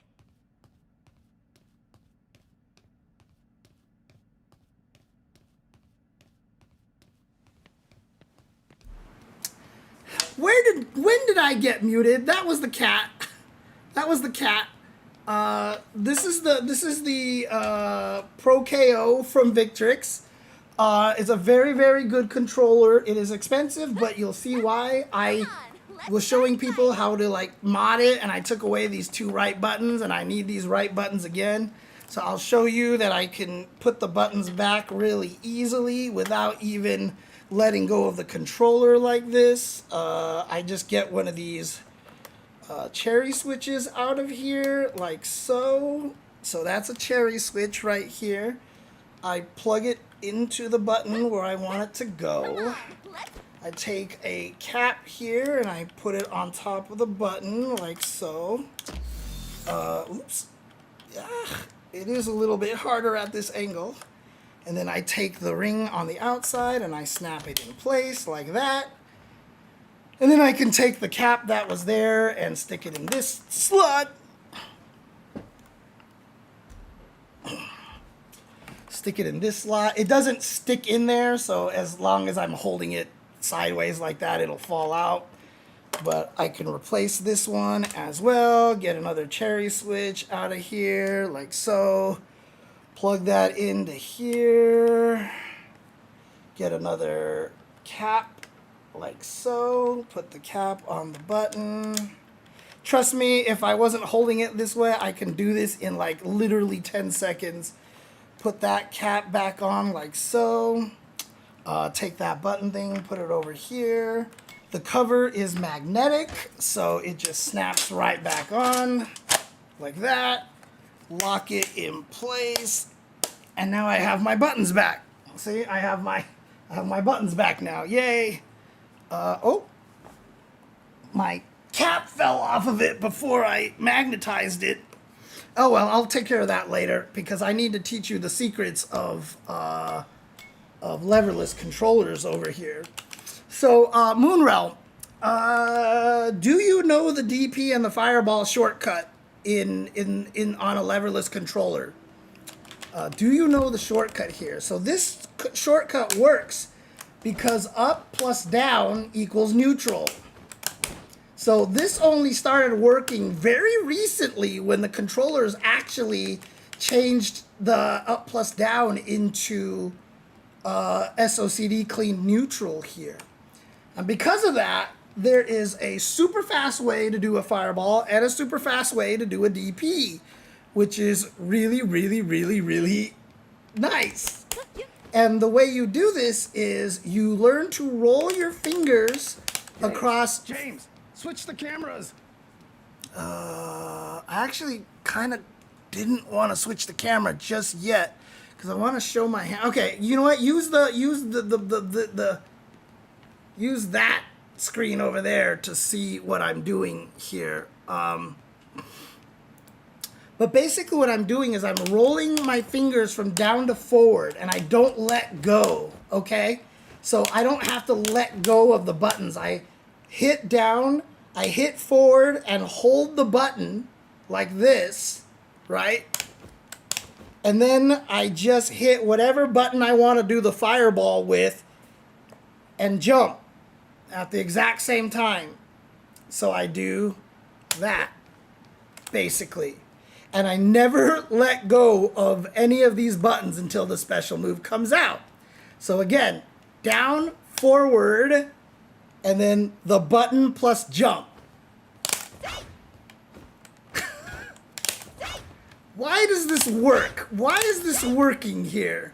But I can do a fireball in like 3 frames. Like if I learn the piano across them properly. Like that is like one of the fastest fireball motions you can actually do. Why does this work? Because down holds down, and then when you piano over to forward, you get down forward. But then when you press up, up plus down equals neutral. So now I walk forward.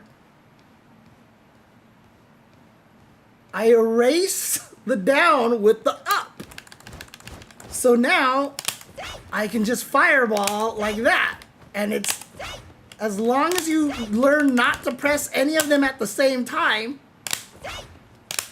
you'll get the fireball out. So this helps with performing it once you get the muscle memory down. Right? So, like, it just makes that easy. Now, here's the crazy thing. Because in Street Fighter, forward, down, forward, forward counts as a DP input, I should switch to a character that has a DP.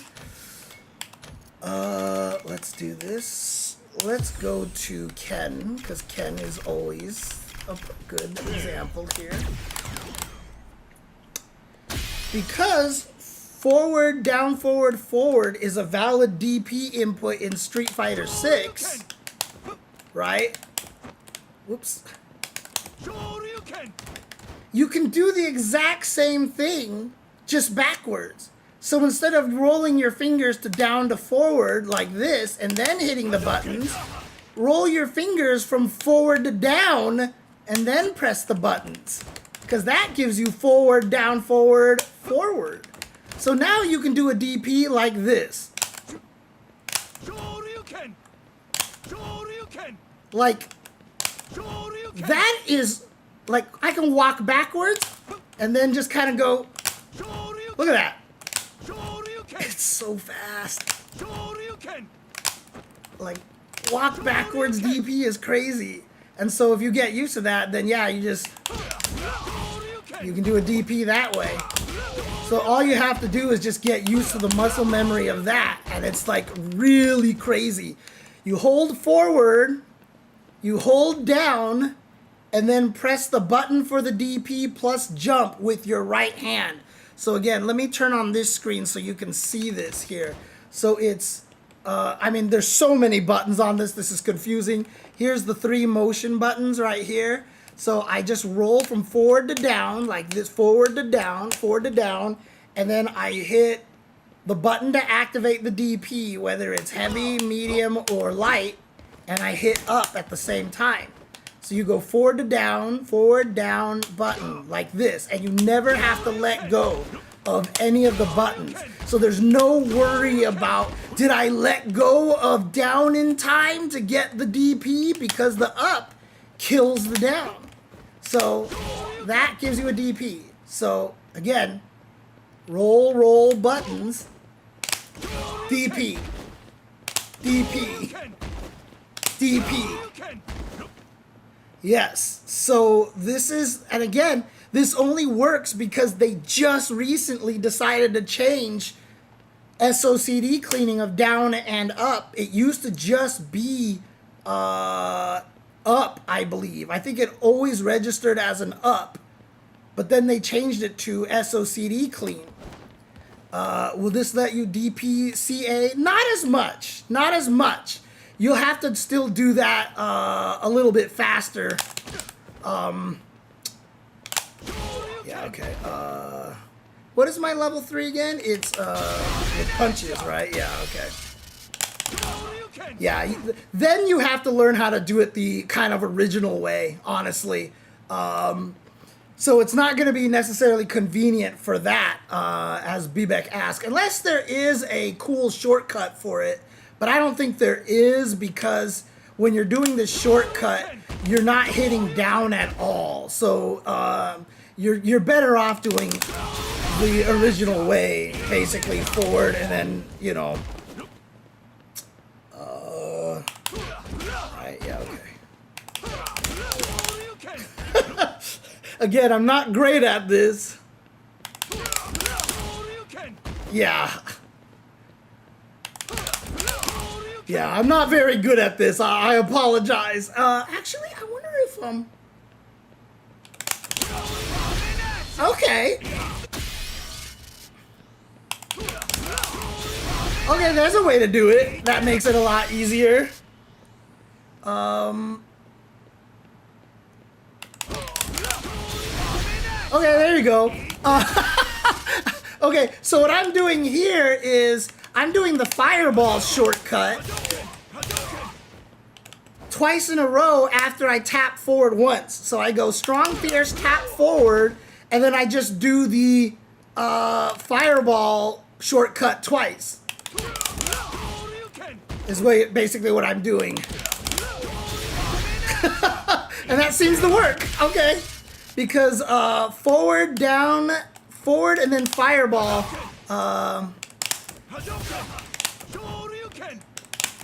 Leads into a DP a lot of the time, so.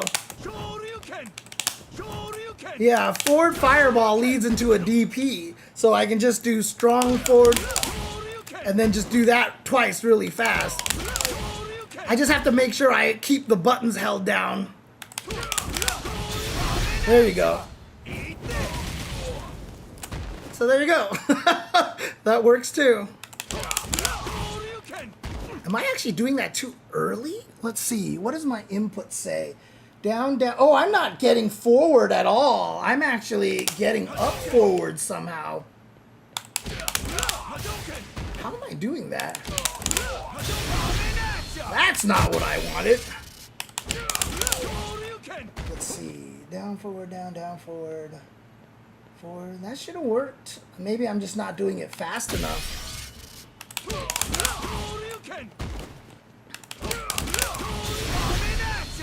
It's something to learn in any case. It's something way to learn. Are crosscuts easier? Not necessarily.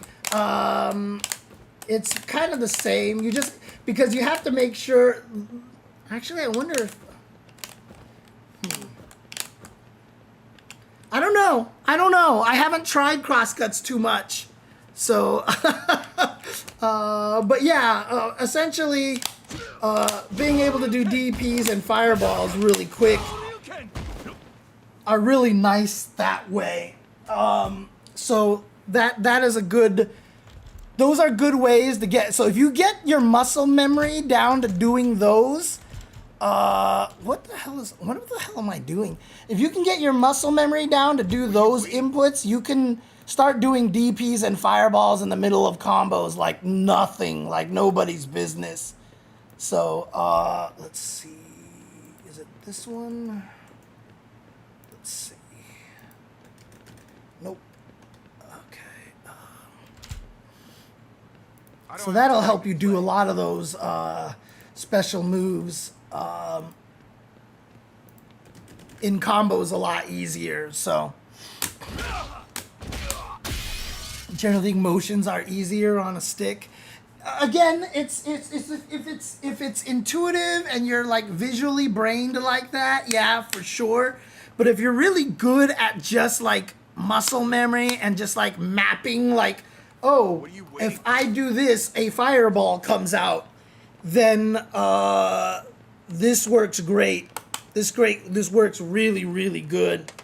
So it just depends on your brain and who you are. Again, there's never a right answer because everybody is differently brained and everybody has different specialties and different preferences and stuff like that.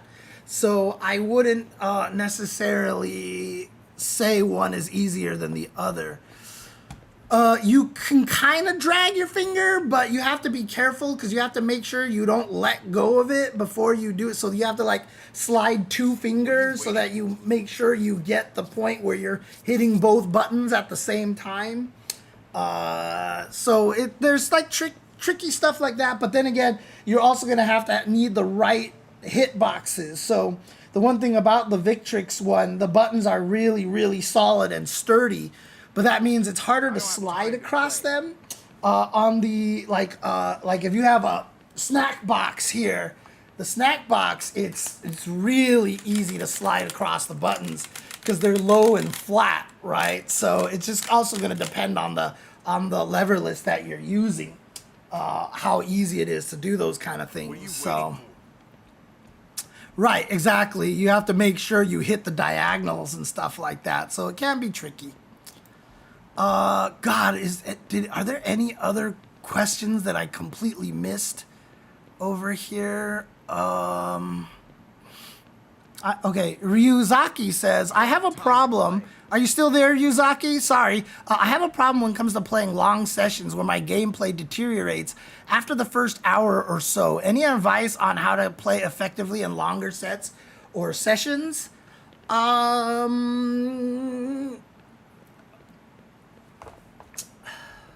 What are you waiting for? It gets easier the better you are. Everyone can actually link the fighting game glossary. I believe, did I have this? If I did ! Glossary, I think it works. So like I did meaty like this. Yeah, there you go. It should bring you to that should give you the link on Twitch at least. Unfortunately, it doesn't show up on it doesn't show up on YouTube, so I just pasted it there just so you guys can see. But if you do ! Glossary and then type in the term, it should just create the link. It should just show you the link right there automatically. But the reason why it deteriorates after an amount of play is because you're thinking so hard. Like, fighting games are very cerebral, and your brain gets tired very fast when you have to do this. You'll see it happen to people who actually play matches. They'll play, and then all of a sudden, like, you'll see them fight a Dhalsim, and in the first game, they, like, beat the Dhalsim, and in the second game, it's, like, really close against the Dhalsim, and then, like, the third and fourth game, they just get murdered by the Dhalsim, because Dhalsim is an exhausting character to fight. He is so exhausting to fight. Because you're like trying to you have to be disciplined not to do the stupid things like jump over a fireball from a screen away because you think that might work, because it never works.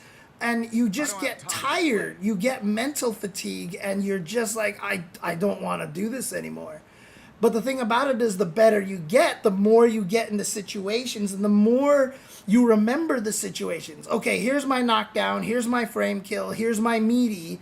This is what I do. Oh, I muscle memoried into, oh, he got hit by the meaty, here's my combo. He blocked, here's my mix-up. You know, the more that you play, the more you start kind of recognizing the situations to the point where you don't even have to think how to recall what to do. Like, it's just, I'm in this situation, I hit, I know exactly what I should do. And that just uses less brain power. When you study the opponent's characters, oh, Honda did a headbutt. I know if I press this button, the only thing Honda can do to beat me is OD headbutt or super. So even on the defense, like I was talking about the attack throw shimmy game, if you just have in your head, okay, this time I think he's going to throw me, so I'm going to tech. And then you get shimmied, you know, like even if you're wrong, it's not like, oh, frustrating, oh, I hate this, what do I do? It's like, I guessed wrong, I deserve to die. You know, like, oh, like sometimes I'll do a meaty and they wake up level 3 and I'm like, you know what? That's my fault. I just forgot the level 3s were there and I didn't try to bait it, you know? And so like, if you realize and boil down even defensive situations to, oh, that's right, if Manon knocks me down with this and dashes, she's not plus, she's minus, so I can press a button. And if you just get used to all those things, it starts to take up less brain power. It doesn't chip away at your mental fatigue. Unfortunately, I mean, the answer really is the way to make it so that you can play longer sessions is that you get better, and you start winning without expending as much mental capacity. This game is so good. This game is so good at pissing you off. The amount of anger that shout outs to Spoiled Princess. Thank you for the raid. The amount of people who get mad at this game, because that's what this game does to you. It does that to you because a lot of the times when you die, it feels really unsatisfying. I don't have time to play. Because a lot of times you just get hit one time and then you lose 50% of your life and you're like, I didn't deserve that, right? And so, this game makes you mad. Trust me, I don't play long sessions because this game makes me mad. And I'm always like, no, I don't want to spiral down this ranked path of just getting really angry and frustrated. So, stopping early is not a bad thing. Learning to play long sessions does require a lot of discipline. It requires a lot of humility, a lot of you just being like, okay, yeah, all right, I'm not playing well right now. That's fine. But in general, if you get emotional or if you get angry, that chips away at the mental fatigue. And trust me, when you're that's why I say if you play a session in Street Fighter 6 or any fighting game. What are you waiting for? By the way, Nathan is sitting in the box that I have set up for him up here. So yay. If you play a long session and you're 100 points away from ranking up, you're at Gold Master and you're you're at high, which one's first? You're at one of the Masters and you're right there to get to the next one. And you're I just need to win 2 more games to stop playing. Just stop playing right away. If you've played a long session and you're really close to ranking up, just stop playing. Stop playing right away and just turn it off, put it away, because the anxiousness and the pressure that you put on yourself will get you killed. This happens to everybody. You play, you're about to rank up, you lose, and you're dang it, let me just get back to where I was, and then I'll stop. And then the pressure, blah, blah, it's terrible. Just stop before you rank up, and the next time you come back, you have no time pressure because you're I can play for an hour today, and all of a sudden you rank up instantly because you just don't have that pressure. You're not tired, you're not fatigued. So actually stopping yourself is actually really important, and taking breaks and stuff like that. So I really do recommend that,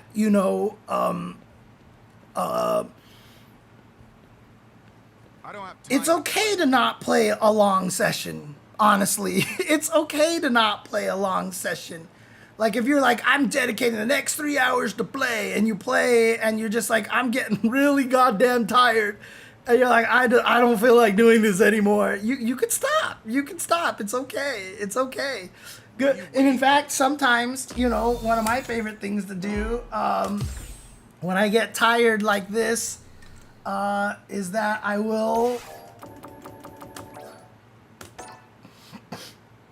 I'll just be you know what? I'm gonna play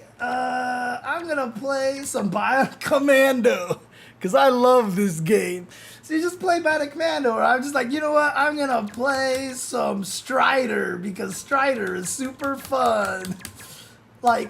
I'll actually just go and partake in these games and just be woo! Oh, thank you for the sub, DJ Blues. Hope you're doing well. so yeah, like it's fine to take a break and do, or the other thing that I do a lot is that if I am like playing and I'm like noticing my mental fatigue is going down, what I often do is I quit and then I remember things that I want to test and I go to training mode and I find solutions or I test things or I'm like, crap, I got this knockdown and I don't have a good Oki set up already. I need to develop an Oki for this situation. Let me figure out the Oki for this situation. So I will just go to training mode and lab. You can also go to replay takeover, try to figure out what the hell you're supposed to do in situations and stuff like that. So I think that helps a lot. Honestly, I think that helps a lot. Yeah, if I catch myself rapid pressing rematch, I take a break. Yeah, but yeah, it's fine. It's fine to go ahead and stop. Like, you definitely. Thank you for the follow, 1400 Gibby. You definitely want to, you know, like I want to play a long session because I want to grind and I want to get better and da da da da da. The problem is, if you're getting tired and your mental fatigue is starting to kick in, the games that you play will not be of value to you in terms of learning. You're not going to learn anything playing those matches because you start to autopilot in bad ways. You start getting frustrated. And in the end, it's actually more harmful to you. So while I understand that, you know, you're like, well, dude, like the wife and kids are out for 3 hours. I got 3 hours. Let me play. Like, yeah, labbing in training mode a lot is a really valuable way to spend that time. I lab in training mode for God knows how, like every time I'm like, let me try something. And then like for 9 hours, I'm like in training mode and I'm like, oh, interesting. Okay, so I can do this. You know, like, dude, I can lab forever. It's really bad, but it is very important to do. So, you know, if you are tired and you're like, but I need to play, just start labbing. Start labbing, go watch some stream matches. A replay. The replays in this game are really, really good, too, because a lot of times, you know, going to replay,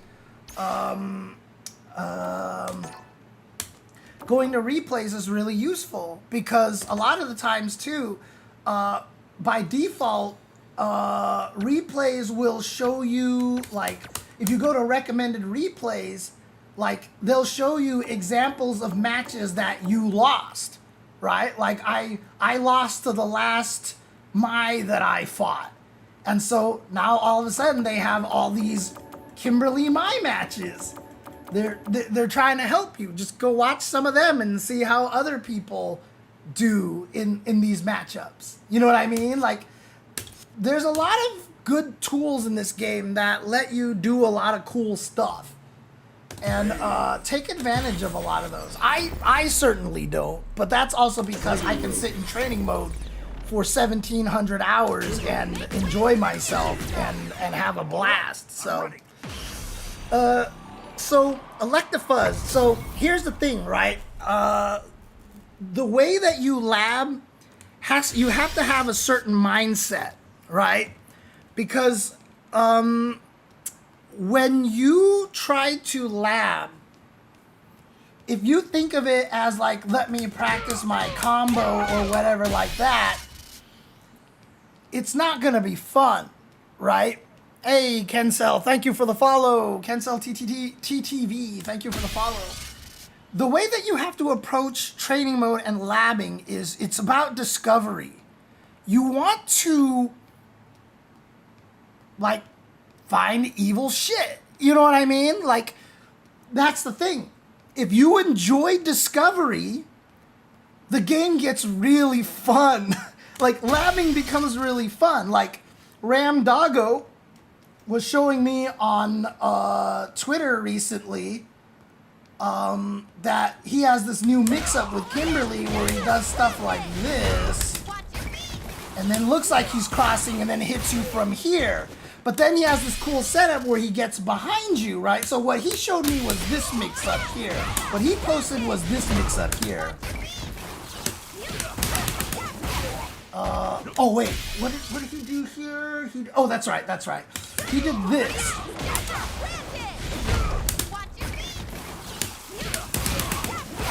No, not jump back, backdash, backdash.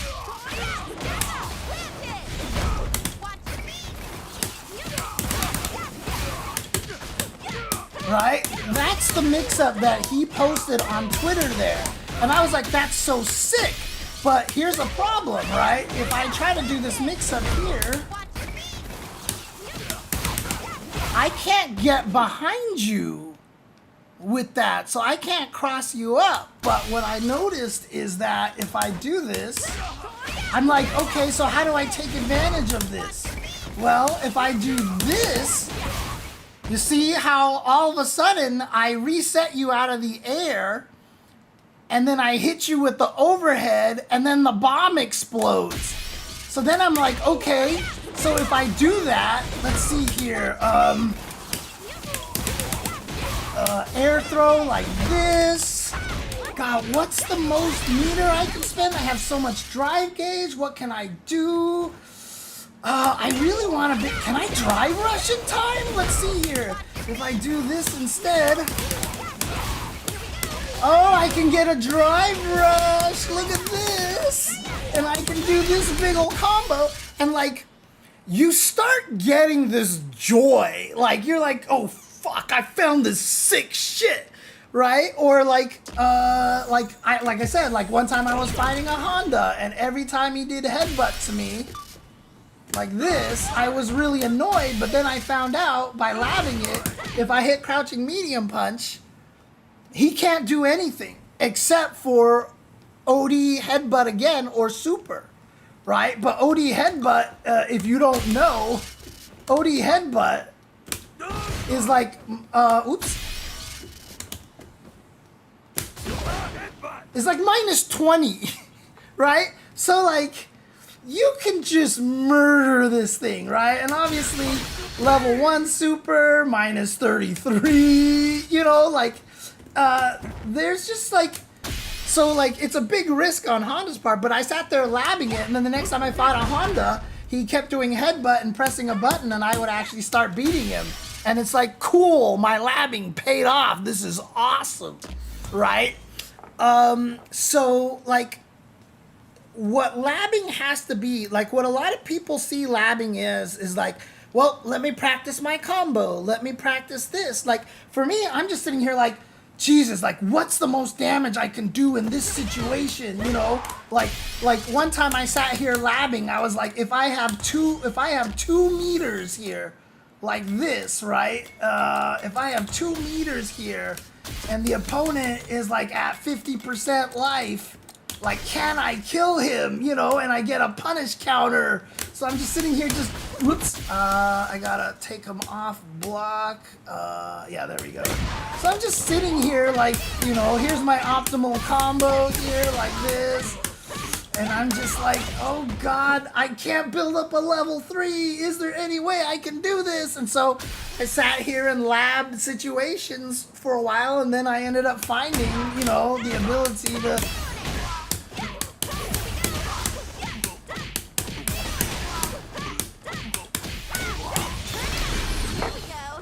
So, like, I labbed situations like this, and I found a way to get a kill. 50%, starting at level 2. I build up the entire meter for a level 3.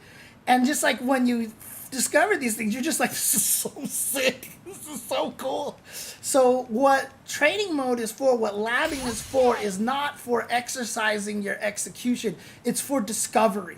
You're in the training to discover things. What can I do? Like, I sit here and I do stuff like, okay, I do this, bam, I'm plus 30. What can I do in this corner over here? What can I do in this corner over here? And let me see if I can find this here. You know, like, what are my Oki situations? What are all my Oki situations? Well, here's my Oki situations here. You can't see this here, but yeah, so there you go. I've labbed this. So like if I'm plus 30 in the corner over here, here's all the Oki that I can do. And this is what it all leads to. When I'm plus 26, here's a bunch of the Oki that I can do. When I'm plus 47, when I'm plus this, like I am just writing all this down. Here's some other mix-ups that I can do. Here's some safe jump setups and da-da-da. Here, oh, I started labbing meaty double drive rush heavy kick for like 3 days or something like that. It can really be fun to do. And yeah, you can steal a bunch of stuff from other people, you know, and that's great too. But, you know, there is a joy of discovering things on your own. And this is how you have to look at training mode. If you look at training mode simply as, let me practice my combos, I mean, the craziest thing about it is this training mode is like kind of stupid. Like how robust and useful it is. Like the fact that, you know, I mean, again, you can tell who I train against the most here, because if I do this, Ryu here. If I go to Ryu here, I mean, look at, I have tested so many goddamn things, you know, in situations to see how this works, if I can get something to kill, or if I can't get something to kill, and like, dude, like, and then also, because I'm so good at using shortcuts, like, I can change the behavior of the dummy all the time. Oh, I want him to block everything, so I switch to block all. Now I can go to no block and test this. I can do block after first hit. I want to test counter hit. I want to test punish counter. I want him to wake up I want him to wake up differently. Like okay, here's my reset. I want to start recording. I want to save the state. Here's the save state. I can play back. Here's recording. Here's playback. Like, I have everything set to shortcuts. And so I can just run through training mode as fast as I can. And as I taught everybody, one of the most important things to learn, in my opinion, is how to navigate this goddamn menu. And the way that you navigate this menu, in my opinion, is that if you look at the bottom of the screens, it says LB plus RB, go to basic settings. Whenever you do that, you always go to the first page. You always go to the first page. So no matter where I am at here, I know that if I want to change characters, that is 2 pages to the right of the default screen. So if I do this, oh no, it's one right there, right? So no matter where I am in this menu here, and I don't go, shit, where the fuck am I? What page am I at, right? I always know it's one right. So I always start, reset, one right, and there I am. If I ever want to change my meters, right? I don't care what page I'm on here. It's always 2 left from the start page. So reset, 3 left, Jesus. No, it is 2 left, isn't it? No, it's 3 left. Okay, so it's 3 left over here. And so, like, I memorize it. I don't know why I'm off today on this. Because I'm usually really fast. Like, I know, for example, the reversal stuff is always 4 pages, right? So I was 1, 2, 3, 4. Always. And it doesn't matter which side, because 4 left, 4 right end up in the reversal page. And, you know, like here, if I want to change this, if I want to change the status of, like, you know, if I want to turn on throw escape or not, it's always 1, 2, etc., etc. Like, it just makes navigating this page so much easier. So I totally recommend doing it that way.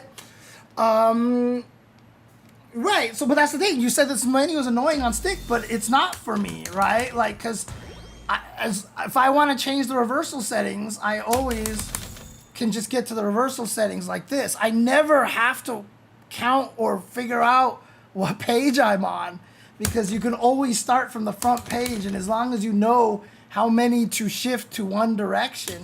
There's even one shortcut in here like this that's called batch enable counterattack settings, right? This one's funny. Because like if you look at the reversal stuff here, if I use it and I turn everything on, everything is on. Everything is on. And you're just like, what the hell is this useful for? This is the most useless set. No, actually it's an amazing setting because you can actually batch turn them off too. So what happens a lot of times, I'm like, oh, let me test this when he wakes up over here. Let me turn this on, and then I want him to block this and do all this stuff. And I test everything, and I'm like, okay. All right, let me test something else, right? So I want to test what happens if oh, crap. And so I batch on off. Everything's off. Everything is off. I don't even have to go individually turn anything on and off. It's on off. Like, I swear to God, that's why this setting exists, is so you can batch turn everything on off. And that way, no matter what, you know all of your reversal options are gone. And see, I started the menu and I was on the reversal settings, but I still went to basic and then came over here by muscle memory. Like, I just did it out of muscle memory because it doesn't matter what the hell page I'm on, I'm always going to be able to find the reversal settings, right? So it's a great way to learn to navigate through the training mode, honestly. And I think it helps a lot. So Skullgirls has a great training mode. Skullgirls has a great training mode.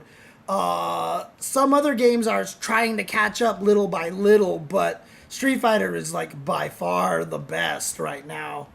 I still want to send my condolences for Jasmine. She was adorable. I love seeing her doing cat feeding cam. Yeah, you have no idea, man. Like it hurts to not, you know, to that Jasmine is gone at this point. But like I said, I know I made sure she went peacefully.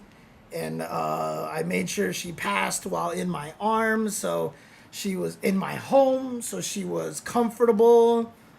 She knew that I loved her, you know, that I cared about her a great deal. So very, very hard. But, you know, honestly, like, I've definitely had some, you know, terrible, ugly cry days, but I haven't been that sad, mostly because I'm so busy Whoa. Wait a minute. making sure this boy is happy. I have been catering to this cat's beck and call. I've been so focused on making sure Nathan is okay that you know, I'm so worried about him. I haven't had a chance to like really feel terrible about, you know, the whole thing. And I know that sounds bad, but that's part of the ADHD, right? You get obsessed and focused on what's in front of you. So let's see, what else do we have here? Oh, the question about speed. I missed this, Coral Nane. Where did you put that question? Can you retype your question? I'm sorry. I remember you're not Coral Nane. You're Cory Nane. Cory Nane. It's not an L. That's an I. Yeah, that is my Kim Bible. Absolutely. I mean, look, I like so much of what I do with this character is like trying to figure out frame kills and stuff like this. I mean, look at this. Like, the first page in this thing is every frame kill that I can do. So 13, 14 frames, 18, 22, 23, 24, 25, 26, 27, 28, 30, 31, 32, 33. Like, every frame kill that I can get for getting good meaties. And yeah, there's definitely some you can't get. Like, the fact that you can't frame kill 15, 16, 17 frames is really annoying. Or 19, 20, 21, I can't frame kill those is really annoying. But, you know, dude, like, I have all this, there's just so much. This is all the optimal torso cleaver frame kills here to make sure that I can get 3 drive rush crouch heavy punches. Oh, I'm sorry, 3 torso cleaver juggles after 2 bombs. You know, this is if I actually hit them, if they block and I open them up with an overhead or a throw. Here's a safe jump fuzzy setup, because every time I land these in matches, I forget what I'm supposed to frame kill, and I just look there and I'm like, oh. So I just started writing everything down. No, not everybody has a complete Oki Bible. In fact, I generally never wrote things down before, but this is the nature of Street Fighter 6. Street Fighter 6 is far more, this is why I keep saying that this is a mind game more than a heart game. Let's start fighting. Like, I would never do any of this for Bishamon in Vampire Savior, because it would be useless. It's just useless. Because there's no way you can frame kill that accurately, and because it's on turbo speed, like, you get things skipped frames, like, there's just all crazy. Like, I would never do that for Vampire. I don't even need to do that for Super Turbo. I would never do that for Super Turbo. But Street Fighter 6 is so much more of a mind game, because of the input buffer, that you can do all these things consistently and do it every single time. So in my opinion, it's really, really important to have this kind of stuff. Thank you for the follow, Millpool, by the way. And thanks for the subscription, Ahsoka. I never answered any of your questions yet. Skullgirls has one of the first frame meters ever. Actually, Skullgirls had one of the first frame meters out of all fighting games.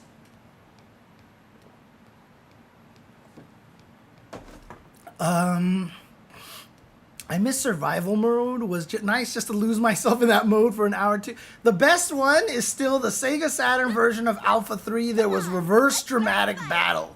Reverse Dramatic Battle is still one of the most fun modes that existed, which was you playing survival mode against two computers all the time. Because Dramatic Battle in Alpha 1 was you and another player fighting against Bison. Like, you played 2 against 1. But in Alpha 3, there was a version where you played one character against 2 computers, and it was you had survival reverse dramatic battle, and it was so much fun, because sometimes the computer would just do things, and you're like, Jesus Christ, like, did they plan that? There's no way, you know, kind of thing, and stuff like that. So, James understands the crazy cat lady from The Simpsons. Yeah. Well, I mean, to be honest with you, to answer Zilcho's question, Nathan has gotten a lot louder. That's the main thing that I've noticed. He meows at me all the time now when he's hungry. He just comes up to me and he just starts going, meow, meow, meow, meow, meow. He's talked more since Jasmine has passed than I've ever heard him meow in the previous 13, 14 years. And at first I was like, what is going on? This is so weird. Why is he doing this? And then I kind of came to the realization that before, when he got hungry, his goal was only just to get me to notice him. And he realized the best way for me to notice him was to attack Jasmine. He used to attack Jasmine when he was hungry all the time. Just eventually, Jasmine, I would just hear her hiss, and you just see him lunging at her all the time, and I'd be like, Nathan, Nathan! And he didn't care that, like, I was scolding, as long as I paid attention to him, so he could be like, see, cat, feeding time, remember, cat, feeding time? And so now that Jasmine's not around, he can't do that anymore. So I think he's just figured out the best way to get my attention is just to walk up and meow at me. Constantly. Oh, man. So that's kind of what he does now, honestly. But he's been okay. Like, him and Jasmine never really got along. They tolerated each other at best. The only problem is, I don't know what's happening, why this year ended up this way, but like right when Jasmine passed, like literally a week later, I disappeared to Taiwan for 2 weeks.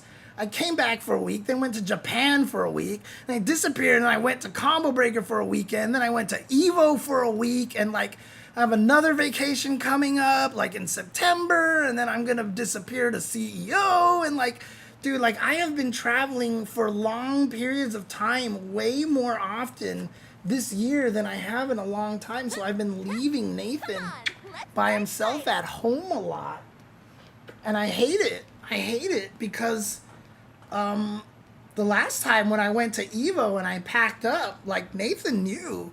He knew I was packing and he was pissed, dude. He was like really cranky.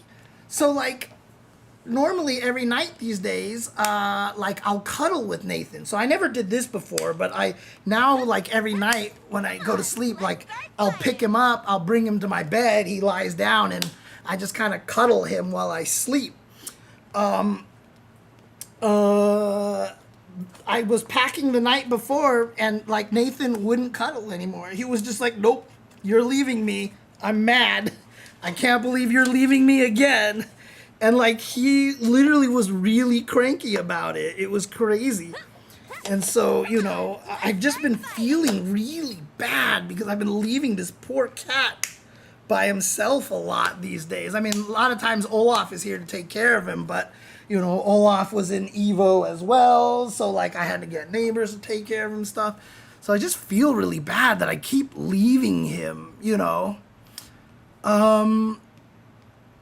Okay, let's see. So I struggle playing neutral versus characters with fast walk speed like Chun-Li a lot of times. I can walk them down to corner, but of course that doesn't happen versus stronger opponents. Do you have, who are you using again, Korinane? I forgot. Corinane or Corinane? I'm not sure how to pronounce that. Who were you playing again? I can't remember now. How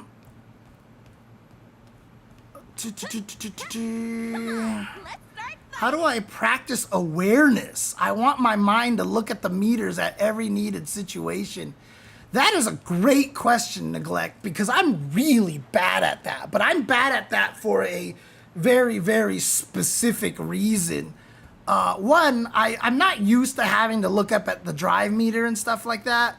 But my biggest problem is that because ranked, you don't know if you're on the left or the right side. I don't know which meter is mine.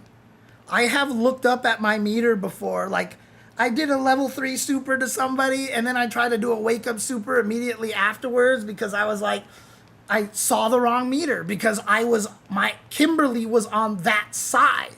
So I just naturally looked at those resources. And there have been times where I'm like, how much drive gauge do I have? And I look up and I see both drive gauges and I'm just like, I have no clue which one's mine. I just don't know which one's mine. Because I'm very, very left-right dyslexic. I'm very left-right dyslexic. So I get that mixed up a lot. I was born left-handed, Chinese parents, so they made me right-handed. And as a result, left and right for me are just a blur. Left and right for me is just the blur. If you have your kids and they're born left-handed, don't change them to right-handed, please. Please don't do that. Hey, thank you, Diva Hoda, for the follow. Elena. Okay, yeah, Elena's a tough one with characters with good walk speed. You have to take advantage of her range.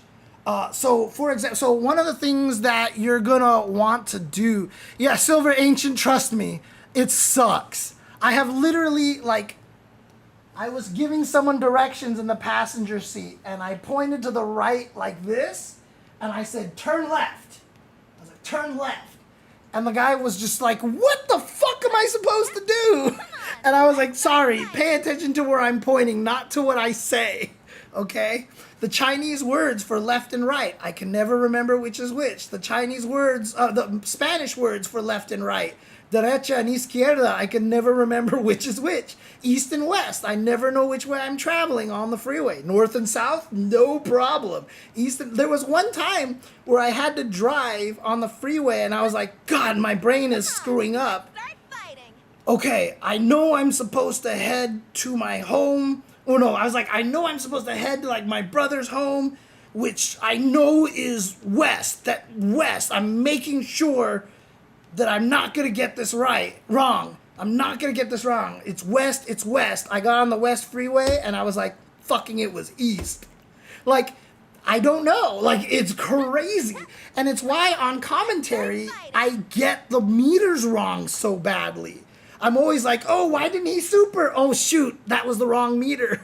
Dude, I do that on commentary all the time because I cannot distinguish the left and right. One time there was a tournament where they made the second player play on the left side and the first player play on the right side so the camera angles would look good.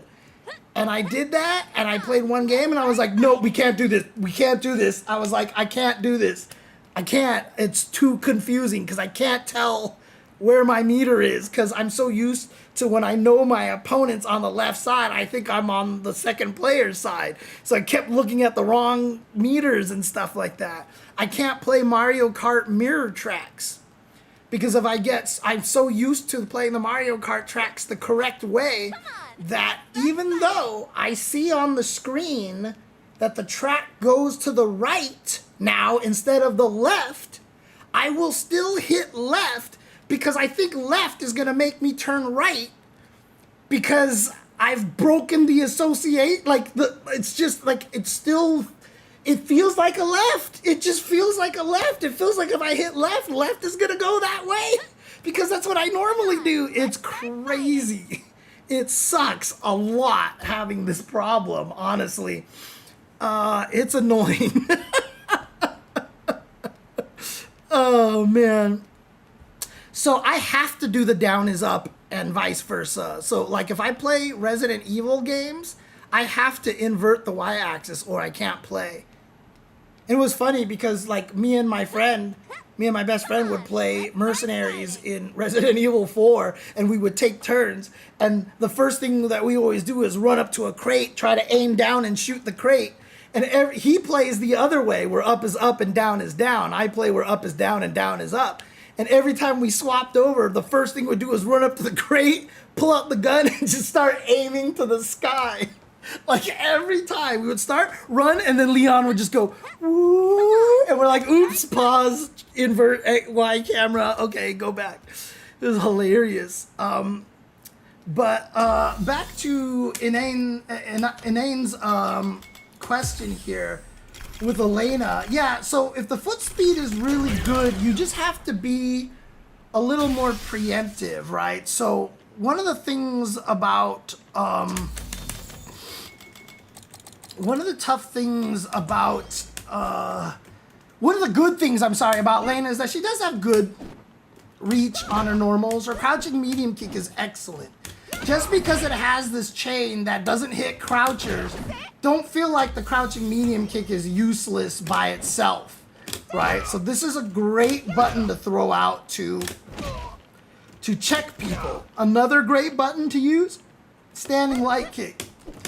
This is if they walk into your space and you weren't ready for it. This is a great button that checks people really well because her standing light kick, like,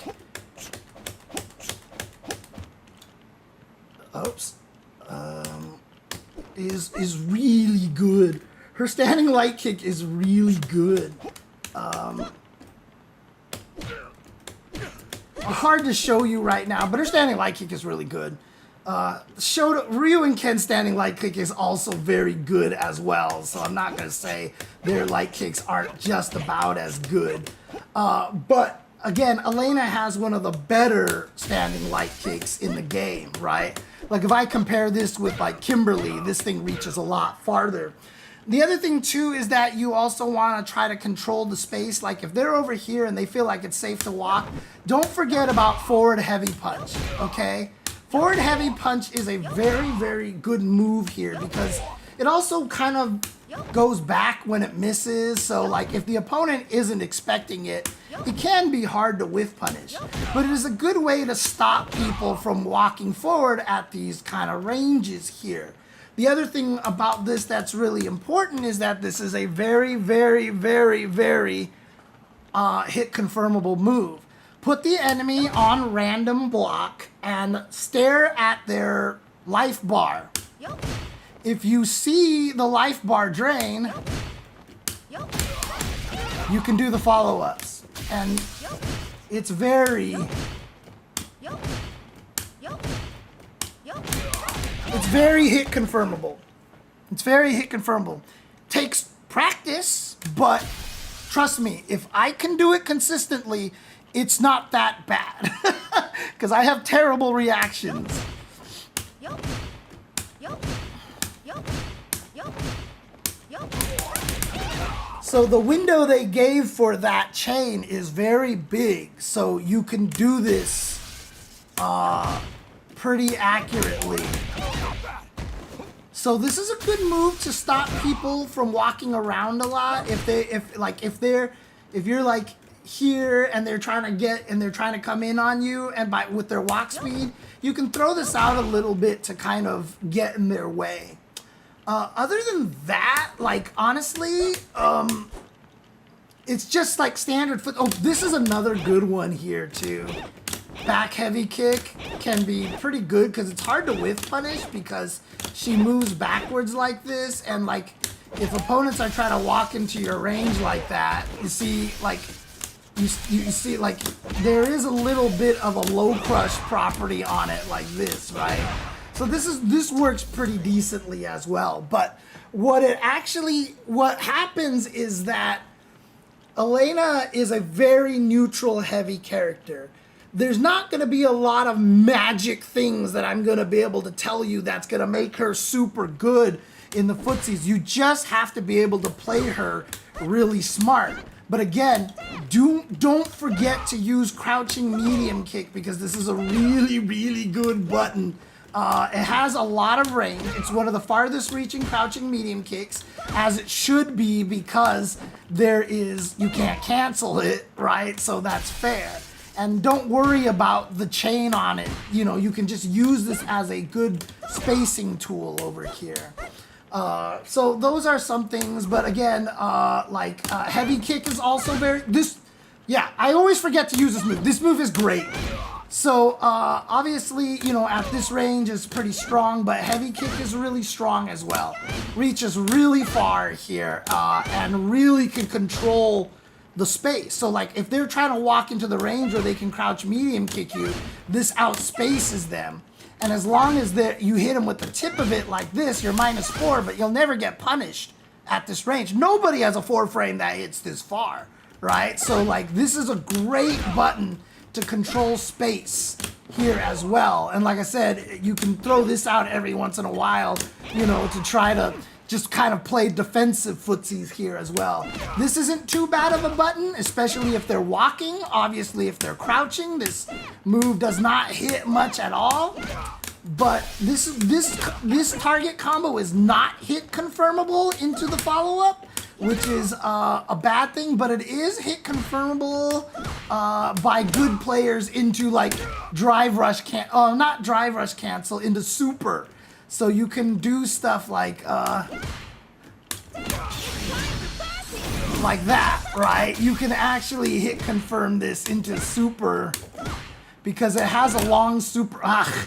Did I do the motion right here? Oh, I don't have a level 3. I was like, come on, dude. Like, okay, there we go. That's why. So it's got a late cancel window, so like you can confirm into like supers. Unfortunately, this move can't be canceled into specials. Oh, I missed it. There we go. So you can do stuff like that, but that's super high level. That's really high level right there. But this is a good move to stop people walking forward. Because if they're using their foot speed to get in, this can actually zone them pretty decently. Because they are, oops. What am I doing? Jesus Christ. Because they are walking, so they're standing in general, right? And if you look here, let's see if I can do this right? So, yeah, it's about the same range as crouching medium kick. It's about the same range as crouching medium kick, yeah. So they both have kind of the same range, and they both function as like good ways to stop people. The nice thing about this move here is that it does also have the side effect that, you know, if they just tried to jump at that moment, you might be able to hit them or something like that. This has the nice effect of just hitting them because they're not blocking low, you know. So those are all like the little benefits and stuff like that. You tend to fish for HP and raw drive rush jump scares. Yeah, with Elena, I don't use raw drive rush that much because I don't think her raw drive rush is very good. Like, she doesn't get a lot of range on a lot of these things. Drive rush heavy kick is okay, but you see what I mean? Like how she stops? This is what I mean, like everybody's drive rush is not equal, right? So you kind of have to do that a little bit, you know, later in her drive rush. Fortunately, she does get a lot of speed even towards the end of her drive rush. But, you know, that's not too bad. But I generally don't raw drive rush a lot with her. And the other thing I do a lot is this. This will get me killed against higher level players because they will probably start perfect pairing that because that's not a true block string. So like I said, I'm to block all. This is not a true block string. But what I like about this is hit confirmable too, right? So I can just do this and then I don't even need to look at the life bar on that one, right? And the best thing about that is now I'm plus 39. And if you don't know that plus 39 is one of the most important Okies for Elena, we'll definitely have to have a long talk because plus 39 is one of the most important Okies for Elena, and you'll find out she gets plus 39 in a lot of situations, and this is not by accident. This is Capcom being smart about this. So, oh, you have the file, that's right. But the reason why plus 39 is also really so important is because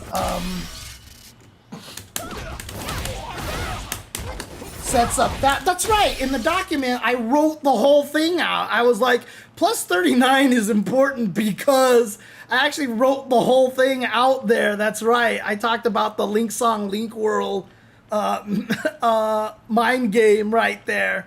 So yeah, plus 39 is really important because even if the opponent wakes up with like a drive impact, I'll do this here, drive impact like so. So even if I do this, I missed it. See, even when I know what's gonna happen, I can't counter it. It's actually frame perfect for you to drive impact at the last frame. So, you know, that's really important. And then also the reason why it's important is that roll is -5. And while that seems like, oh my God, I can be punished, all wake up ODDPs that are invincible are 6 frames. All of them. All wake up ODDPs are 6 frames. So being plus 39 means if I do this, I can block an ODDP. Obviously, if the opponent reads that, they can jab me and punish me, but if they're thinking about that, then I can do this, and then they die.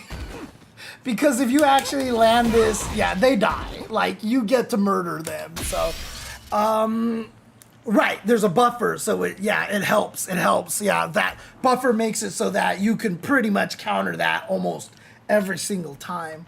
So being plus 39 is really important. Like I said, there's a lot of ways for Elena to be plus 39. Any grounded rhino horn is that way. Like I said, this thing is plus 39. And there's a lot of other like random setups too. Like once you actually start getting like crazy combos, like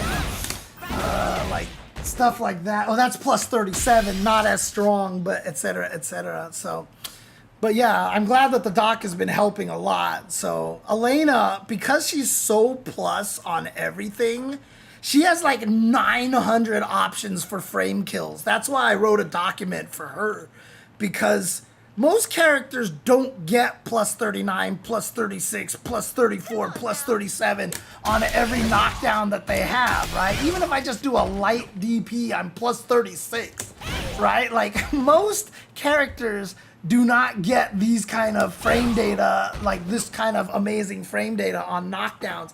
But I swear to God, everything Elena does, like if I do this, I'm like plus 48, right? Like, so she has just like so many frame kill options. And so my goal was to write them all down and try to program them into my head so I can mix between them all the time, just so the opponent never sees the same thing twice, and so I can just mix them up really badly. But it's hard. Like, it's hard because there's so many.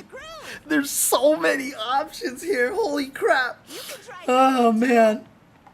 But yeah, I have a whole Oki guide for Elena here as well, if you guys look.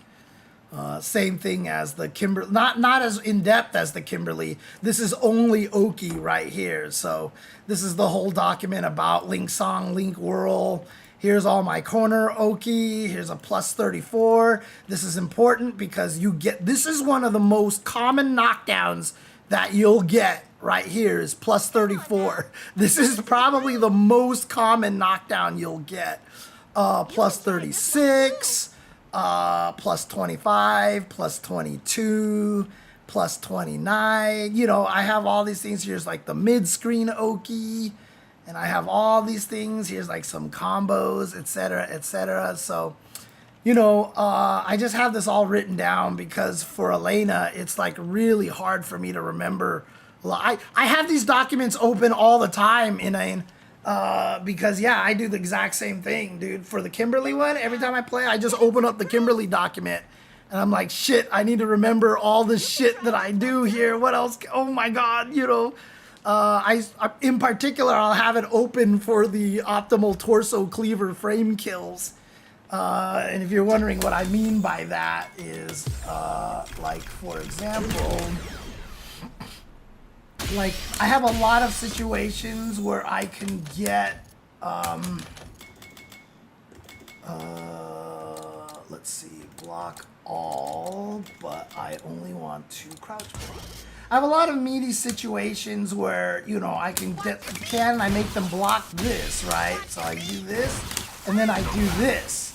But what happens when you do this is, if you don't know what you're doing, like you get stuff like this, which is good, etc., but you can get a lot more damage than that if you can optimize this. And every single situation that I have is a different frame kill. And so I have learned, like for example, I tested in this frame kill that crouching heavy punch is the best starter right here. Because if you notice what I did before, what I did was just, so one torso cleaver into OD torso cleaver into another torso cleaver, etc., etc. But if I know what my optimal is, here's one torso cleaver, two torso cleaver. Oops, I missed it.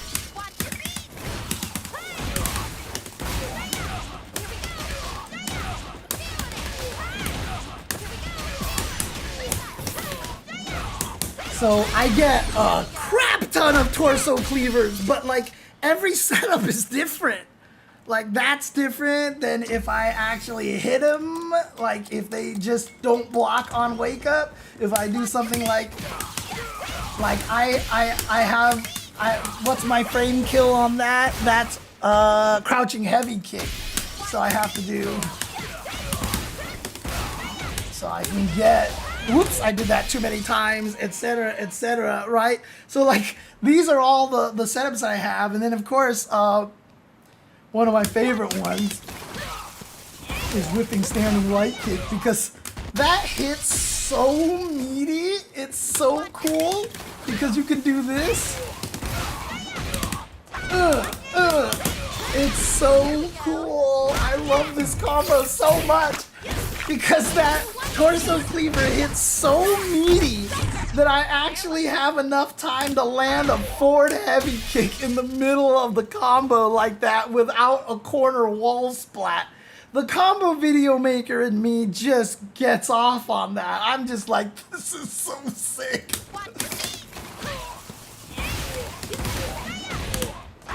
Like being able to land that just like just feels so sick. I don't know why. I just think it's so cool, dude. Oh my god.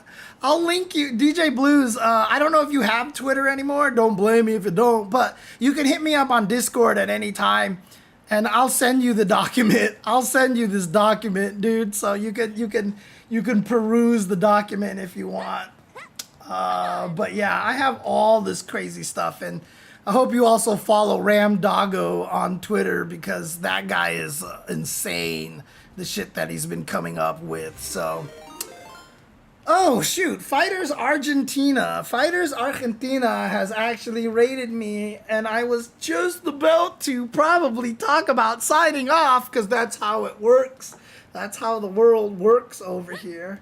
But if you guys are wondering, so Fighters Argentina, what's really interesting, like if you guys understand a lot of English, of course, and are kind of beginners to the game, I'm really good at helping beginners and teaching beginners. In fact, if you notice, my title says that I was here to record some content and also answer beginner questions. The pinned comment says, like, I am totally willing to get sidetracked into content. Into questions, because that's kind of the main reason why I'm trying to be live while I record content, is so I can help people. Well, I've been streaming for 4.5 hours and I haven't recorded a single second of content. So I have literally just been answering people's questions this entire time and trying to help players as much as possible, which I really, really like to do. So, and again, I'm fine by that, Forrest. Like, that's kind of the intent, right? That's the intent. That, you know, I want people to ask me questions, but if people don't have questions, I can do something, and that's good. So that's fine. That's fine. I'm okay with that. But the reason why I bring that up is because that's how many questions I've been answering. That's how much I've been helping people all over the place today. And I'm always down to do this. So if you guys want to ask questions, and like I said, you know, unfortunately, you're going to have to know how to understand English and stuff because I can't speak Spanish. I apologize.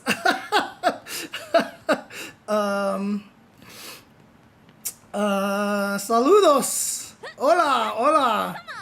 ¿Cómo estás? ¿Cómo está ustedes? ¿Cómo están ustedes? That's what it is.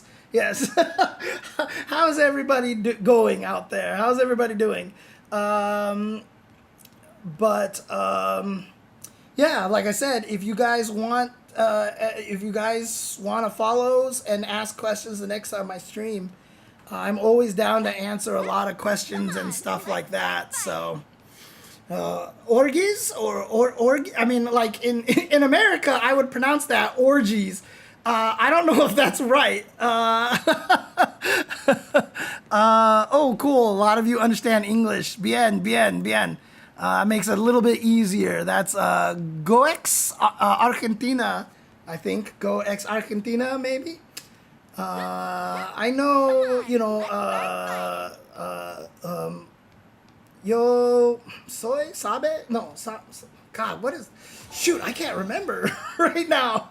I know a little Spanish still, un poco español, pero as the one sentence I always remember is, pero no recuerdo muchas palabras ahora.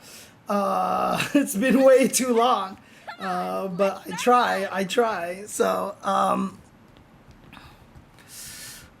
thank you for the follow, Repo Man. Appreciate it. Un saludo a los argentinos. Aguante Messi bicampeón. Let's go Messi.